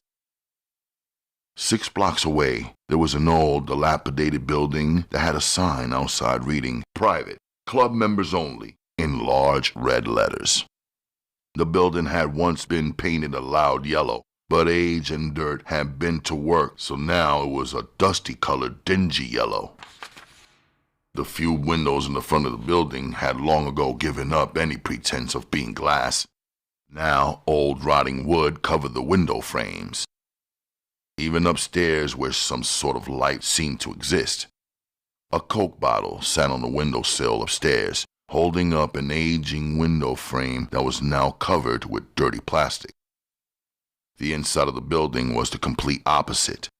The floor was covered with carpet, old carpet that had seen better days, but carpet that had been kept up. The rug was of a dark brown color with dashes of red evenly spaced throughout.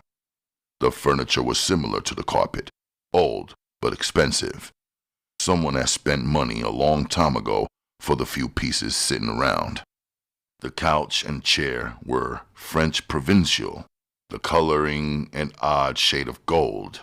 The coffee table was marble-topped, while both end tables were matching pieces of marble. In the dining room, there was an old dining set, table and chairs, with a late-model china cabinet. Each of the 2 rooms, front room and dining room, were extra large. In the rear of the upstairs flat, the bedrooms faced each other. Besides the bathroom, there were 4 bedrooms. Dickie, relaxing in the chair in the front room, watched the television out of the corner of his eye. His mind was not on what he was watching as he tried to listen to his host. So you're pretty sure that was Kenyatta that took off that airplane, huh? He asked the short, dark man sitting on the couch. Yeah, Tiny answered. it ain't no doubt about it. They flashed some of their pictures earlier, so I know what I'm talking about. Dickie fell silent, letting the man's words sink in. It was really something to think about.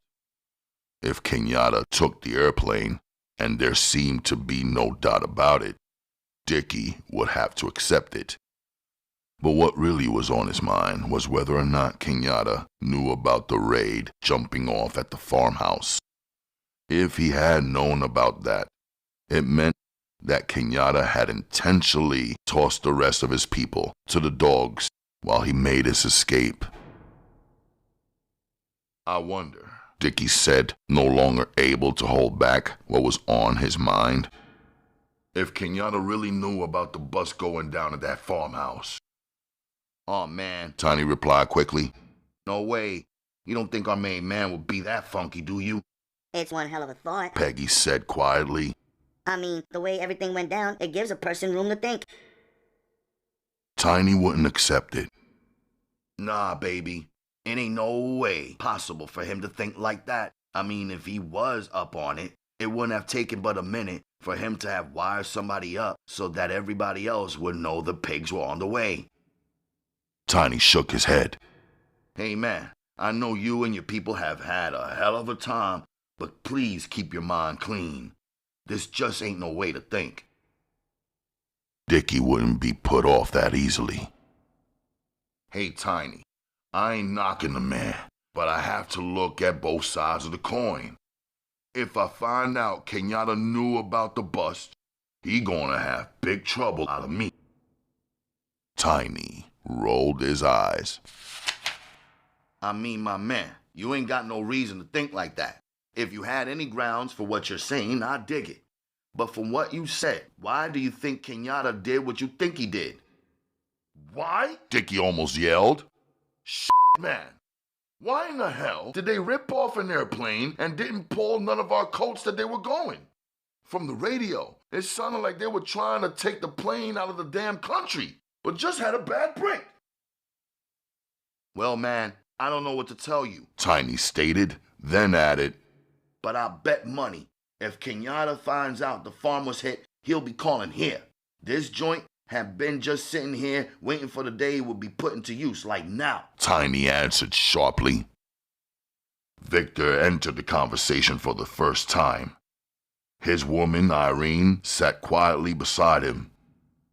I don't know what's jumping off, but I'm like Dickie. I want to know why they ripped the plane off without asking any of us to go along with them. Maybe the man didn't know what was going to jump off until it was too late, Tiny said, still trying hard to defend Kenyatta's actions. Yeah, man, that ain't good enough, Dickie replied sharply. Ain't no way I'm going to believe Ken and Zeke and the rest of them went out to the airport and instantly decided to hijack a plane. It had to be planned. Okay, Tiny said, holding his hands up. I'm going along with that much of it. But that other ish, I can't buy it on no kind of level. You don't have to buy it, Victor stated coldly. If you have been in the shootout at the farm, you'd be wanting some kind of answers yourself. But as it is, you were sitting here watching all that shit on television, so you don't know how hard it was. Hey, man, Tiny said quickly. Just wait a minute. I was cool with two main people that got killed at that farm, so I ain't taking nothing lightly. But on the other hand, I just can't buy that about Kenyatta knowing the pigs were coming. When you guys find out something a person can really go along with, then pull my coat and I'll help you run down Kenyatta. And ain't no case of running them down, Dickie said coldly, then added, 'cause we know, damn near, where we'll hold up in Los Angeles. Just like we knew to come here. We also know where the hideout is on the coast. I could dig it, Tiny replied. Everybody who's anybody knows about the hideouts, man. I know where they'll more than likely hold up at, too. But it ain't got to be real. Kenyatta plays a mean hand, Cat, so it ain't no telling where he might just go. Victor leaned over and put his cigarette out in the ashtray sitting on the coffee table. I feel like making that trip out to the coast and seeing Kenyatta myself. I don't want to take this shit up with him through the telephone. I want to look him square in the eye when he's answering my questions. None of this makes sense, Tiny said. I understand you guys' situation, so I dig where you're coming from. But man, with the attitude you guys got, I don't know what kind of transactions you might have with Kenyatta. First of all, the man ain't gonna dig y'all asking him questions as if he's some kind of bitch. So you gonna have problems right there. The problems, Dickie said quickly. He gonna have to stand still for our questions if we ever catch up with him. Tiny anxiously glanced from face to face. Kenyatta was his boss and idol. The man had put him up in the pad he was staying in and sent him the rent money every month with another check just for his food at a time when Tiny didn't have a place of his own to stay. So he felt like he was indebted to Kenyatta. And even though he knew the money for the rent came out of the organization, he still felt as if Kenyatta was sending it to him personally. With as much dignity as possible, Tiny said, Dig, Vic, and you, Dickie, I don't mean to be out of place, man, but why don't we just wait until we hear from Kenyatta instead of sitting here knocking the man? You guys have made it to a hideout, one that wouldn't be here if it wasn't for Kenyatta. So let's give the man a chance. Dickie looked at Tiny coldly. He realized at once what was on the little man's mind. At one time, he also felt the same about Kenyatta as Tiny felt now. But too much had jumped off in the last 24 hours for him to follow Kenyatta's lead blindly. He had seen too many of his personal friends cut down from the bullets of the pigs. At first, the thought seemed preposterous to him, but the more Dickie thought about it, the more he wondered if Kenyatta had known about the bus coming down. A year ago, it would have never entered his mind to doubt anything Kenyatta did. But now it was different. If by chance he found out that Kenyatta was guilty, justice would have to be served. No matter who was hurt, Kenyatta would have to pay for his betrayal. At that very moment, when they sat wondering about Kenyatta, Kenyatta was entering the city limits of Los Angeles. As he drove, with Betty sitting beside him and Eddie B and his woman in the rear seat, the news came over the radio. Kenyatta drove in silence as the announcer spoke of the shootout in the Detroit suburb. As the announcer described the gunfight on the outskirts of the city, everybody listened closely, hoping and praying that some of their friends lived. When the speaker gave an estimated count of the dead, a groan went up from the listeners. Damn. Betty cursed. It don't sound as if nobody... Before she could finish, the announcer began to speak again, and Kenyatta waved her silent.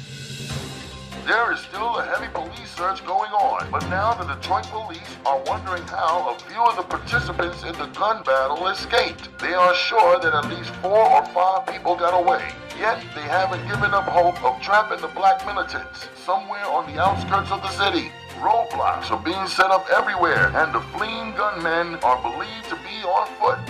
The horses the men rode where they made their dash for freedom have been found abandoned in the woods nearby. Well, Kenyatta began. Looks as if somebody made it after all, he stated. They fell silent as the realization of what he had left his people to face dawned on him. It hurt even to think about it, because he hadn't known that they would fight. He had thought that once the police pulled up, the people inside the cabins would come out and try and find out what the police wanted. A gun battle was the last thing he had thought would jump off. His well-laid plans to call back and get his people out of jail were useless now. His head seemed to swell up on him as he thought about it. An exquisite pain exploded inside of him, and he knew he would never be able to get rid of the feeling of guilt whenever he thought about the farmhouse. Who got away, he wondered. Whoever it was remembered the station wagon hidden away in the woods and put the knowledge to good use.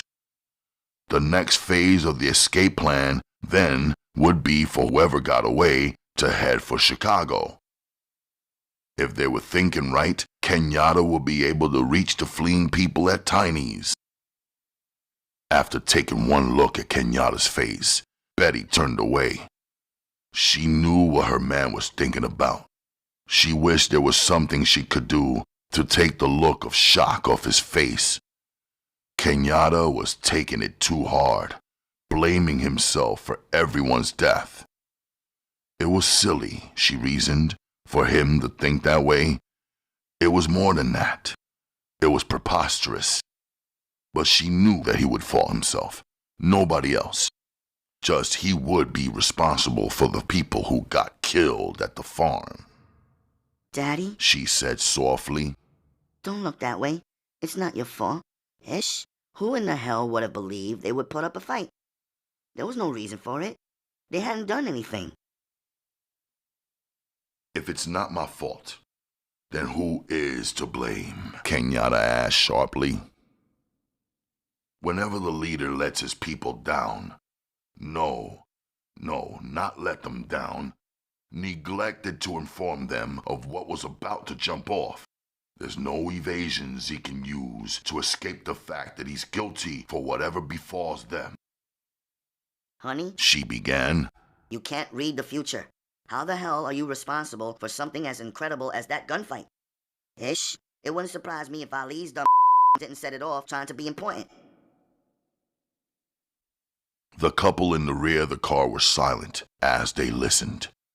Both of them knew that Kenyatta had known about the police coming, but Eddie B was just finding out that Kenyatta hadn't taken the time to inform any of the people they left behind it.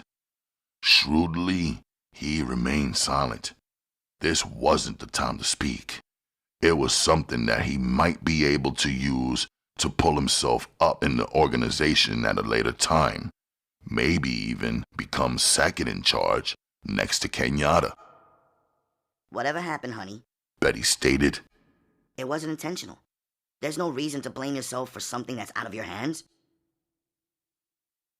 Kenyatta listened to her and idly wondered why it was that whenever Betty got excited, her college education showed. She naturally fell into the habit of using the large words that ordinarily she wouldn't use. As Kenyatta drove, he glanced in his mirror and wondered if Jug and those in the car behind him had heard the news over their radio, and if they had, would Jug hold him guilty for what happened back in Michigan? If there was any kind of contempt in Jug's eyes or voice when Kenyatta got around to talking to him, he wondered how he would accept it. For some reason, Kenyatta valued the tall black man behind him. Jug's opinion meant a lot. Anxiously, Betty studied Kenyatta's face. She was seething with worry. From past experience, she knew Kenyatta was worried. He felt responsible for the people that followed him. It was as though his followers were his children, while he and Betty were the mother and father. In all probability, she reasoned, it would have happened as it did even if he had warned them. There hadn't been enough cars there for everybody to get away. The confusion would have been enormous. Ken, honey, Betty said softly. Isn't there any way you can call and find out what you want to know? Her voice was soft and gentle. That's just what I was thinking about, Kenyatta answered, as he searched the streets for a telephone. He could wait until they reached the hideout, he reasoned, but he wanted to know who escaped the massacre before then. They had at least another half an hour of driving before he'd reach the place in Watts. Suddenly, he noticed a payphone sitting next to an open lot. He hit his car blinker, letting Jug know that he was turning, then made a sharp turn onto the lot. Before he got out of the car, Jug had pulled in behind him. Kenyatta fished in his pockets for a dime and, when he couldn't find one, he glanced over at Betty. She was holding the coin he needed in the tips of her fingers. It was at times like this that he wondered about her. Did she read his mind? It seemed at times as if she knew his thoughts as well as he did. Jug climbed out of his car and approached Kenyatta. As he came up, he called out, I guess you heard the news too, huh? Kenyatta just shook his head as he stared at the tall man, trying to figure out how the news had affected Jug. It was a sad affair, Kenyatta answered, still staring closely at Jug. No matter how hard he concentrated, he couldn't determine whether or not Jug was angry. Kenyatta's thinking was influenced quite a bit by the guilt he felt already, so it was easy for him to believe everybody else thought him wrong. I know, man, Kenyatta stated. You think it was my fault our people back there got wasted, don't you? I don't think a damn thing, Jug answered harshly, then added, What happened, happened. We got enough problems on our hands already without me worrying about some other shit. Red done went into another bag, man. He's full of fever or something. He's raving out of his head. While we were on the highway, it was all right. But in the city, we're going to be in trouble if he keeps screaming the way he does. As though to prove his point, a loud scream came from the parked car behind them. Kenyatta glanced nervously back at the car. Damn, he exclaimed. I see what you mean. Well, Jug, we ain't gonna be here but a minute, so hold on. I want to make a call back to the east and see who got clear of that shit. After that, we'll head for Watts. If we're lucky, we'll make it without any troubles. Jug glanced back at the car he was driving, then removed a pack of cigarettes from his pocket. Let me get a light from you, he said as the smoke dangled from his mouth. Kenyatta gave him a book of matches, then walked over to the telephone. In seconds, he had placed the call, and Tiny's voice came over the receiver. Hey, man, he said. What's happening back there? For a second, Tiny was too dumbfounded to answer. Then, Hey, my man, is it really you? Tiny asked, shocked. Who the hell do you think it is? Your daddy? Kenyatta joked as he smiled at the man's surprise. Dig this, man. Tiny began. Dickie and Victor and their ladies are here, man. So what's the deal? You want me to put them on the phone? Tiny asked, waiting patiently for an answer. Kenyatta hesitated briefly. He didn't want to get caught up in a long telephone call. Then, just as quickly, he checked himself, calling himself a coward. You're only trying to evade the truth, he thought coldly. You don't want to speak to any of them again because you're afraid one of them will call you out over that shit that jumped off. Kenyatta stood there arguing it out with himself until Tiny's voice came over to him. Hey, Kenyatta, what do you want me to do, man? Put one of them on the phone? Can you hear me all right? Yeah, man, yeah, Kenyatta responded. Go ahead, Tiny. Put Dickie on. I might as well take a second to get this shit straightened out, Kenyatta said, speaking more to himself than to the man on the other end of the telephone. Okay, brother, Tiny answered, then walked away from the phone, shaking his head. Hey, Dickie, someone wants to rap to you on the box. Dickie jumped up and rushed the telephone. Hey, man, what's the deal? Dig, Dickie, Kenyatta said quickly. I can't take but a second, man. Red's been shot, and he's out of his head, so I gotta get him off the streets. I just heard over the news about the shootout. Damn, man, I couldn't believe my motherfucking ears. You couldn't, huh? Dickie answered, unable to figure out a way to ask the questions he wanted so desperately to ask. Yeah, man, it came as a complete shock to me, Kenyatta stated, not wanting to give the man a chance to get off into something that would be embarrassing to him. He could sense the man's desire to ask him something, but he wanted to avoid that moment as long as possible. Dig, Dickie, Kenyatta said quickly. Like I said, we're on the run, man. We're riding in 2 hot cars, and we got a long way to go before we reach a safe place. So I can't waste any more time talking right now. But as soon as I've got my people safely hid, I'll call back and let you and your group know where we at. Maybe we can all get together out here. I don't know right now, but after I had time to think about it, I'll wire you up on it. Okay, man, but dig this. Why? Before Dickie could ask the question he had made up in his mind to ask, the telephone went dead. He stood holding the receiver in his hand, staring at it dumbfounded. What's the matter, honey? Peggy asked as she came into the dining room where the telephone was. You act like you just ran into a ghost or something. Dickie slammed the telephone down. He cursed loudly. Mother...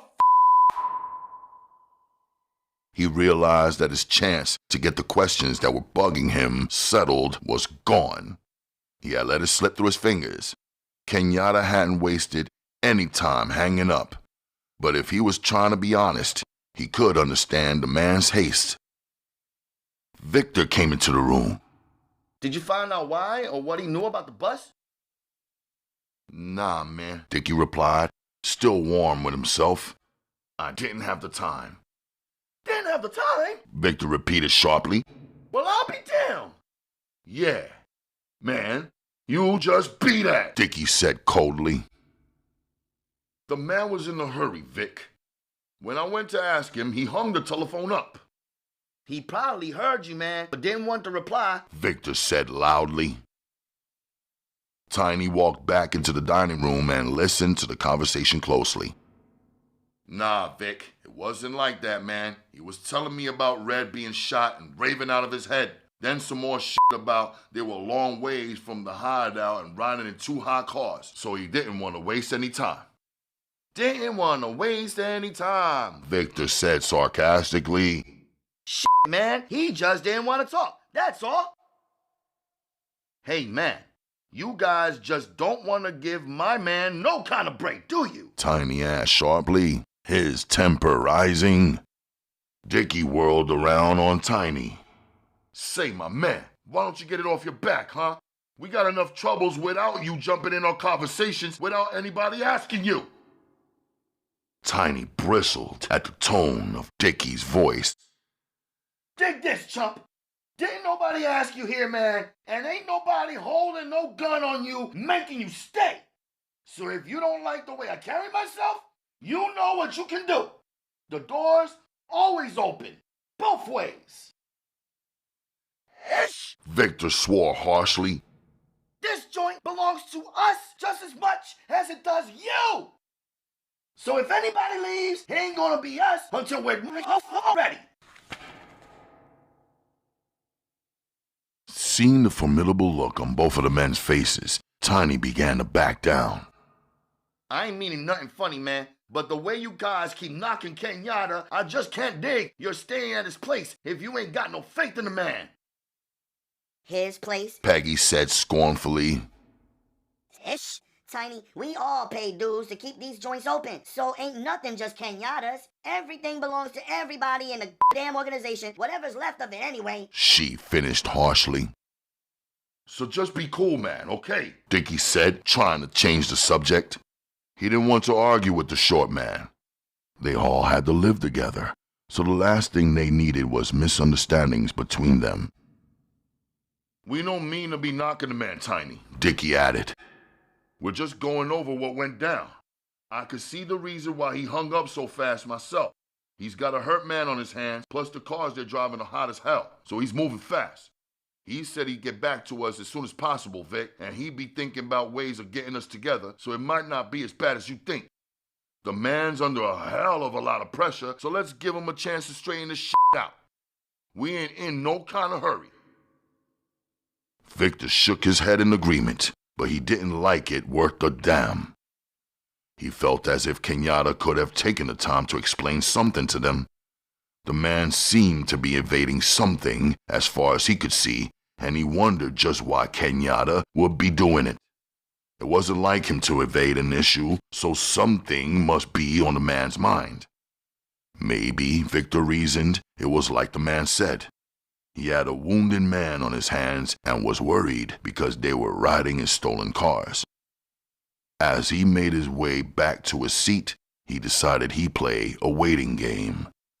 Time was on their side, so all they had to do was wait. Kenyatta would have to come out with the truth sooner or later, and better sooner than later.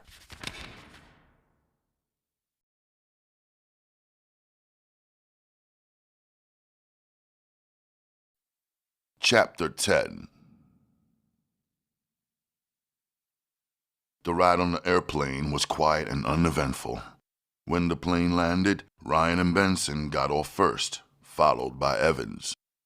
The three men made their way through the airport quickly, then waved down a cab at the front near the parking lot.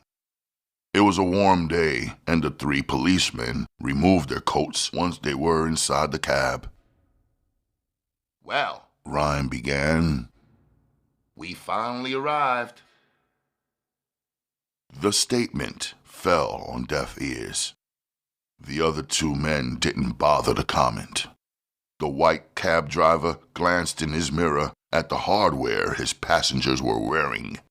The sight of the open display of guns frightened the man, but after they gave the destination, the driver relaxed.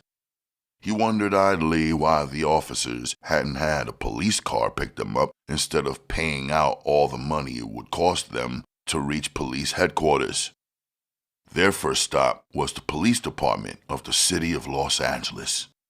Here, they were assigned a uniformed driver who knew his way around the city. "Since you're in charge," Benson said, egging his partner on, "what do we do now? I'm kind of tired of standing around with my finger up my ass trying to look and point for these other assholes who keep watching us." Hey, man, that's right, Evans said as he smiled broadly. F both of you, Ryan replied, then added, "Why don't we get the f out of here anyway? Give our driver a chance to get used to the car and all that shit." "Good enough for me," Benson answered. Where the hell are we going, though? Hell, I don't give a shit if we don't go anywhere but the nearest restaurant. We haven't had a decent meal since leaving Detroit. Ryan beckoned at the tall, heavy-set policeman who had been assigned to their case. "Hey, buddy," Ryan called out. You want to bring the car around to the front, or should we all just go downstairs with you and get it in there? It's all the same with me, the officer replied as he shrugged his wide shoulders. Good enough, Ryan answered. Why don't you lead the way then? The three men followed the uniformed officer into the elevator.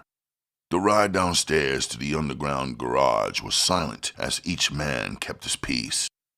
After reaching the unmarked car, the three men piled in, with Ryan getting in the front seat next to the driver.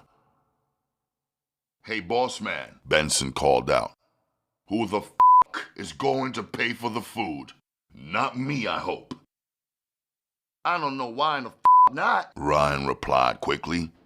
Since you're not doing a damn thing to earn your money, you might as well share it with us. Like hell I will, Benson answered. The driver glanced in his mirror as he wondered about the three men he was ordered to drive around. There was no doubt in his mind about their importance. It wasn't every day that three officers came from out of state. Whatever case they were on had to be an important one. Maybe, he hoped, if he played his cards right, he might come out of this thing with a promotion. When the men arrived at the restaurant that Evans had directed them to, Ryan invited the driver inside with them for lunch, but the man declined, saying he would stay and listen for any police calls that might be of interest to them. After a quick briefing, Ryan got out of the car. The three men entered the restaurant together. They took their time ordering, since they didn't have anything else to do. When the meals came, they sat and toyed with their food like little children. You know, Benson began, I feel like a complete ass. Here we are, out-of-town policemen, while they got a damn good police force right here. They need our help about as much as a dog needs fleas. It's not as bad as all that. Evans said quietly. I know how you feel, though. Here we don't have a thing to do, but once we go over to the federal building, we're going to have to spend some time briefing a lot of officers on whatever we know about the suspects.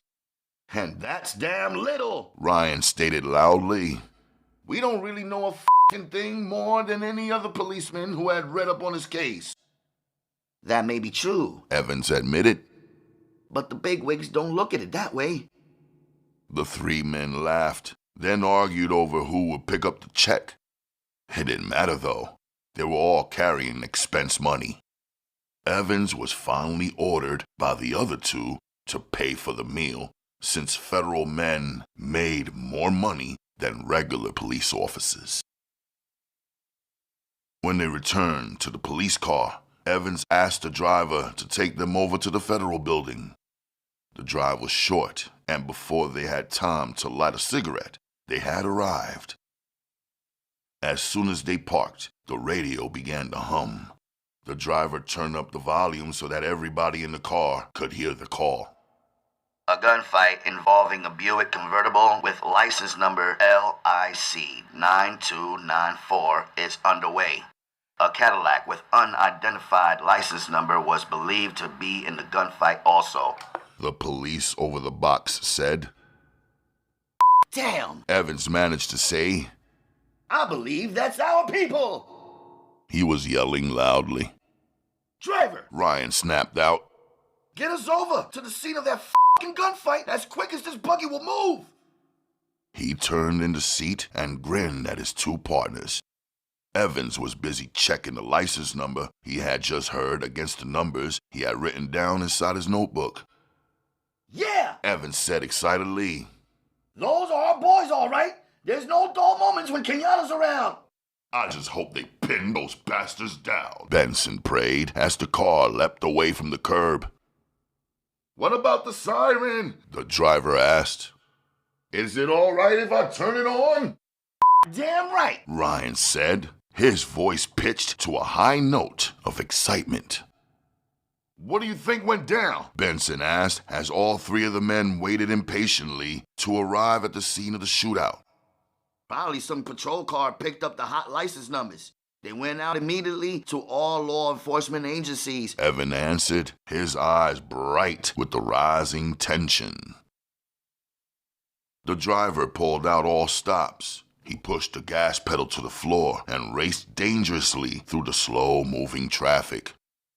As soon as he cleared the downtown area, he pulled up on the freeway and continued to drive as though all their lives were in danger. The cars on the freeway pulled over to the right and let the speeding, wailing car through. About how long will it be before we get there? Ryan asked the driver. The driver hesitated, then replied, We should be getting there in another 5 minutes. Good. Ryan answered, then removed his gun and started checking the loads. 2 other officers began to do the same thing. As they rode, Benson prayed silently for the Lord to make it possible for them to end their chase today. If only Kenyatta would be driven into a dead-end street or something. Anything that he couldn't get out of. Any other damn crook would have been captured by now. But Kenyatta seemed to live a charmed life. I'll bet that bastard gets away before we even get there, Benson said gloomily. Ryan glanced back at him. With your f***ing outlook, our long shot hasn't a chance of paying off. It might not be such a long shot after all, Evan stated. If a couple of patrol cars are on their ass, they don't have any chance of getting away. Suddenly, their radio exploded with noise. Then an officer's voice was heard pleading. Help! This is a code alert! 2 officers are down! 2 officers are down with gunshot wounds! We need help immediately! The sounds of the gunshots were clearly heard over the radio. It was as though someone had leaned down into the police car where the call was coming from and opened fire. Damn! Damn! The police killing son of a... Damn it! Mother... Damn! Ryan's voice was all choked up as he cursed. Step on it, driver! Evans called out sharply from the back seat. We ain't got all day! The remark irritated the driver, but he didn't reply. He just pushed his foot down harder on the gas pedal. The traffic cleared up in front of them, and he neatly went in and out of 2 cars that were slowing down to let him pass. I got a feeling we're gonna be too late, Benson said again, but this time there were no comments.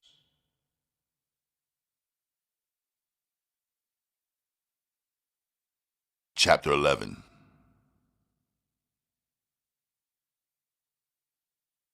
After making a telephone call, Kenyatta walked slowly back to the car Jug was in.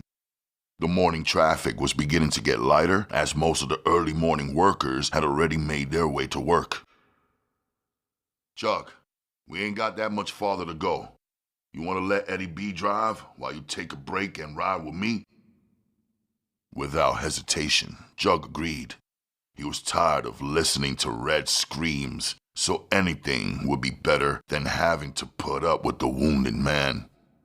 Yeah, Ken, it might just give my nerves the break they need, he said as both men started back toward the Cadillac. Kenyatta leaned down toward the rear window. Eddie, how about you relieving Jug? He's tired after driving on the highway all night. I might just let Betty take over in this one. Eddie B climbed out the car with his woman, Jeannie, right behind him. The short, dark-complexioned woman looked like a man as she got out. The pantsuit she wore did not help any. Jeannie was husky, and when she spoke, her voice was as heavy as a man's. How much further do we have to ride? She asked Kenyatta as she climbed out.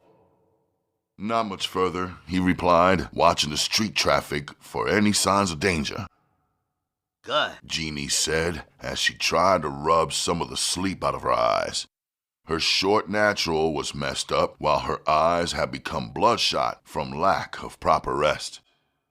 You're gonna need some gas in that piece, Jug told Eddie B as the man started toward the car in the back of them. Eddie B stopped and waited to hear what Kenyatta had to say.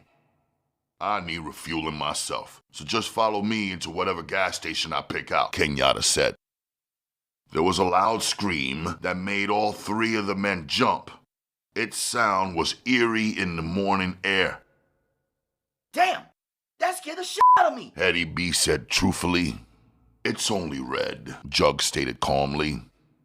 He's been doing that for the past hour or so. Even as Jug spoke, the car door opened and his woman, Almeda, came out. She looked exhausted.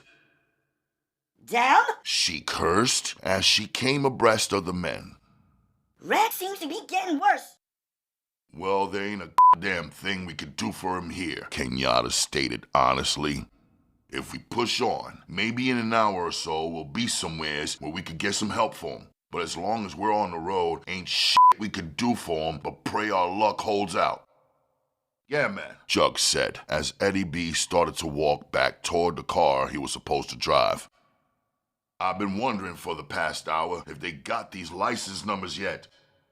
Kenyatta shook his head. It's hard to guess on that, Jug. I know by now they should have reached the people stranded out at the ranch, so it's likely that they do have the numbers. It must have took us 4 good hours or more to make this drive, so we can't do nothing but hope for the best while keeping our guns at the ready. I'll buy that, my man. If it goes down, I'd rather hold court out here in the streets than let them motherfuckers get me down to one of them stations and throwing the motherfucking book at me. Shh, Jug continued. It ain't no kind of doubt in my mind what kind of time we're gonna get. They might even bring back the death penalty for our ass. You can bet your ass on it, Jug, Kenyatta replied. These white motherfuckers would love nothing better than to see us sitting in the motherfucking hot chair.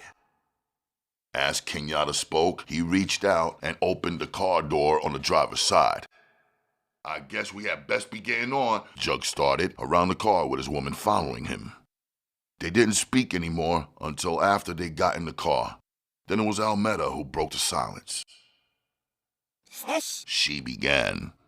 I wish we can make it to the damn hideout without stopping for gas. The way Red's acting up back there, it's gonna be touch and go if we have to pull into a damn gas station. Maybe we could find a gas station with a black attendant working, Kenyatta said. That way, we stand a better chance. Niggas ain't as suspicious as whites. If a honk sees Red stretched out on the car seat yelling his head off, he's gonna call the police station the first chance he gets. I don't know why you think a brother is gonna be any different, Jug said. Shit. Nowadays, the niggas are just as bad as the...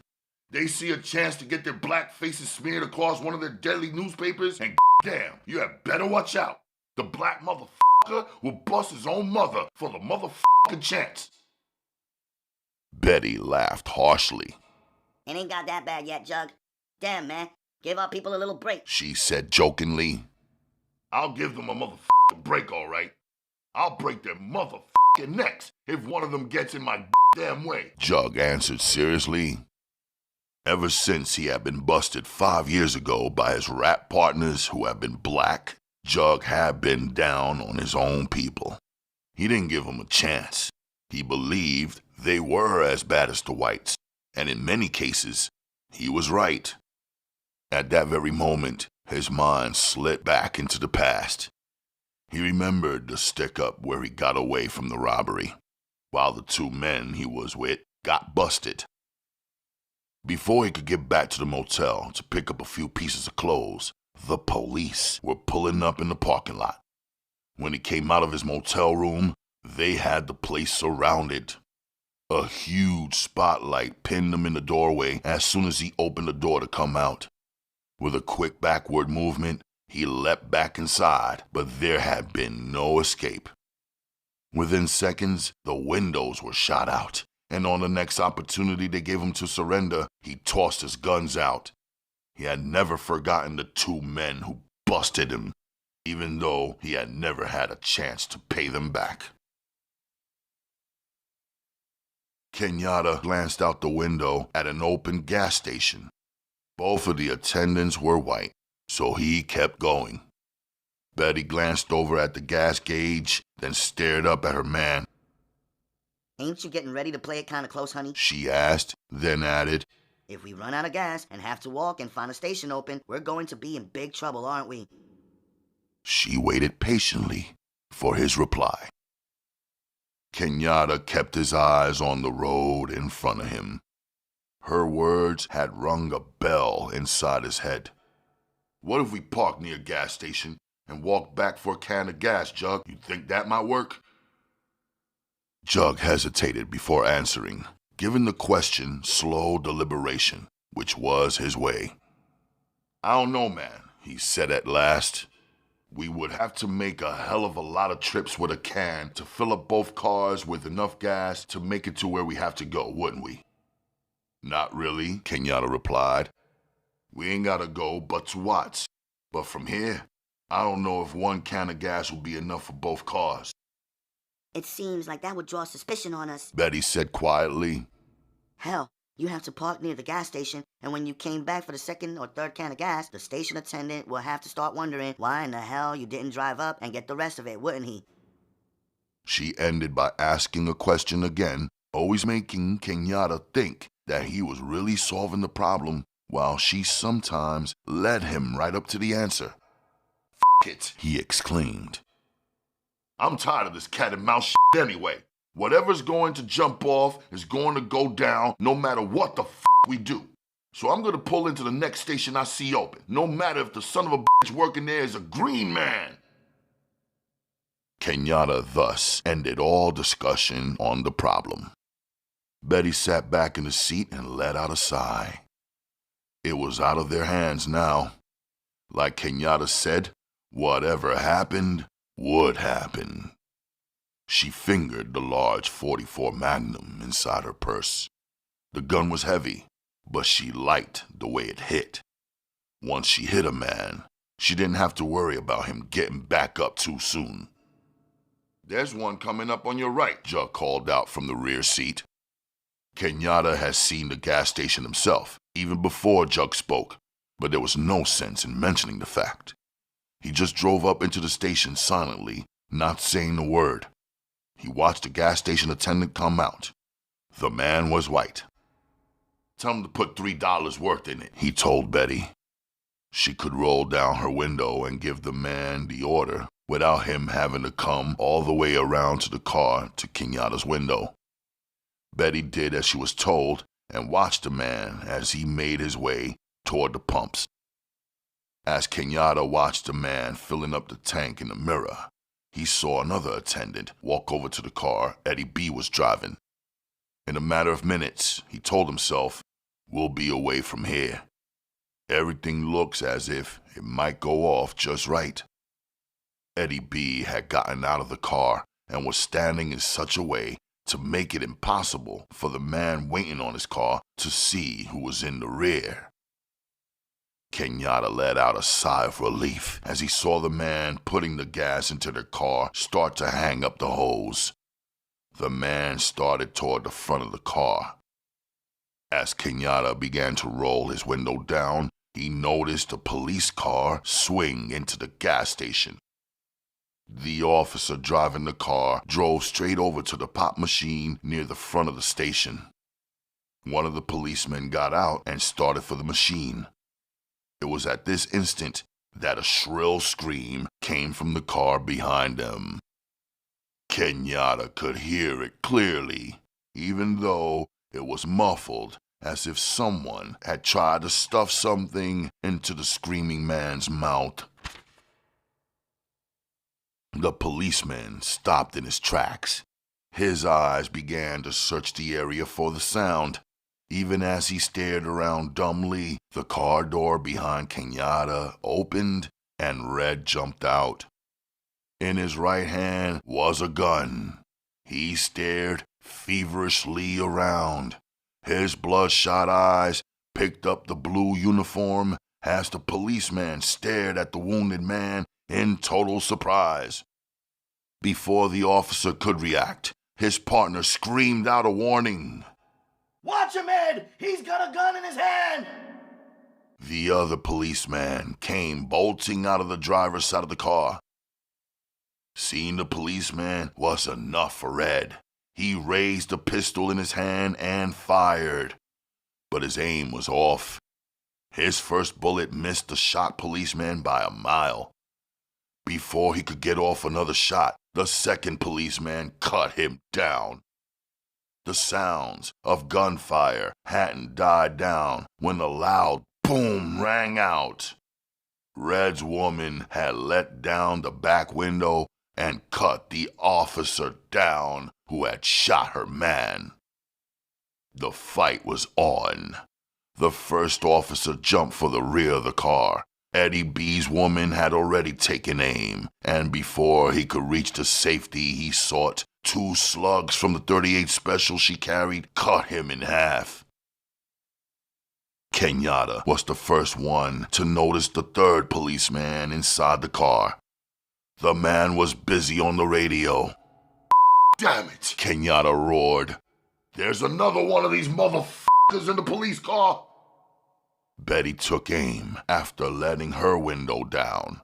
The shot from her gun took the policeman in the side of the head. The gas station attendant standing beside their car could only stare in shock at what was going on. Kenyatta kicked the motor over on the large, expensive car, and the caddy came alive with a roar. Let's get the f*** out of here! He yelled at Eddie B, who had run around the car and was kneeling down beside the dying Red. At the sound of Kenyatta's voice, Eddie B jumped back to his feet. Before he could regain the driver's seat, another police car came roaring into the gas station. Motherfucker! Kenyatta cursed. The bastards are like roaches! You kill one, and 100 more come to his funeral! The police car pulled to the side, blocking the entrance from that direction so that nobody could get past unless they turned around. Eddie B, trapped on the outside of his car, wheeled around with his pistol in his hand. He took a quick shot at the policeman as he tried to snatch the car door open. As Kenyatta drove slowly away from the pumps, the policemen concentrated their gunfire on the second car, believing the first one wasn't involved in a shootout. The call they had heard mentioned only a Buick convertible, so they had no reason to suspect the second car of any wrongdoing. Kenyatta maneuvered their car into an excellent position to cut down the unsuspecting officers. When one of the gas station attendants attempted to warn the policemen of their danger, gunfire from the Cadillac cut him down. The sounds of the gunfire warned the policemen, but it told them about the danger too late. A barrage of bullets cut the officers down in their tracks, but not before they were able to knock Eddie B off his feet. One of the policemen staggered around from the impact of the gunshots, and the gun in his hands went off. The wild bullet struck the pump. Instantly, everything nearby went up in flames. The white attendant working on the car was completely covered with flames. Screams erupted from the passengers of the car. The 2 women trapped inside the burning inferno screamed at the top of their lungs. Even as Kenyatta and his party sat watching, the car door burst open and one of the women came running out. She was covered with fire so completely that no one in Kenyatta's car could recognize who she was. Her loud screams continued while she rolled over and over. Motherfucker! Jug said in shock from the back seat. Man, I ain't never seen shit like this before in my life! The flame continued to spread as if it had a life of its own. Betty spoke up suddenly. If we don't get out of here, we're going to get trapped in the same fire. Her voice was shrill. Even as she spoke, flames began to leap out of the pump towards them. Where's that? Jug screamed from the back. His voice had gone up a notch in his panic. If we don't move, man, that f***ing pup is gonna go up in a second, and we'll go up with it! Even as Kenyatta stared out of the window, dumbfounded, flames surrounded the police car, and in seconds, it was a ball of fire. We're going to have to get through it to get out, man, Kenyatta said as he searched for the safest route out of the flaming death. Go on through the motherfucker then, Jug ordered harshly from the back. We don't stand a chance if we keep sitting here. We don't stand a motherfucking chance if I drive through that wall of flame either, Kenyatta yelled back. Suddenly, he spotted a small chance for them. The garage door was open, and it led toward the rear of the garage, which was wide open. So far, the flames hadn't moved over and consumed the building. With a vicious twist of the wheel, Kenyatta swung the car around in a quick turn and drove straight through the door. Even as the big car picked up speed, a line of fire was leaping toward their only means of escape. Oh, sweet motherfucker. Betty prayed. Don't let it end like this. Please, Lord. Kenyatta gritted his teeth and stomped down on the gas pedal. From the angle he had been at, he could only see that both doors of the garage were open. He didn't know if any of the racks were up or in the way. If so, there was going to be one hell of a wreck. He made the sharp turn, and the big car started through the open doors. With a sigh of relief, he noticed at once that nothing seemed to be in their way. In seconds, they were through and rushing up the small alley. Just in time, too. From behind them came the sound of the huge explosion. Jug glanced back out of the car window and cried wildly. God damn, man! If we hadn't gotten out when we did, we'd be fried little niggas right now! That motherfucker blew sky high! From the mirrors on the car, Kenyatta could see what kind of death they had just escaped. Well, we barely made it. Looks like Lady Luck is still smiling down on some of us. You can say that again. Betty said. Even to the point that you saved $3. That poor ass attendant never did collect his money. The rest of the people in the car laughed, letting out the tension that had gripped them so hard. Almeda spoke up for the first time. I still can't believe we made it, she said honestly. Why don't you try pitching yourself to find out if you're still with the living then? Jug said to her with a laugh. Honey, she answered. I'm so glad we switched cars. I don't know what to do if we hadn't. That could have been us back there instead of Eddie being his woman, you know. I know, honey, Jug replied, but I guess it just wasn't our time. Jug leaned over and took his woman into his arms. Hey, Betty said jokingly. We can't have none of that kind of shit going on. Not until all of us can indulge anyway, she stated with a laugh. Thank you, Lord, Kenyatta said under his breath as he came to the end of the alley and started to pull out. An unmarked police car went rushing past. The sound of the siren screaming loudly in the morning wind flooded the air. The three plainclothes men inside the car stared intently out the window. One of the policemen in the back seat jerked his finger at the car coming out of the alley. Hey! Evans said. There's a late model Cadillac coming out of that alley back there. He glanced back at the car window in time to see the car disappearing as it turned toward the freeway. What the hell do you want us to do about it? Ryan asked. Stop every Cadillac we see? He hesitated, then added. This call is too important for us to stop now, Evans. If it's there when we come back, we can check on it then. You don't have to worry about it being there, Evans replied. I just saw it turn off onto the freeway. A little later on in the day, Ryan would remember this conversation, but at the moment, his mind was too busy on what was ahead of them. Damn! He cursed from the front seat. It looks like the whole damn city is on fire in front of us, don't it?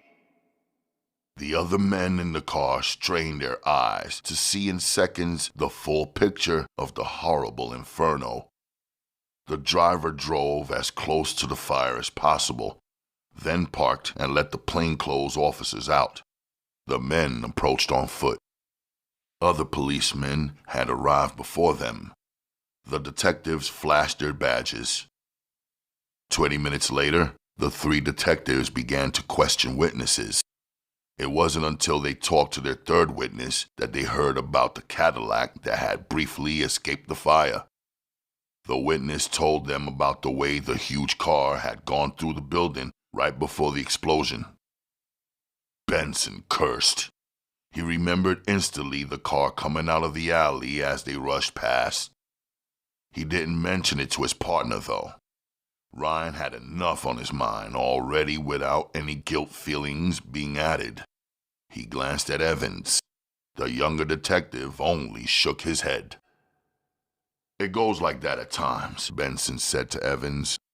Ryan overheard the remark and turned on the 2 men.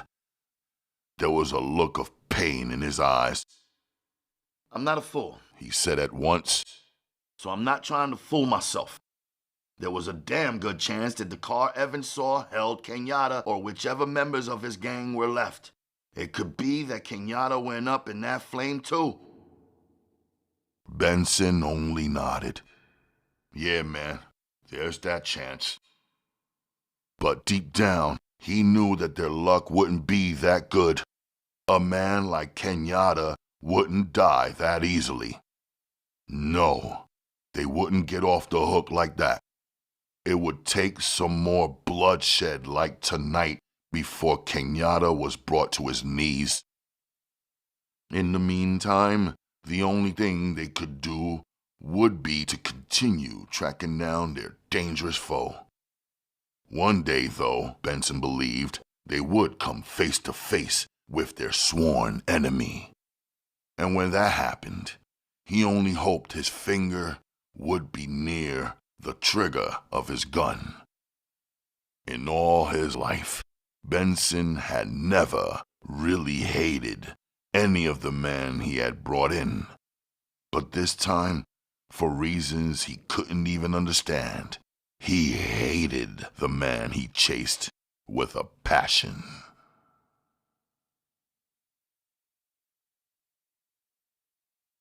Chapter 12.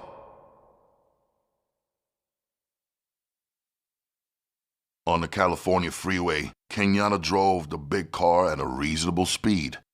He didn't want to attract any undue suspicion. He was silent as he let his thoughts wander. When he had left Detroit, he had 10 people with him. Now he had 4. They had cut him down to size, but he wouldn't let that get him down. What he hated was that he had lost a lot of well-trained people.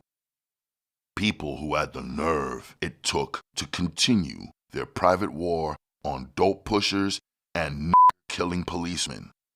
No matter, he reasoned, in time he would train some more dedicated black men and women, and then he would continue because there were no doubts in his mind about their cause. As long as men put on uniforms and took out their racial dislike on poor people, he would continue his war on them. There was no reason to wait for the courts to cut them loose after they had killed some 14-year-old black kid. No, it didn't have to go that far. Not if he could help it. Honey? Betty said from her side of the car. Aren't we damn near there? She spoke in that husky voice of hers. He glanced out of the corner of his eyes at the intelligent black woman who would follow him through hell if he asked her to. Yes, he reasoned, as long as people like her believed in him, he would continue. He noticed the ramp ahead of him. It was the one leading to Watts. In a matter of minutes, he was pulling up in front of an old house. He parked the car and got out into the sunlight. He felt the strong rays of the sun on his black skin, and it felt good. He was alive, and he still had people who believed in him. It wouldn't be long before he was back on his feet. Betty came around the car, and he took her arm. Jug fell in step behind him, carrying an overnight bag. They walked away from the Cadillac and toward the main drag. All the faces they passed were black, and that made him feel good. This was prime territory for recruiting, so it wouldn't take long at all. No, indeed. With the money they had in the bag Betty carried, it wouldn't take long at all. Before he was finished, Los Angeles would know that he had arrived. And he'd bet his last dollar on that against a bucket of shit. Honey, Betty said. what we gonna do when we get there? Kenyatta was silent for a moment, concentrating on the road ahead of the speeding car. Then he glanced over at his woman and smiled. Same thing we've always done, honey, he replied. Only our job's just a little bit harder this time. We got to get this organization set up all over again. Then we got to get more people, right? Right. And we'll get them easy enough. There's lots of blacks who feel the same way as we do, and they'll make good organization people. It won't be long, and then we'll be in business again. The car speeded toward Watts.